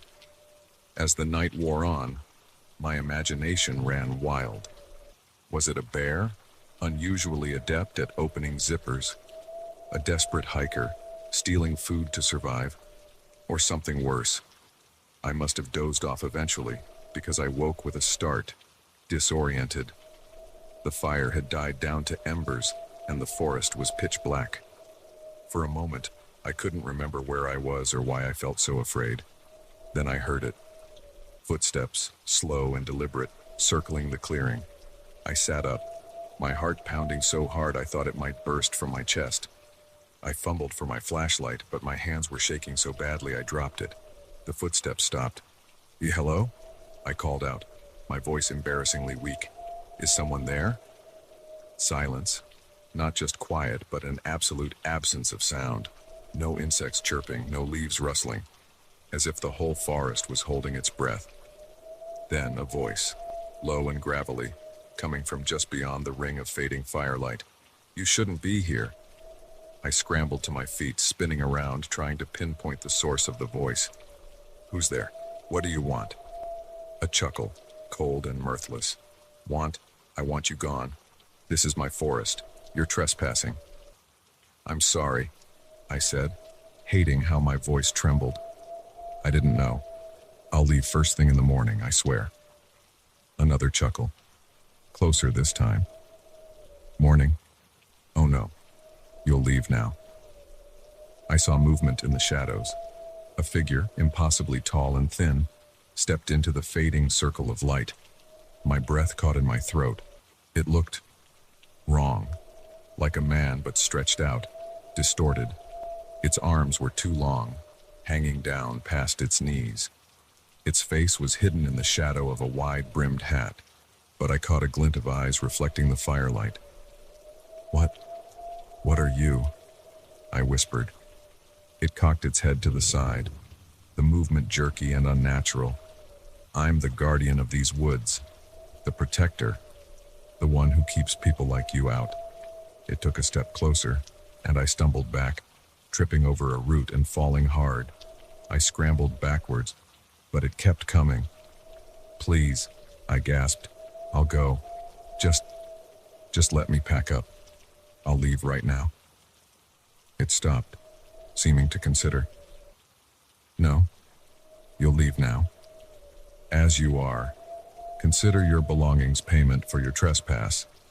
I wanted to argue, to insist on at least taking my emergency beacon, but something in its posture, in the way shadows seemed to cling to it, told me arguing would be a very bad idea.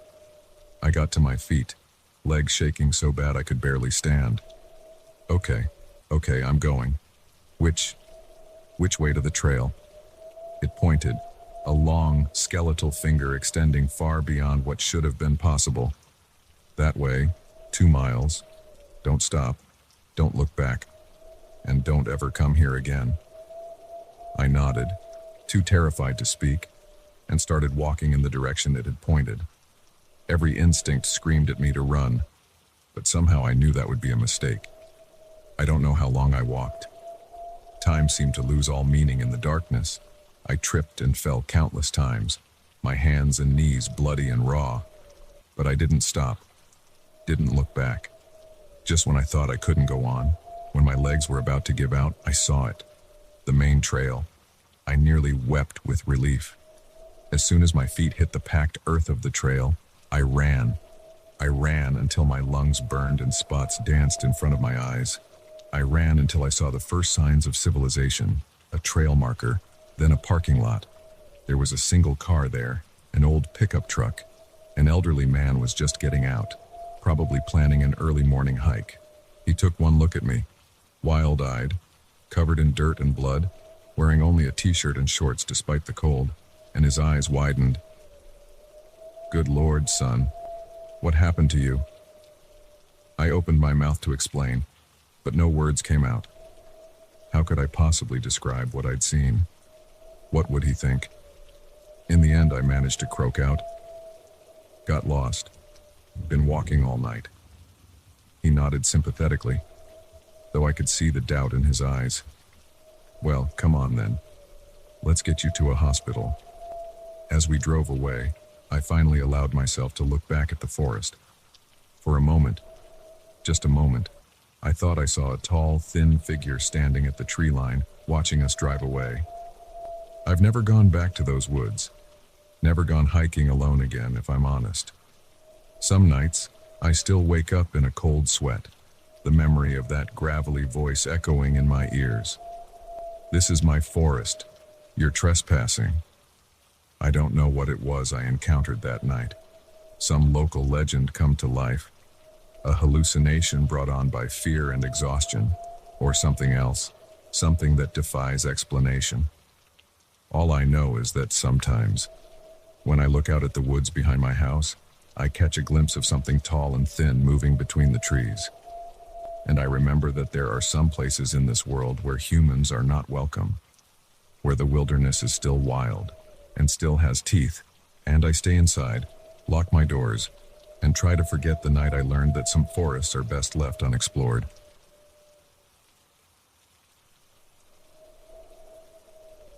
I should have known better than to pick up a hitchhiker on a night like this. The rain was coming down in sheets, turning the lonely stretch of highway into a treacherous mirror of black ice and blurred headlights. But there he was, a lone figure on the side of the road, thumb outstretched, and I felt a pang of sympathy. After all, I'd been in his shoes once. So I pulled over, my wipers squealing a frantic beat against the windshield. That was my first mistake. The scent hit me before I even got a good look at him, a musty, damp smell that made my nose wrinkle.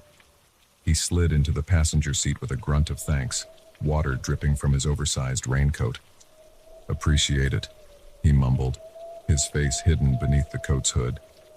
Not many folks would stop on a night like this. "No problem," I replied, trying to sound casual as I pulled back onto the road. "Where you headed?" "Oh, just up the way a bit," he said vaguely, waving a gloved hand. "Don't want to be a bother. I'll let you know when to drop me." I nodded, focusing on the road ahead. The rain, if anything, was coming down harder now. Lightning flashed in the distance, briefly illuminating the barren landscape around us. We drove in silence for a while, the only sounds the rhythmic swish of the wipers and the drumming of rain on the roof. I was starting to relax a bit when he spoke again, his voice low and gravelly. "So, what's your story?" I glanced at him, caught off guard by the question. "My story?" He chuckled, a dry sound that reminded me of rustling leaves. "Yeah, your story. What brings you out on a night like this? Running to something, or from something?" I shifted uncomfortably in my seat. There was something about his tone that set me on edge. "Just heading home from a business trip," I said, trying to keep my voice neutral. "Ah, business," he said, nodding slowly. "Important stuff, I'm sure.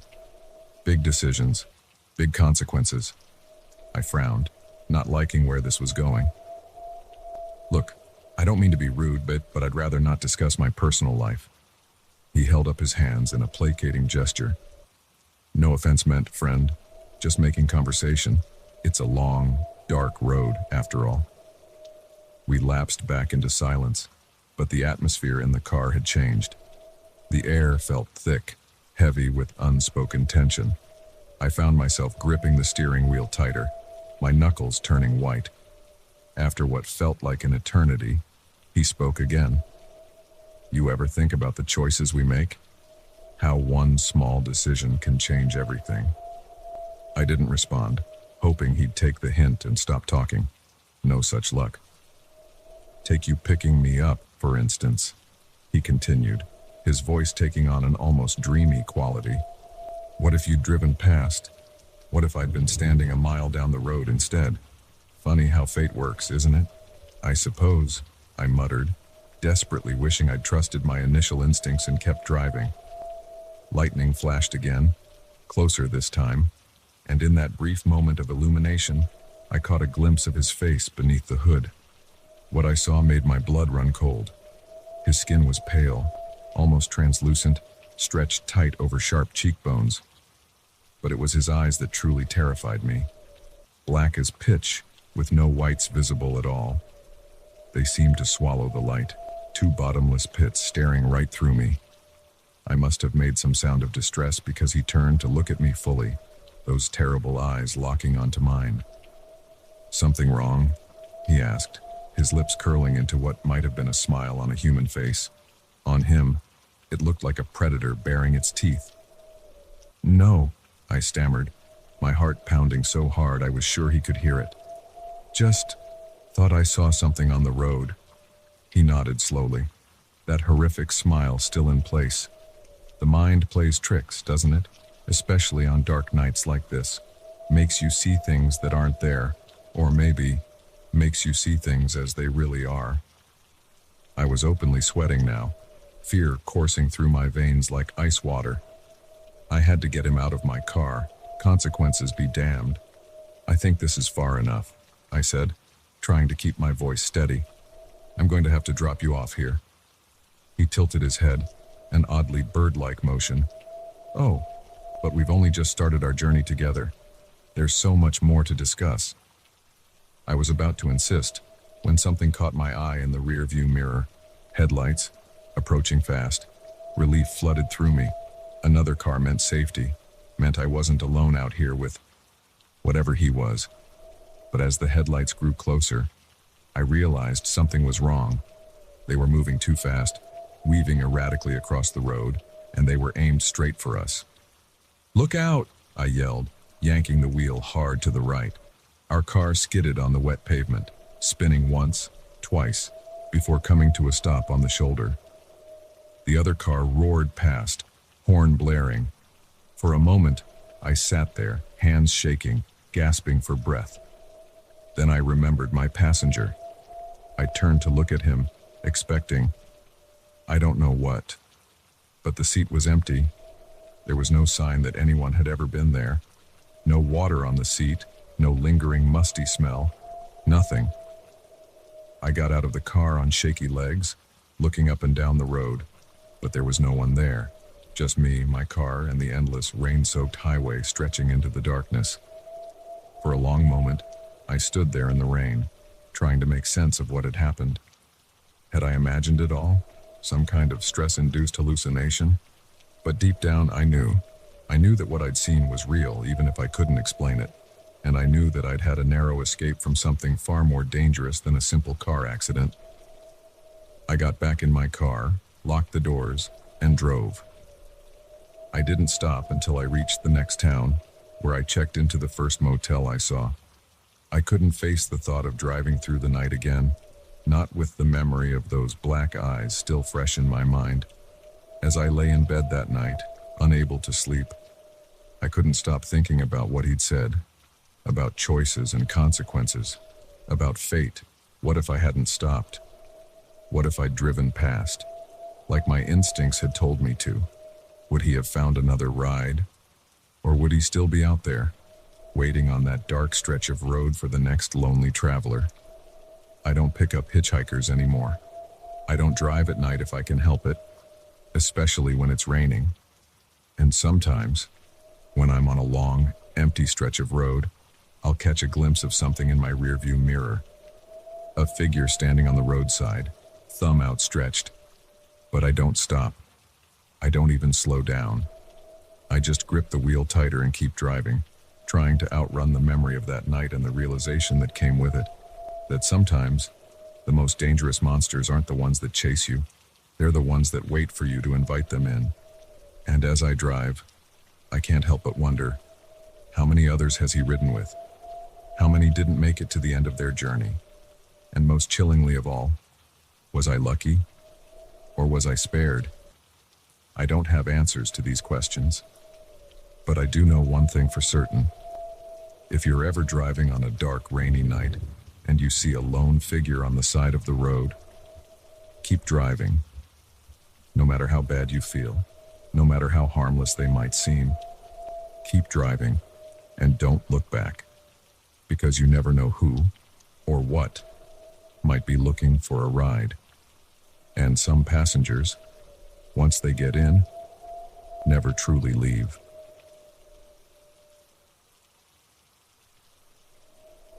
The first time I saw the money change hands, I knew I was in over my head. It wasn't much, just a thick envelope passed discreetly between two men in suits. But in that moment, standing in the back of the dusty warehouse we were using as a relief center, I realized this disaster wasn't just about helping people. For some, it was about profit.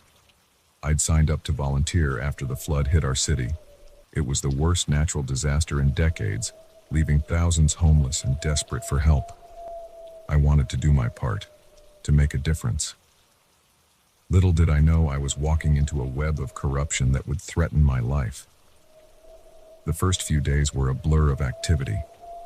I worked tirelessly, distributing food and supplies, helping people find shelter, doing whatever I could to ease the suffering around me. The work was exhausting, but fulfilling. I felt like I was making a real impact. It was about a week in when I started noticing things that didn't quite add up. Supplies that were logged as distributed but never seemed to leave the warehouse. Donations that came in but weren't recorded. And always, men in expensive suits walking around talking in hushed tones. At first, I tried to ignore it. I told myself I was imagining things, that in the chaos of disaster relief, some things were bound to slip through the cracks. But the nagging feeling in my gut wouldn't go away. Then came the night I stayed late, sorting through a new shipment of medical supplies. I was alone in the warehouse, or so I thought. I heard voices coming from the office in the back, angry whispers that grew louder as I listened. Curiosity got the better of me. I crept closer, careful to stay hidden behind stacks of boxes. Through the cracked door, I could see two men, one I recognized as John, the head of our relief organization, and the other, a city official I'd seen on the news.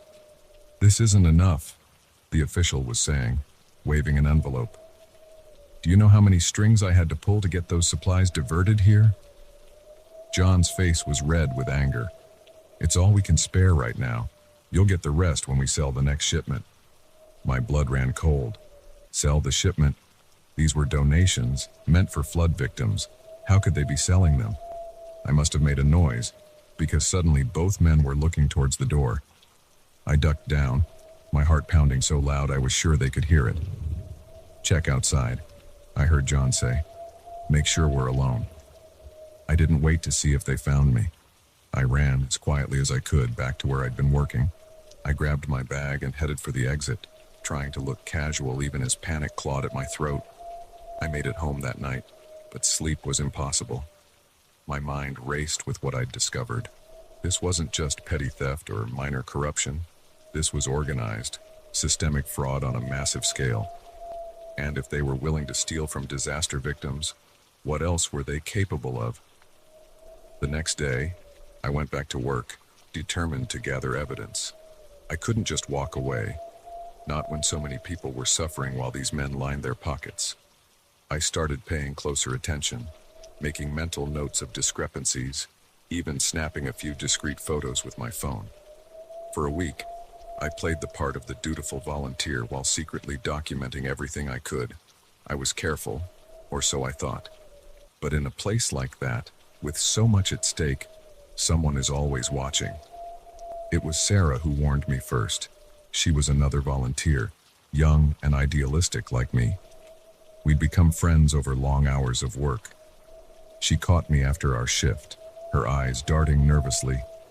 "Be careful," she whispered. "They're asking questions about you. I think they suspect something." I tried to brush it off, to reassure her everything was fine. But inside, my stomach churned with fear. That night, I decided it was time to go to the authorities. I had enough evidence to at least warrant an investigation. I never got the chance. The next morning, I arrived at the warehouse to find it swarming with police. For a moment, I felt a surge of hope. Had someone else come forward? Were they finally shutting this operation down? Then I saw John talking to the officers, pointing in my direction. Two policemen approached me, their faces grim. "Ma'am, we need you to come with us," one said. "We have some questions about some missing supplies." I was stunned. They were framing me. How could they have turned this around so quickly? I spent the next 12 hours in a small interrogation room, answering the same questions over and over. They showed me doctored logs with my signature, security camera footage that had been edited to show me taking boxes out to my car. It was all lies, but it was convincing. If I hadn't lived through it myself, even I might have believed it. They let me go eventually, but the message was clear. They had the power to destroy my life if I didn't back off. I went home that night feeling defeated and terrified. What could I do against an organization with this much influence? But as I sat in my dark apartment, jumping at every sound, anger began to replace my fear. How dare they?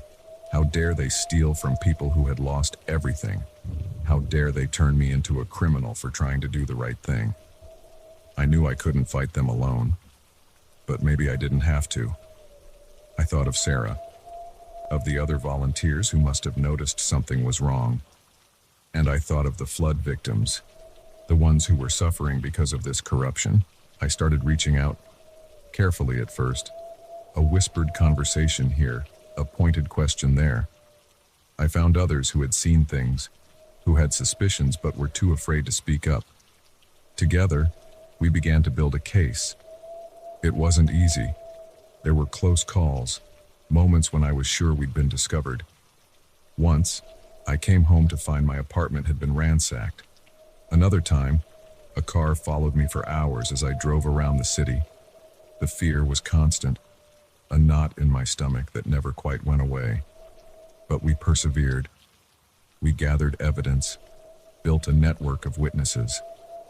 And finally, after weeks of work, we took our case to the state authorities. The investigation that followed was like nothing I'd ever experienced. Suddenly, I was in meetings with FBI agents, giving depositions, helping to unravel a web of corruption that went far beyond our little relief organization. It turned out the flood had just been the tip of the iceberg. John and his associates had been skimming from disaster relief funds for years, all across the country. They had politicians in their pockets, judges on their payroll. It was bigger than I could have ever imagined. The day they made the arrests was both triumphant and terrifying. I watched from a safe house as the news showed John and the others being led away in handcuffs, but I knew it wasn't over. People like that, they have long memories and longer reach. I entered witness protection not long after. New name, new city, new life. Sometimes I miss my old life, the friends and family I had to leave behind. But then, I think of the people we helped, the lives that were saved because we exposed the truth. It's been 5 years now. I still volunteer sometimes, at soup kitchens or homeless shelters. I can't help it. The need to make a difference is still there. But I'm more cautious now, more aware of the darkness that can lurk behind even the noblest of causes. And sometimes, when I see a natural disaster on the news, I wonder, are there others out there, right now, fighting the same fight I did, risking everything to expose the truth? I hope so. Because if my experience taught me anything, it's that corruption thrives in the shadows. It takes brave people willing to shine a light, no matter the cost, to drive it out. So if you're out there, if you see something wrong, don't stay silent, speak up, fight back. It won't be easy. It might be the hardest thing you ever do. But it's worth it, because in the end, the truth always matters. And who knows? Maybe someday, thanks to people like us, there won't be any shadows left for the corrupt to hide in.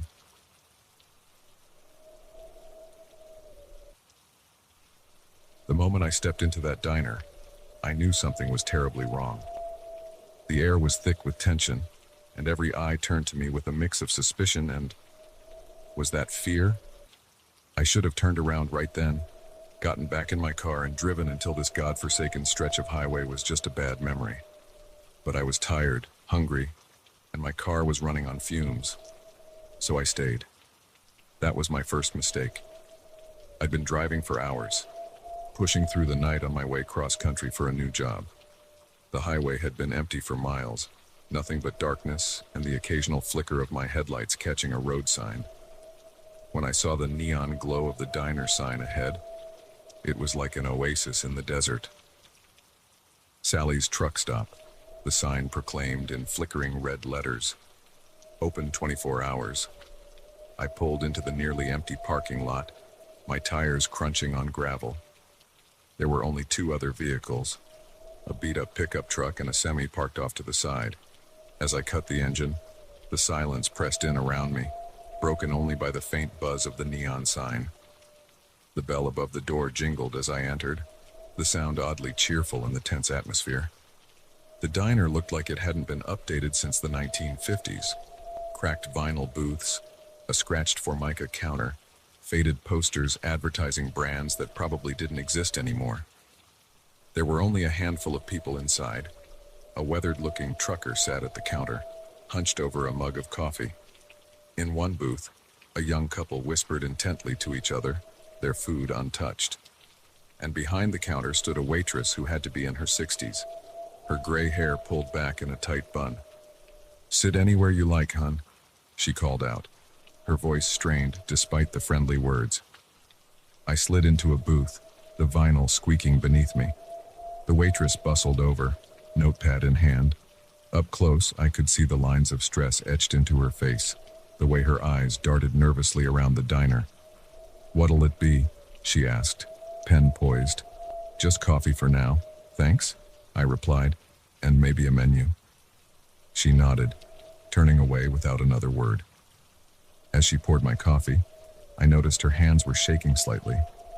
I was just about to ask if everything was okay when the bell above the door jingled again. The atmosphere in the diner, already tense, suddenly became electric. I turned to look and felt my blood run cold. 3 men had entered, all wearing dark clothes and grim expressions. The leader, a tall man with a scar running down his cheek, surveyed the diner with cold eyes. When his gaze landed on me, I felt a chill run down my spine. They took seats at the counter, and the waitress approached them, her movements stiff and robotic. "Evening, Sally," the scarred man said, his voice low and menacing. "A busy night?" Sally, apparently the owner as well as the waitress, managed a tight smile. "What can I get you boys?" "Oh, I think you know what we want," he replied, leaning in close. "It's the first of the month, after all."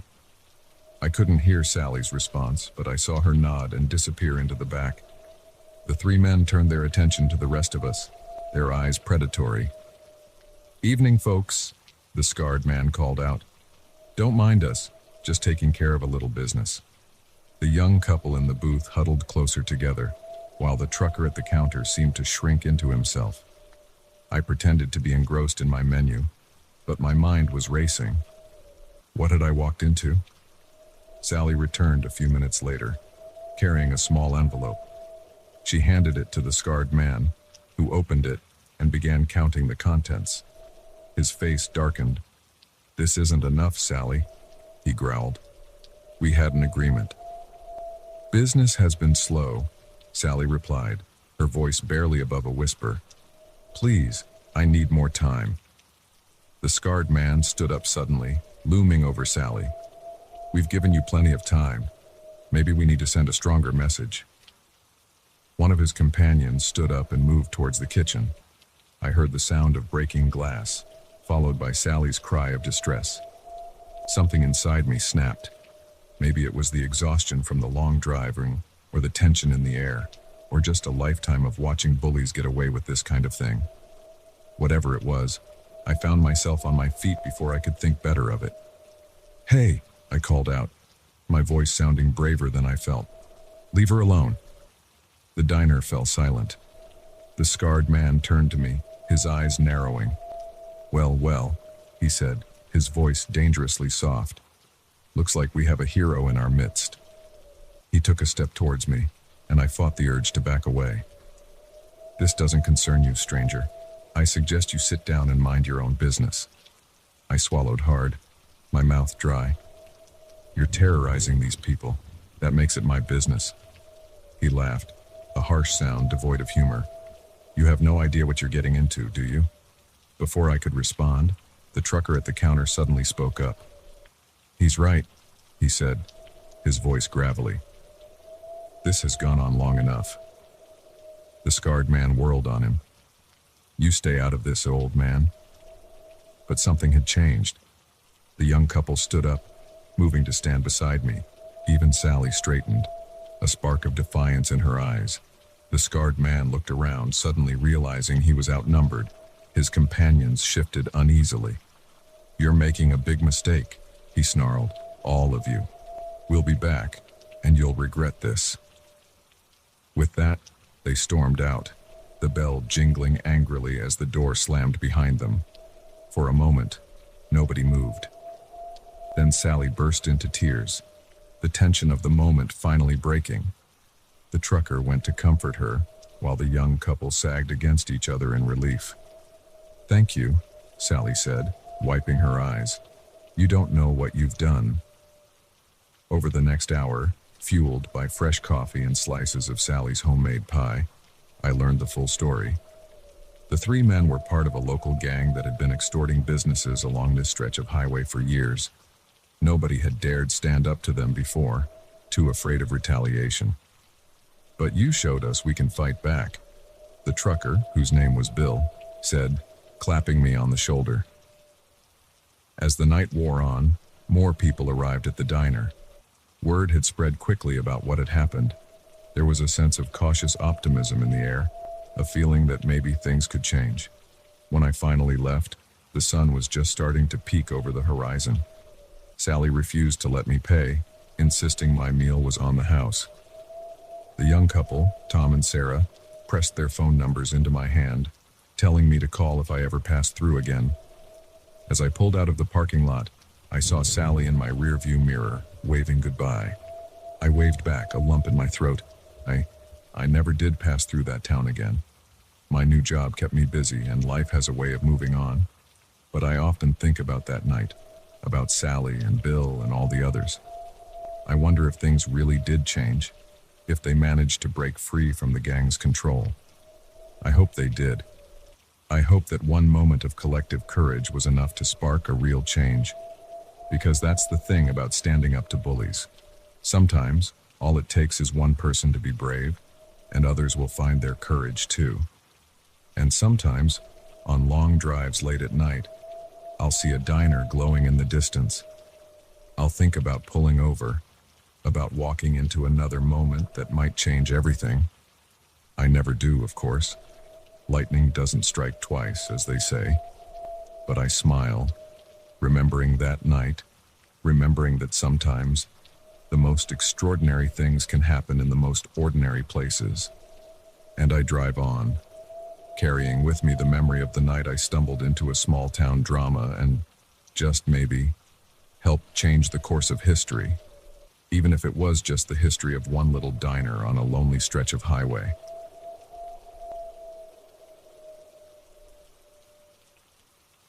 The first time I saw my new neighbors, I thought they were the perfect addition to our quiet suburban street. The Andersons, Mike, Sarah, and their little girl Emma, seemed like they'd stepped out of a Norman Rockwell painting. But as I stand here now, barricaded in my bedroom while Mike tries to break down the door, I realize how terribly wrong I was. Perfection, it turns out, can hide the darkest of secrets. It all started 3 months ago. I'd just gone through a messy divorce and was trying to piece my life back together in the house I'd fought so hard to keep. The moving truck pulled up next door on a sunny Saturday morning, and I watched from behind my curtains as the Andersons unloaded their life into the house that had stood empty for nearly a year. Mike was tall and handsome, with a friendly smile that crinkled the corners of his eyes. Sarah was petite and pretty, her blonde hair pulled back in a neat ponytail, and little Emma, no more than 5 or 6, skipped along behind them, clutching a stuffed rabbit. I'll admit, I was envious. They looked like the family I'd always wanted but never managed to have. Still, I decided to be neighborly. I baked a batch of chocolate chip cookies and walked over to introduce myself. Sarah answered the door, her smile warm and welcoming. "Oh, how thoughtful," she exclaimed, accepting the cookies. "Mike and Emma, come meet our new neighbor." They gathered at the door, the perfect family portrait. Mike shook my hand firmly. "It's great to meet you," he said. "We're looking forward to becoming part of the community." Emma peeked out from behind her mother's legs, shy but curious. I knelt down to her level. "Hi there, Emma. I like your rabbit. Does he have a name?" She nodded solemnly. "Mr. Flopsy," she whispered. I couldn't help but smile. They seemed so normal, so nice. How could I have known what lay beneath the surface? Over the next few weeks, The Andersons integrated seamlessly into the neighborhood. Sarah joined the local book club. Mike volunteered to coach the Little League team. They hosted a backyard barbecue that the whole street attended. Everyone loved them. I found myself spending more and more time with Sarah. She'd invite me over for coffee in the mornings after Mike left for work and Emma was at school. We'd sit in her immaculate kitchen, gossiping and laughing like old friends. "I'm so glad we moved here," Sarah confided one morning, her hands wrapped around a steaming mug. "It's just what we needed after everything." I raised an eyebrow, curious. "Oh, did something happen at your old place?" A shadow passed over her face, so quickly I almost missed it. "Oh, you know how it is. Sometimes you just need a fresh start." I nodded, not wanting to pry. We all had our secrets after all. But as the weeks went on, I started noticing things. Little things at first, easily explained away. The way Sarah would flinch if Mike moved too suddenly. The times I'd hear raised voices from next door late at night. How Emma seemed to grow quieter, more withdrawn. I tried to convince myself I was imagining things, projecting my own failed marriage onto their seemingly perfect one. But the signs kept piling up. One afternoon, I was in my garden when I heard a crash from the Andersons' house, followed by Sarah's muffled cry. I froze, trowel in hand, listening intently.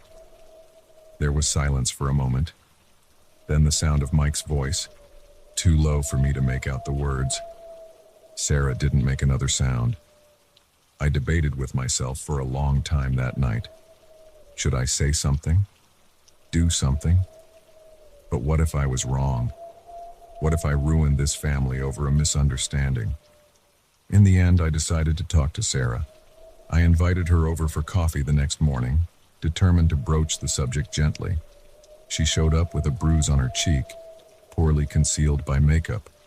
"Sarah," I said softly, "what happened?" She touched her cheek self-consciously. "Oh, this, I'm such a klutz." Walked right into the kitchen cabinet. I took a deep breath. "Sarah, I heard something yesterday. Are you sure everything's okay?" Her eyes widened, a flicker of fear passing through them before her expression smoothed out. "Of course," she said, her voice overly bright. "Everything's fine. Mike and we're very happy." I wanted to push further, but the look in her eyes stopped me. She wasn't ready to talk. I couldn't force her. After that, things changed. Sarah stopped inviting me over. When we passed on the street, her smile seemed strained, and Mike started watching me. I'd catch him staring from across the street, his eyes cold and calculating. I knew I should have done something then. Called the police, or a domestic violence hotline, something. But I was a coward. I told myself it wasn't my business, that I could be misreading the situation. Until the night I heard Emma screaming. It was past midnight. I'd been having trouble sleeping and was sitting by my bedroom window when I heard it. A child's terrified shriek, quickly muffled. I was out of my house and pounding on their door before I even realized what I was doing. Mike answered, his hair mussed, eyes blazing with barely contained rage. "What?" he snarled. "I heard. Is Emma okay?" I stammered. His expression shifted, a mask of concern sliding into place. "Emma had a nightmare," he said smoothly. "Everything's fine. Go home." But over his shoulder, I saw Sarah. Her eye was swollen shut, blood trickling from her split lip. Our eyes met for a brief moment, and I saw a desperate plea in her gaze. "I'm calling the police," I said, my voice shaking. Mike's facade cracked. "You're not calling anyone," he growled, advancing on me. I turned to run, but he was faster. His hand closed around my arm, yanking me into the house. The door slammed shut behind us. What followed was a nightmare.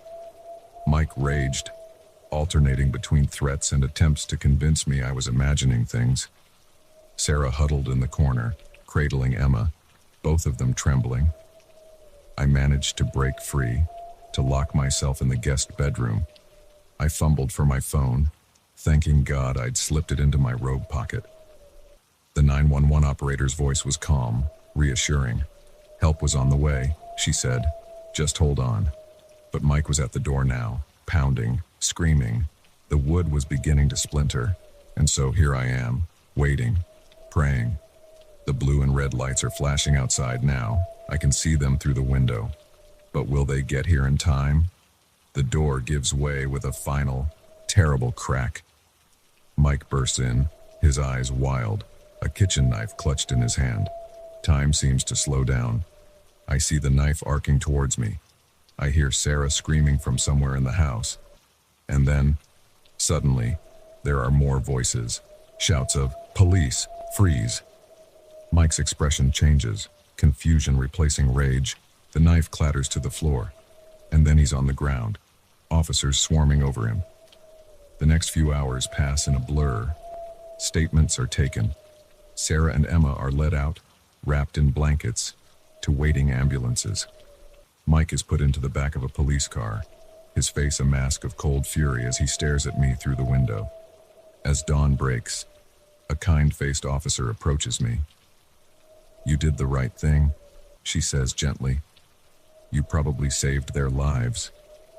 But as I watch Sarah and Emma drive away, as I think about the months of abuse I suspected, but did nothing about, I don't feel like a hero. I feel like I should have done more, sooner. The officer must see something in my expression. "Hey," she says, "don't blame yourself. The important thing is, you acted when it mattered most." I nod, but the guilt still gnaws at me. As I walk back to my house, I realize nothing will ever be the same. The illusion of suburban tranquility has been shattered. In the coming days, I learn more about the Andersons' past, the previous towns they'd fled from, the trail of suspicion and fear they'd left behind. I wonder how many other neighbors had seen the signs and looked away. Sarah and Emma don't come back to the house. I hear they've gone to stay with Sarah's sister in another state. I hope they find peace, find a way to heal. As for me, I'm left with the knowledge that evil can hide behind the most normal of facades, that sometimes being a good neighbor means being willing to step in, to risk everything to help someone in need. The house next door stands empty now, a silent reminder of the secrets it once held. And every night, I find myself watching, wondering about the lives being lived behind closed doors all around me, wondering if I'll have the courage to act, if I ever hear another scream in the night.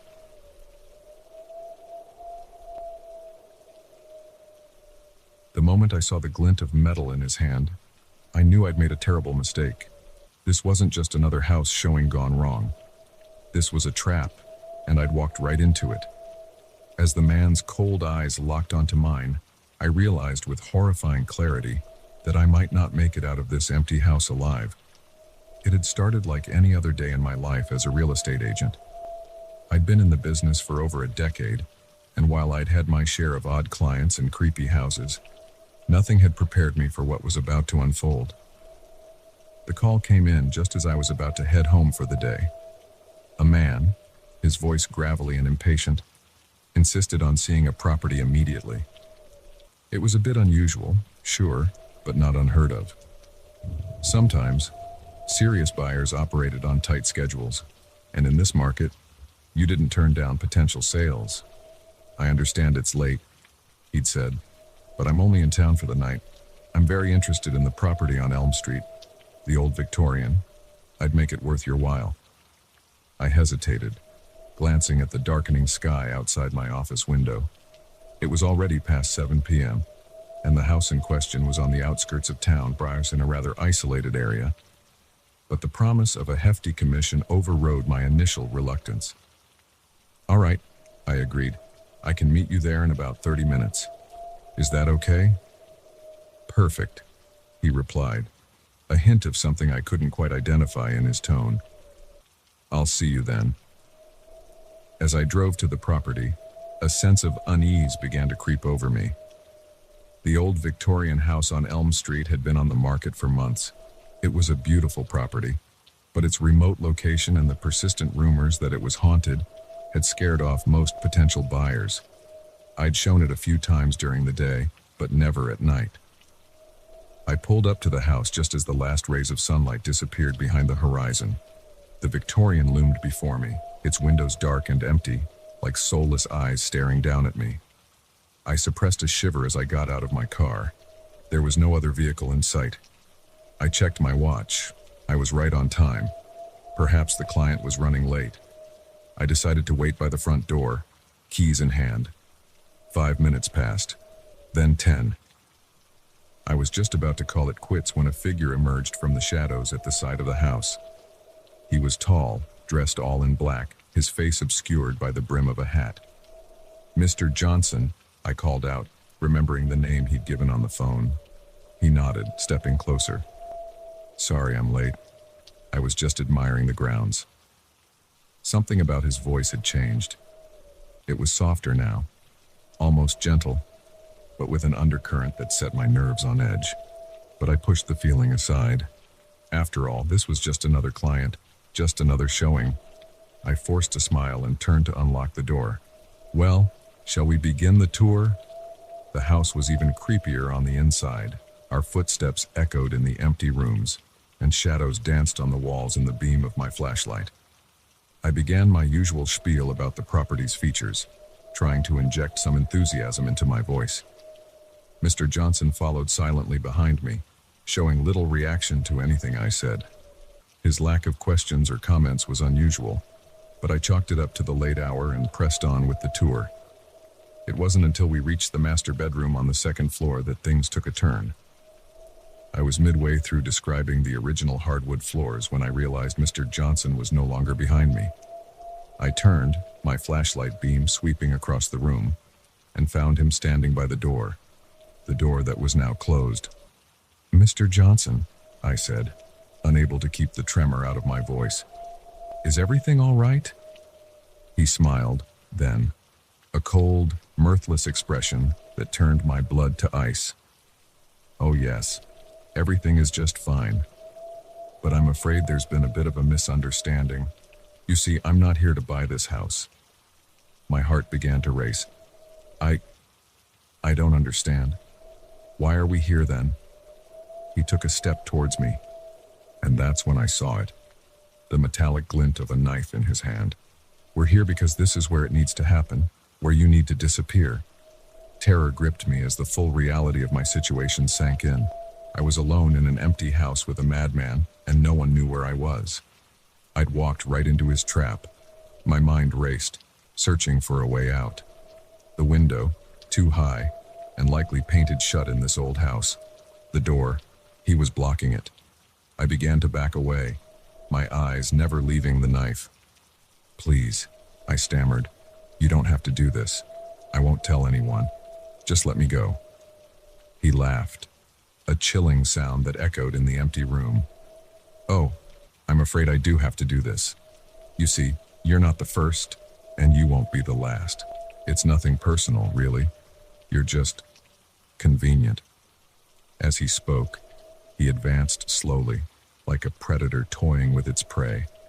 I kept backing up until I felt the cold wall behind me. I was cornered. In that moment, as I stared into the eyes of a killer, my life didn't flash before my eyes like they say it does.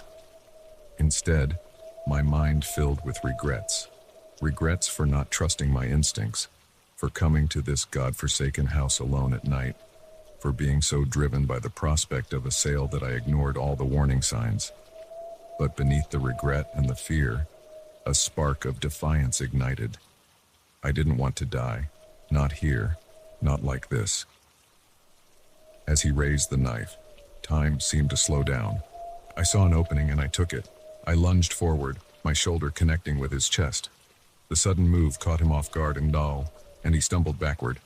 I heard the knife clatter to the floor as I pushed past him, yanking open the door and running for my life. My feet pounded down the stairs, my breath coming in ragged gasps. I could hear him behind me, his footsteps heavy, his breathing labored. I reached the front door and fumbled with the lock, panic making my fingers clumsy.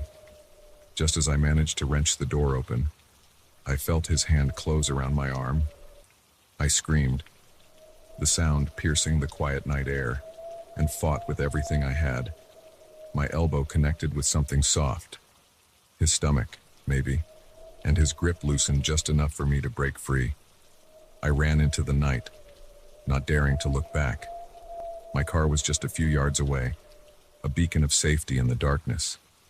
I reached it, my hand shaking so badly I could barely get the key in the lock.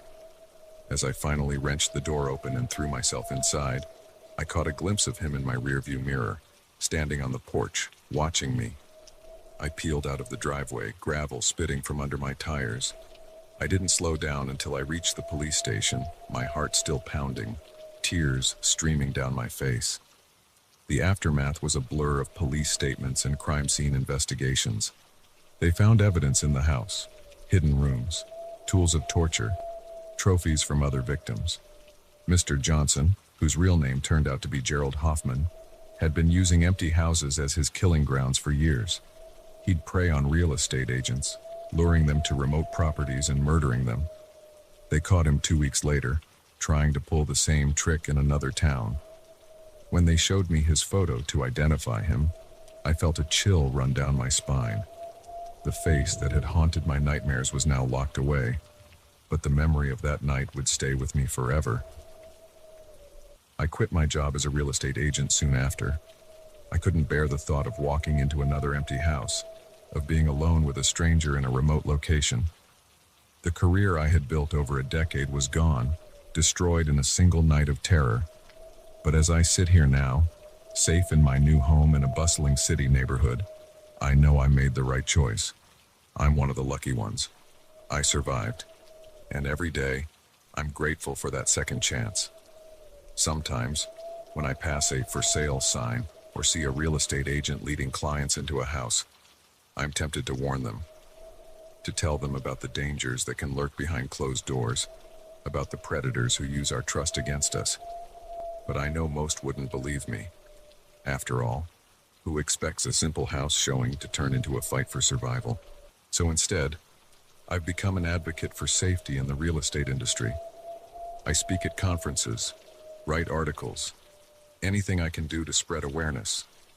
Because while my story had a lucky ending, I know there are others out there who weren't so fortunate. And if I can prevent even one more person from walking into the trap I narrowly escaped, then maybe, just maybe, some good can come from that terrifying night.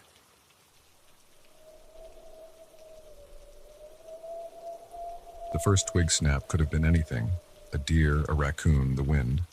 But the second one, followed by the unmistakable sound of hushed voices, sent a chill down my spine. We weren't alone in these woods, and whoever was out there wasn't here for a friendly campfire chat. It was supposed to be a relaxing weekend getaway. Just me, my girlfriend Sarah, and our friends Mike and Lisa, escaping the city for a few days of peace and quiet in the mountains. We'd found this little cabin on some obscure rental site, remote, rustic, and far from the usual tourist trails. Perfect, we thought, for getting away from it all. The drive up had been full of laughter and excitement. We'd stopped at a small general store in the last town before the turnoff, stocking up on supplies and chatting with the old man behind the counter. He'd given us an odd look when we told him where we were staying. "Folks don't go up that way much anymore," he'd said, his weathered face creasing with concern. "Not since... Well, never mind. You all be careful now, you hear?" We'd brushed it off as small-town superstition. If only we'd listened. The cabin was everything the listing had promised. A cozy two-bedroom nestled in a clearing, surrounded by towering pines. We'd spent the first day hiking, exploring the nearby trails and marveling at the untouched beauty of the forest. As night fell, we gathered around the fire pit, roasting marshmallows and telling ghost stories. It wasn't until the second night that things started to feel off. I was the first to notice it, a feeling of being watched that made the hair on the back of my neck stand up. I tried to shake it off, telling myself it was just my imagination running wild after one too many of Mike's horror stories. But I couldn't shake the sensation of eyes on us, hidden somewhere in the darkness beyond our little circle of firelight. "Hey," I said, trying to keep my voice casual. Does anyone else feel like, I don't know, like we're being watched? Sarah laughed, but it sounded forced. Don't tell me Mike's stories are getting to you too. But I saw the way her eyes darted to the tree line, the tension in her shoulders. She felt it too. Mike stood up, puffing out his chest in an exaggerated show of bravery. All right, who's out there? Come on out, you big scary monster. His shout echoed through the trees, answered only by the crackle of our fire and the distant hoot of an owl. For a moment, we all held our breath, waiting. Then Lisa screamed. We all whirled to look where she was pointing. There, just at the edge of the firelight, stood a figure, tall, unnaturally still, its features hidden in shadow. For a heartbeat, nobody moved. Then the figure turned and melted back into the darkness of the forest. Panic erupted. Lisa was sobbing, clinging to Mike. Sarah had grabbed my arm so tight it hurt. What the hell was that? Mike's voice was high, all pretense of bravery gone. I don't know, I said, my mouth dry. But I think we should get inside, now. We doused the fire and hurried into the cabin, locking the door behind us. Sleep was out of the question. We huddled in the living room, jumping at every creak of the old wooden structure, every whisper of wind through the trees outside. Maybe it was just a hiker, Sarah suggested, her voice trembling. Someone who got lost and was attracted by our fire. Then why didn't they say anything? Lisa countered. Why just stand there? Nobody had an answer for that. As dawn broke, we began to relax a little. Things always seem less scary in the light of day. We convinced ourselves we'd overreacted, that lack of sleep and too many scary stories had played tricks on our minds. But when Mike went outside to get some firewood, he came running back in, his face pale. The car, he gasped. Someone slashed the tires. We ran out to look. Sure enough, all 4 tires were flat, deep gashes in the rubber. This was no accident, no random act of vandalism. This was deliberate. We need to get out of here, Sarah said, her voice shaking. We need to call for help. But when I pulled out my phone, there was no signal. None of us had service. Okay, I said, trying to stay calm. Okay, we can handle this. The general store, it's 10 miles back down the road. We can walk it in a few hours. Nobody looked thrilled at the idea of a long hike, but it was our only option. We packed some supplies and set out, the morning sun doing little to warm the chill of fear that had settled over us. We'd been walking for maybe an hour when we heard it, the snap of a twig behind us. We all froze, slowly turning to look. Nothing, just trees and underbrush. But I could have sworn I saw movement, just for a second, like something ducking behind a tree.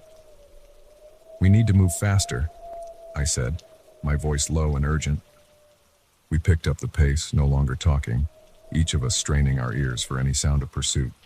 The forest, which had seemed so beautiful and peaceful just yesterday, now felt oppressive, full of hidden dangers.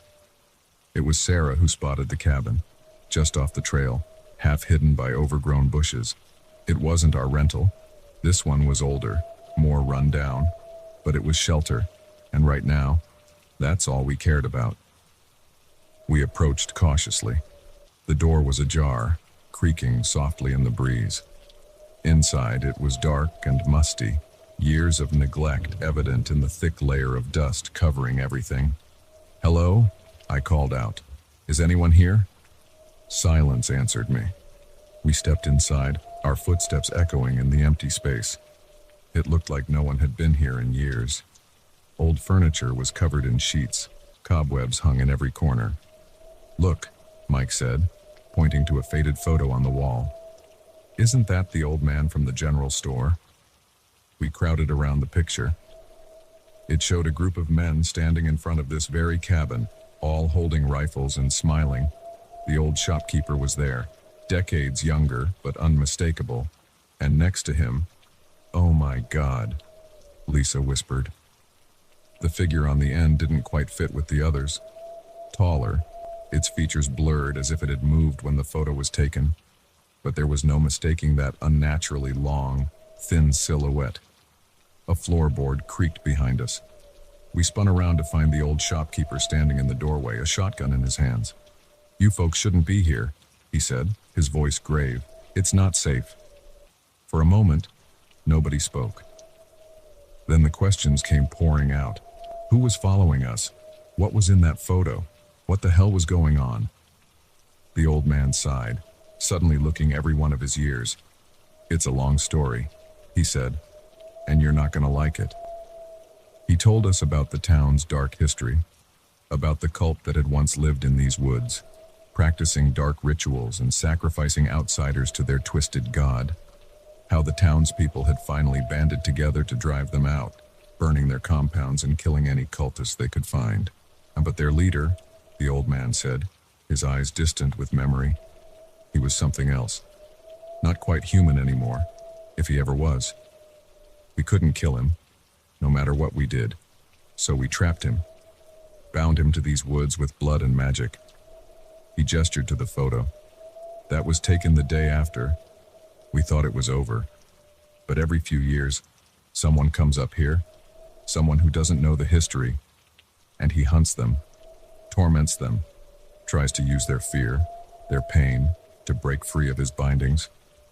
We listened in horrified silence. It sounded insane, impossible, but after what we'd seen, could we really discount it?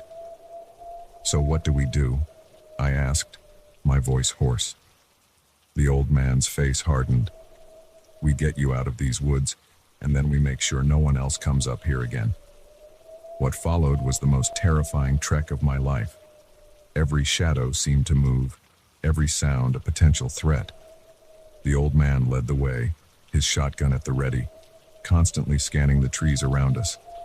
We were almost to the road when we heard it, a sound like nothing I've ever heard before or since. A howl, but not animal, not human. It echoed through the trees, filled with rage and hunger and something alien. "Run!" the old man yelled. We ran. Branches whipped at our faces. Roots tried to trip us. I could hear something crashing through the underbrush behind us, getting closer. We burst out onto the road just as a truck came around the bend. The old man fired his shotgun into the air, and the truck screeched to a halt. "Get in!" he shouted at us. "Go! Now!" We piled into the truck bed. As it peeled away, I caught one last glimpse of the woods. There, just at the tree line, stood a figure, tall, impossibly thin, its arms too long, its face a blur of features. It raised one elongated hand, as if in farewell. Then the truck rounded a curve, and it was gone. We never went back to those woods. The old man made sure the cabin rental was taken down, the road blocked off. He said he'd make sure no one else wandered into that thing's territory. Sometimes, late at night, I still hear that howl in my dreams.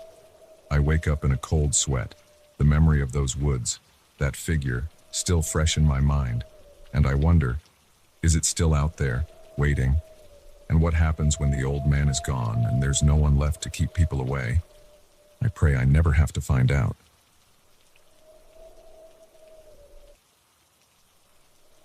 The sound of breaking glass shattered the eerie quiet of the empty bar. My heart leapt into my throat as I spun around, dish towel still in hand, to face the group of men who refused to leave. Their eyes gleamed with malicious intent in the dim light. And I knew in that moment that this shift was about to become a fight for survival. I'd been working at O'Malley's for about 6 months. It wasn't glamorous, but the late-night bartending gig paid well enough to cover my college tuition. Most nights were uneventful. A few regulars nursing their beers, maybe the occasional rowdy group that needed to be gently encouraged to head home. But nothing could have prepared me for what happened that night. It started like any other Tuesday. The usual crowd had trickled in and out, leaving behind a mess of empty glasses and peanut shells. By 1 a.m., the place was empty, save for a group of 5 men huddled in a corner booth. They'd been there for hours, getting progressively louder and more belligerent with each round. I'd already cut them off an hour ago, much to their vocal displeasure. Now, As I wiped down the bar and counted down the minutes until closing time, I could feel their eyes on me. The weight of their stares made my skin crawl. "All right, gentlemen," I called out, forcing a cheerful tone. "It's last call. Time to settle up and head out." The largest of the group, a burly man with a shaved head and arms covered in tattoos, stood up. He swayed slightly, steadying himself on the table. "We ain't going nowhere, sweetheart," he slurred. "The party's just getting started." I felt a chill run down my spine but kept my voice firm. "I'm sorry, but we're closed. I'm going to have to insist you leave." That's when he picked up his empty beer bottle and hurled it against the wall. The crash seemed to echo in the silent bar, punctuated by the man's harsh laughter. "What you gonna do about it, little girl?" he taunted. His friends joined in, their laughter a chorus of menace. I reached for my phone, intending to call the police, but the tattooed man was quicker. He vaulted over the bar with surprising agility for someone so intoxicated, knocking the phone from my hand. It skittered across the floor, disappearing under a table. Now, he said, his breath hot on my face. "Let's not involve the cops. This is between us." I backed away, my heart pounding. The other men were spreading out, blocking the exits. I was trapped. "Look," I said, trying to keep my voice steady. "Take whatever's in the till. I won't stop you. Just please, leave." The man chuckled, a sound devoid of any real humor. "Oh, we'll take the money, but that's not all we want." His intentions were clear in his leering gaze. Panic surged through me, but with it came a rush of adrenaline. I wasn't going down without a fight. I grabbed the first thing my hand touched, a bottle of expensive whiskey, and swung it with all my might. It connected with the side of the man's head with a satisfying thunk. He staggered back, more surprised than hurt, but it gave me the opening I needed. I vaulted over the bar, narrowly avoiding the grasping hands of one of his friends. My mind raced, searching for a way out. The front door was blocked, but there was a back exit through the kitchen. If I could just reach it, I sprinted towards the kitchen, dodging tables and chairs. Behind me, I could hear the men shouting, their heavy footsteps giving chase. I burst through the swinging doors into the kitchen, my eyes frantically scanning for a weapon. My hand closed around the handle of a heavy cast-iron skillet. Just as the first man entered the kitchen, I swung without hesitation, the pan connecting with his face with a sickening crunch. He went down hard, but there was no time to feel relieved. The others were right behind him. I backed up, wielding the skillet like a shield. "Stay back," I yelled, my voice sounding braver than I felt. The tattooed man appeared in the doorway, blood trickling from where the whiskey bottle had struck him. His eyes were cold with rage. "You're gonna pay for that, bitch," he snarled. He lunged at me, but his movements were slowed by alcohol and anger. I sidestepped, bringing the skillet down on his outstretched arm. He howled in pain, stumbling into a rack of pots and pans. The resulting crash was deafening in the confined space. I used the distraction to make a break for the back door. My fingers fumbled with the lock, precious seconds ticking by as I struggled to open it. Just as I felt the bolt slide free, a hand grabbed my hair, yanking me backward. I cried out in pain as I was spun around, coming face to face with one of the other men. His breath reeked of alcohol as he leered at me. "Where do you think you're going?" he sneered. In that moment, something in me snapped. All the fear, all the anger, it crystallized into a white-hot fury. I brought my knee up hard, connecting solidly with his groin. As he doubled over, I smashed the skillet into the side of his head. He crumpled to the floor, unmoving. The back door burst open, cool night air rushing in. For a split second, I thought it was my salvation. Then 2 more men entered, blocking my escape route. I was outnumbered and cornered, but I wasn't giving up. I brandished the skillet, my eyes darting between the newcomers and the tattooed man, who was struggling to his feet. "I don't want to hurt anyone else," I said, my voice shaking. "Just let me go." The tattooed man laughed, a harsh, grating sound. "Oh, you've done it now, girl. We were just gonna have some fun." But now we're going to teach you a lesson you'll never forget." They began to close in, forming a half circle around me.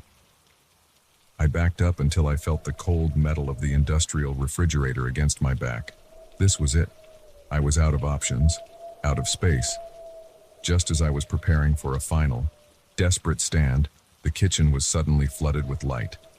We all froze, blinking in the sudden brightness. "Police, nobody move." I've never been so relieved to hear those words in my life. The kitchen was suddenly swarming with officers, their guns drawn. The men were quickly subdued, handcuffed, and led away. As the adrenaline began to fade, I felt my legs give out. I slid down the fridge, sitting heavily on the floor. A female officer knelt beside me, her face etched with concern. "Are you all right, miss?" she asked gently. I nodded, not trusting my voice. She helped me to my feet and led me out of the kitchen. The bar was now bustling with activity, officers taking statements, paramedics tending to the injured men. As I sat in the back of an ambulance, a shock blanket draped over my shoulders, the reality of what had happened began to sink in. I'd faced down 5 violent men and survived. More than survived. I'd fought back. The next few weeks were a blur of police statements and court appearances. The men were charged with attempted assault, among other things. Their records showed a history of similar incidents. I'd likely saved future victims by standing up to them. I didn't go back to bartending after that night. The owner of O'Malley's understood, even offered to help me find a day job. But the experience had changed me in ways I was only beginning to understand. I enrolled in self-defense classes, then branched out into various martial arts. I found a strength in myself I never knew I had. Eventually, I started teaching other women how to protect themselves, how to find their own inner strength. Sometimes, late at night, I still hear the sound of that bottle smashing against the wall. I still feel the terror of being cornered, outnumbered. But those memories no longer paralyze me. Instead, they remind me of what I'm capable of when pushed to my limits. That night in the bar was the worst experience of my life. But it was also the night I discovered my true strength. And for that, in a strange way, I'm almost grateful. Now, when I look in the mirror, I don't see a victim. I see a survivor, a fighter. And I know that no matter what life throws at me, I have the strength to face it head on.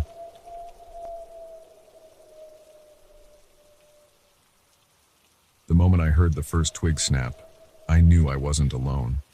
The forest, which had seemed so peaceful just moments ago, suddenly felt sinister. As darkness fell and unfamiliar voices echoed through the trees, I realized with growing horror that I wasn't just lost, I was being hunted. It was supposed to be a simple day hike.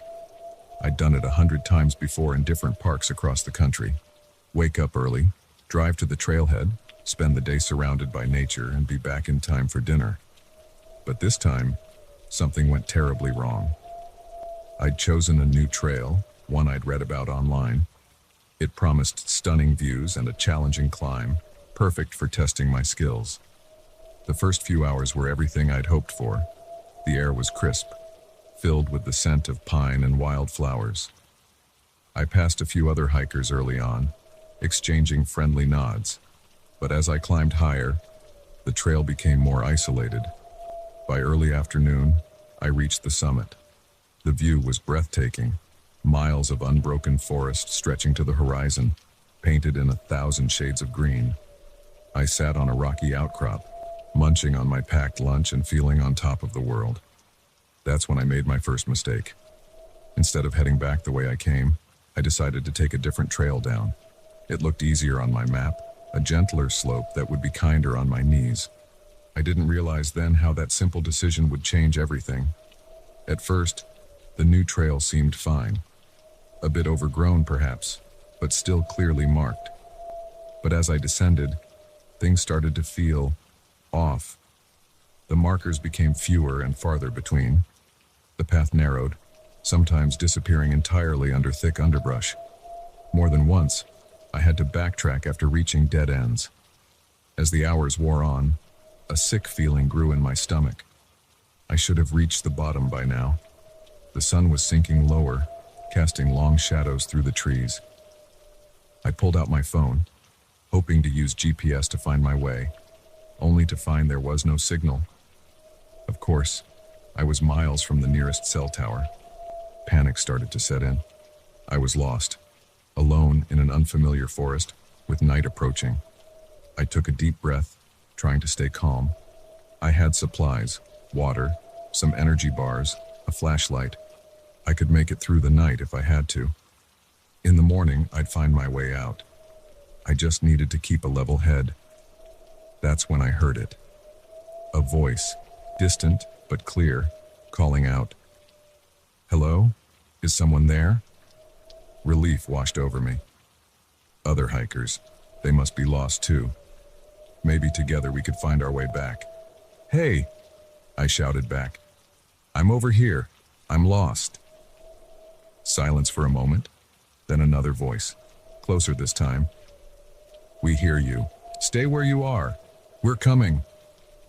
I waited, heart pounding with a mixture of fear and hope. The voices grew closer, and I could hear the sound of people moving through the underbrush. But as they approached, something felt wrong. The way they were calling to each other, it didn't sound like lost hikers. It sounded like they were coordinating, almost like a hunt. Ice ran through my veins as I realized my mistake. These weren't rescuers. They weren't even fellow hikers. They were something else entirely, and I had just given away my position. I didn't wait to see who or what was coming for me. I ran. Branches whipped at my face as I crashed through the forest. I could hear them behind me now, no longer bothering to hide their pursuit. Shouts echoed through the trees, getting closer no matter how fast I ran. "She went this way. Don't let her reach the river. Spread out. Cut her off." River? What river? I hadn't seen any river on my map. But right now, a river sounded like salvation. If I could reach it, maybe I could follow it downstream, find help. I ran blindly, my lungs burning, heart pounding in my ears. The light was fading fast now, the forest around me turning into a maze of shadows. More than once I stumbled, barely catching myself before I fell. And still they came, always behind me, always getting closer. Just when I thought I couldn't run another step, I heard it, the faint sound of rushing water. The river. I pushed myself harder, hope giving me a final burst of speed. I burst out of the tree line onto a rocky bank. The river stretched before me, wide and fast-flowing. Too wide to cross safely, especially in the growing darkness. But it was my only chance. I was about to plunge in when a voice rang out, closer than ever. "Stop right there." I spun around. A man emerged from the trees, then another and another. Soon I was surrounded by a group of men, all dressed in dark clothing, all carrying... Were those guns? Well, one of them said, stepping forward. He seemed to be the leader, older than the others, with a face weathered by years in the outdoors. "Looks like we caught ourselves a lost little lamb." "Please," I gasped, still trying to catch my breath. "I'm just a hiker. I got lost. I don't want any trouble." The man laughed, a cold sound that sent chills down my spine. "Oh, you're in trouble, all right. You see, these are our woods, and we don't take kindly to trespassers." "I didn't know," I said, my mind racing. "I'll leave. Just let me go, and I'll never come back." He shook his head, a cruel smile playing on his lips. "I'm afraid it's not that simple. You see, we have a tradition in these parts, a way of dealing with folks who wander where they don't belong." The other men were closing in now, forming a tight circle around me. I could see the excitement in their eyes, the anticipation. This was a game to them, and I was the prey. "What do you want from me?" I asked, hating how my voice trembled. The leader's smile widened. "We're going to give you a sporting chance, a head start, if you will. You run and we hunt. If you can make it out of these woods by sunrise, you're free to go. If not, He left the sentence unfinished, but his meaning was clear. I looked around desperately, searching for a way out, but there was nowhere to go. The men blocked the way back into the forest, and behind me was the river. Too wide, too fast, too dangerous. "You have 1 minute," the leader said, checking his watch. "I suggest you make it count." For a moment, I stood frozen, unable to believe this was happening. Then survival instinct kicked in. I turned and ran, not towards the forest where they could easily track me, but along the riverbank. If I could just find a narrower spot, maybe a bridge. Behind me, I heard the leader's voice, calling out like this was some sort of demented party game. "Ready or not, here we come."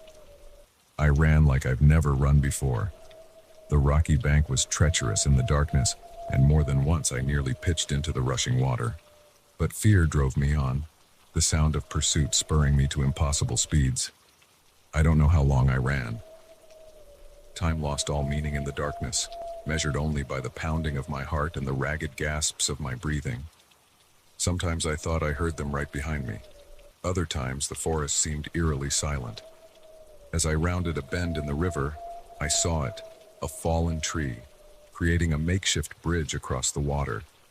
It was risky, the trunk slick with moss and spray from the river, but it was my only chance. I scrambled onto the log, inching my way across. The river roared beneath me, ready to sweep me away if I made one wrong move. I was halfway across when I heard shouts from the bank.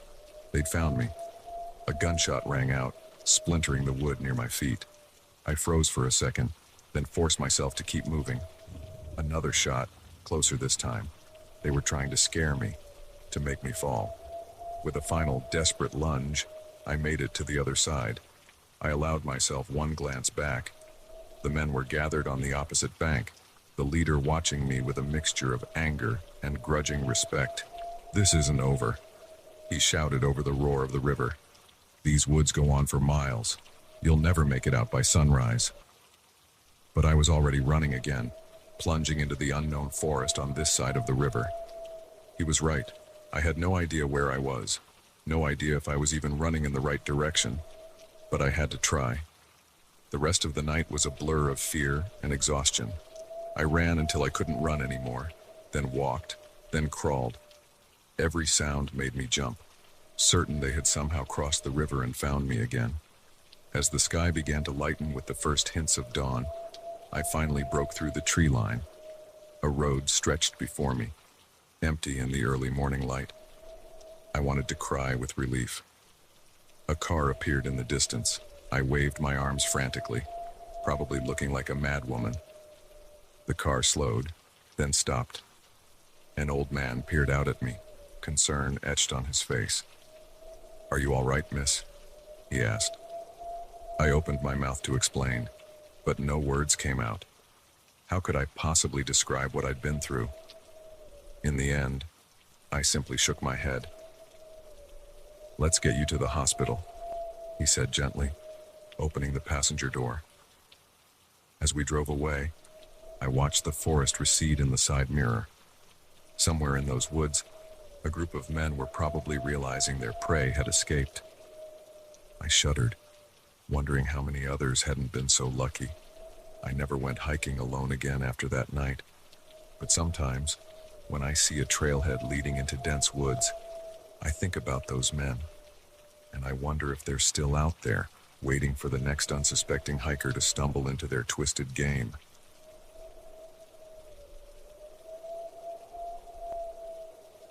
The moment I saw the gleam in the old woman's eyes as she locked the bedroom door, I knew we'd made a terrible mistake. This wasn't just a quaint bed and breakfast run by an eccentric couple. It was a trap, and we had walked right into it. It all started as a spontaneous weekend getaway. My girlfriend, Lisa, and I had been dating for about a year, and we decided to celebrate our anniversary with a trip to the countryside. We wanted something different from the usual tourist spots, so when we stumbled upon an ad for a charming bed and breakfast nestled in the rolling hills of a remote valley, it seemed perfect. The place was called Willow Creek Inn, and the website showed pictures of a Victorian-style house surrounded by lush gardens. The rates were surprisingly affordable, and the reviews, though few, were glowing. We booked it without a second thought. The drive out was beautiful. We left the city behind, watching as towering skyscrapers gave way to farmland and then dense forests. As we wound our way deeper into the valley, I couldn't shake a growing sense of isolation. We hadn't passed another car in over an hour, and our cell phones had lost signal miles back. "Are you sure this is the right way?" Lisa asked, peering at the handwritten directions we'd printed out. I nodded, though I was starting to have doubts myself. The website said it was pretty remote. Part of the charm, right? Just as we were considering turning back, we rounded a bend and there it was. Willow Creek Inn looked exactly like the photos. A grand old house with a wide porch, surrounded by weeping willows. It was like stepping back in time. An elderly couple emerged from the front door as we pulled up. They introduced themselves as George and Martha, the owners. They were the picture of small-town hospitality, all warm smiles and folksy charm. "We're so glad you found us," Martha said, her eyes crinkling at the corners. "We don't get many visitors these days." George grabbed our bags before I could protest, surprisingly spry for a man his age. "Let's get you two lovebirds settled in," he said with a wink. The inside of the inn was like a museum. Antique furniture, faded photographs on the walls, even an old gramophone in the corner.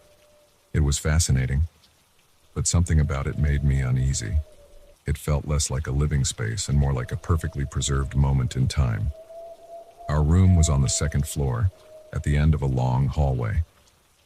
George set our bags down and Martha fussed with the curtains, chattering away about the history of the house. "This room has a special history," she said, her voice taking on an almost reverent tone. "So many happy couples have stayed here over the years. Some say the room itself is blessed with love." I shared a bemused look with Lisa. It was a bit much, but hey, it was all part of the experience, right? "Dinner will be at 7, George announced. "We eat together here like family." With that, they left us to unpack. As soon as the door closed, Lisa flopped onto the bed with a giggle. "Okay, this place is weird," she said, "but kind of adorable, right?" I nodded, but I couldn't shake a nagging feeling that something was off. "Yeah, it's charming." We freshened up and headed down for dinner. The dining room was as ornate as the rest of the house, with a long table set for 4. George and Martha joined us, serving a hearty meal of pot roast and vegetables. The conversation was pleasant enough, mostly George and Martha sharing stories about the area and past guests. But there was something odd about the way they talked, as if they were reciting lines from a script. "So, how long have you two been running this place?" I asked during a lull. Martha and George exchanged a quick glance. "Oh, goodness," Martha said with a laugh. "It feels like forever, doesn't it, dear?" George nodded. Time has a way of blending together out here. It wasn't really an answer, but before I could press further, Martha stood up abruptly. "Who's ready for dessert?" After dinner, we retired to our room. Lisa was charmed by the whole experience, but I couldn't shake my unease. "Don't you think they're a little odd?" I asked as we got ready for bed. Lisa shrugged. "They're old and they live in the middle of nowhere. Of course they're a little eccentric." I tried to let it go, but sleep didn't come easily. The house creaked and groaned in the night, and more than once I thought I heard footsteps in the hallway. The next morning, we came down to find breakfast already laid out, but there was no sign of George or Martha. "Hello," I called out. No answer. We ate in uncomfortable silence, the only sound the ticking of an old grandfather clock. As we finished, Martha appeared as if out of thin air, making us both jump. "I hope you slept well," she said, that same fixed smile on her face. "George is out tending the grounds. I thought perhaps you'd like a tour of the house." The tour was unsettling. Every room seemed frozen in time, perfectly preserved but untouched. And Martha's commentary was strange, talking about past guests as if they were still here. "This was little Timmy's favorite spot," she said, gesturing to a window seat. "He would sit here for hours, watching for his parents to return." "Was Timmy another guest?" Lisa asked. Martha's smile faltered for just a moment. "Oh yes, from long ago. Such a dear boy." As the tour went on, I began to notice something else. There were no modern amenities anywhere, no TV, no radio, not even a telephone that I could see. We ended up back in the entrance hall, where George was waiting for us. "Beautiful day for a walk," he announced. "Why don't you two go explore the grounds? But be sure to stay on the paths. It's easy to get turned around out there." The warning in his voice was clear. Don't wander too far. Outside, Lisa and I finally had a chance to talk privately. "Okay, you're right," she admitted. "This place is weird. Maybe we should leave early." I nodded, relieved she was on the same page. "Let's pack up and go after lunch. We can make up an excuse about work or something." But when we returned to the house, things took a turn from unsettling to terrifying. Our room had been tidied while we were out. Our bags were unpacked, our clothes put away in ancient dressers, and our car keys, which I distinctly remembered leaving on the bedside table, were nowhere to be found. "George! Martha!" I called out, trying to keep the panic out of my voice. "We seem to have misplaced our keys." Martha appeared in the doorway, that same placid smile on her face. "Oh dear, how careless. But not to worry. You don't need to leave. You're home now."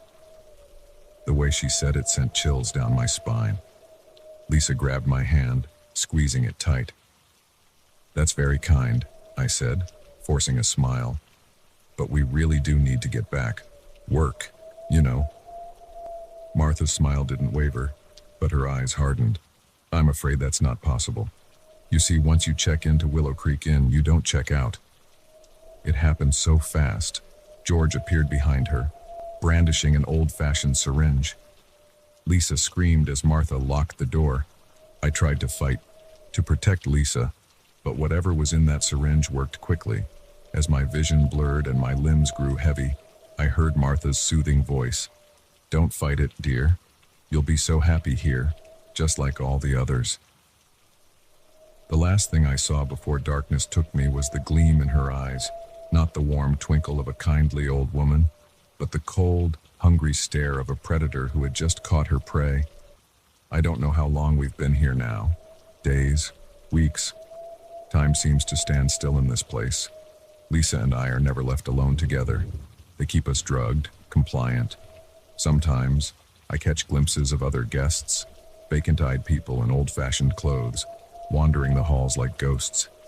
I try to fight it, to hold on to my memories, my sense of self, but it's getting harder. The drugs, the constant smiling faces of George and Martha, the endless routine of meals and tours and sitting in the parlor, it's wearing me down. But I haven't given up. Not yet. I'm writing this down, hiding it in the one place they never look, inside the ancient gramophone in the corner of our room. If you're reading this, it means you found yourself in Willow Creek Inn. And if that's the case, God help you.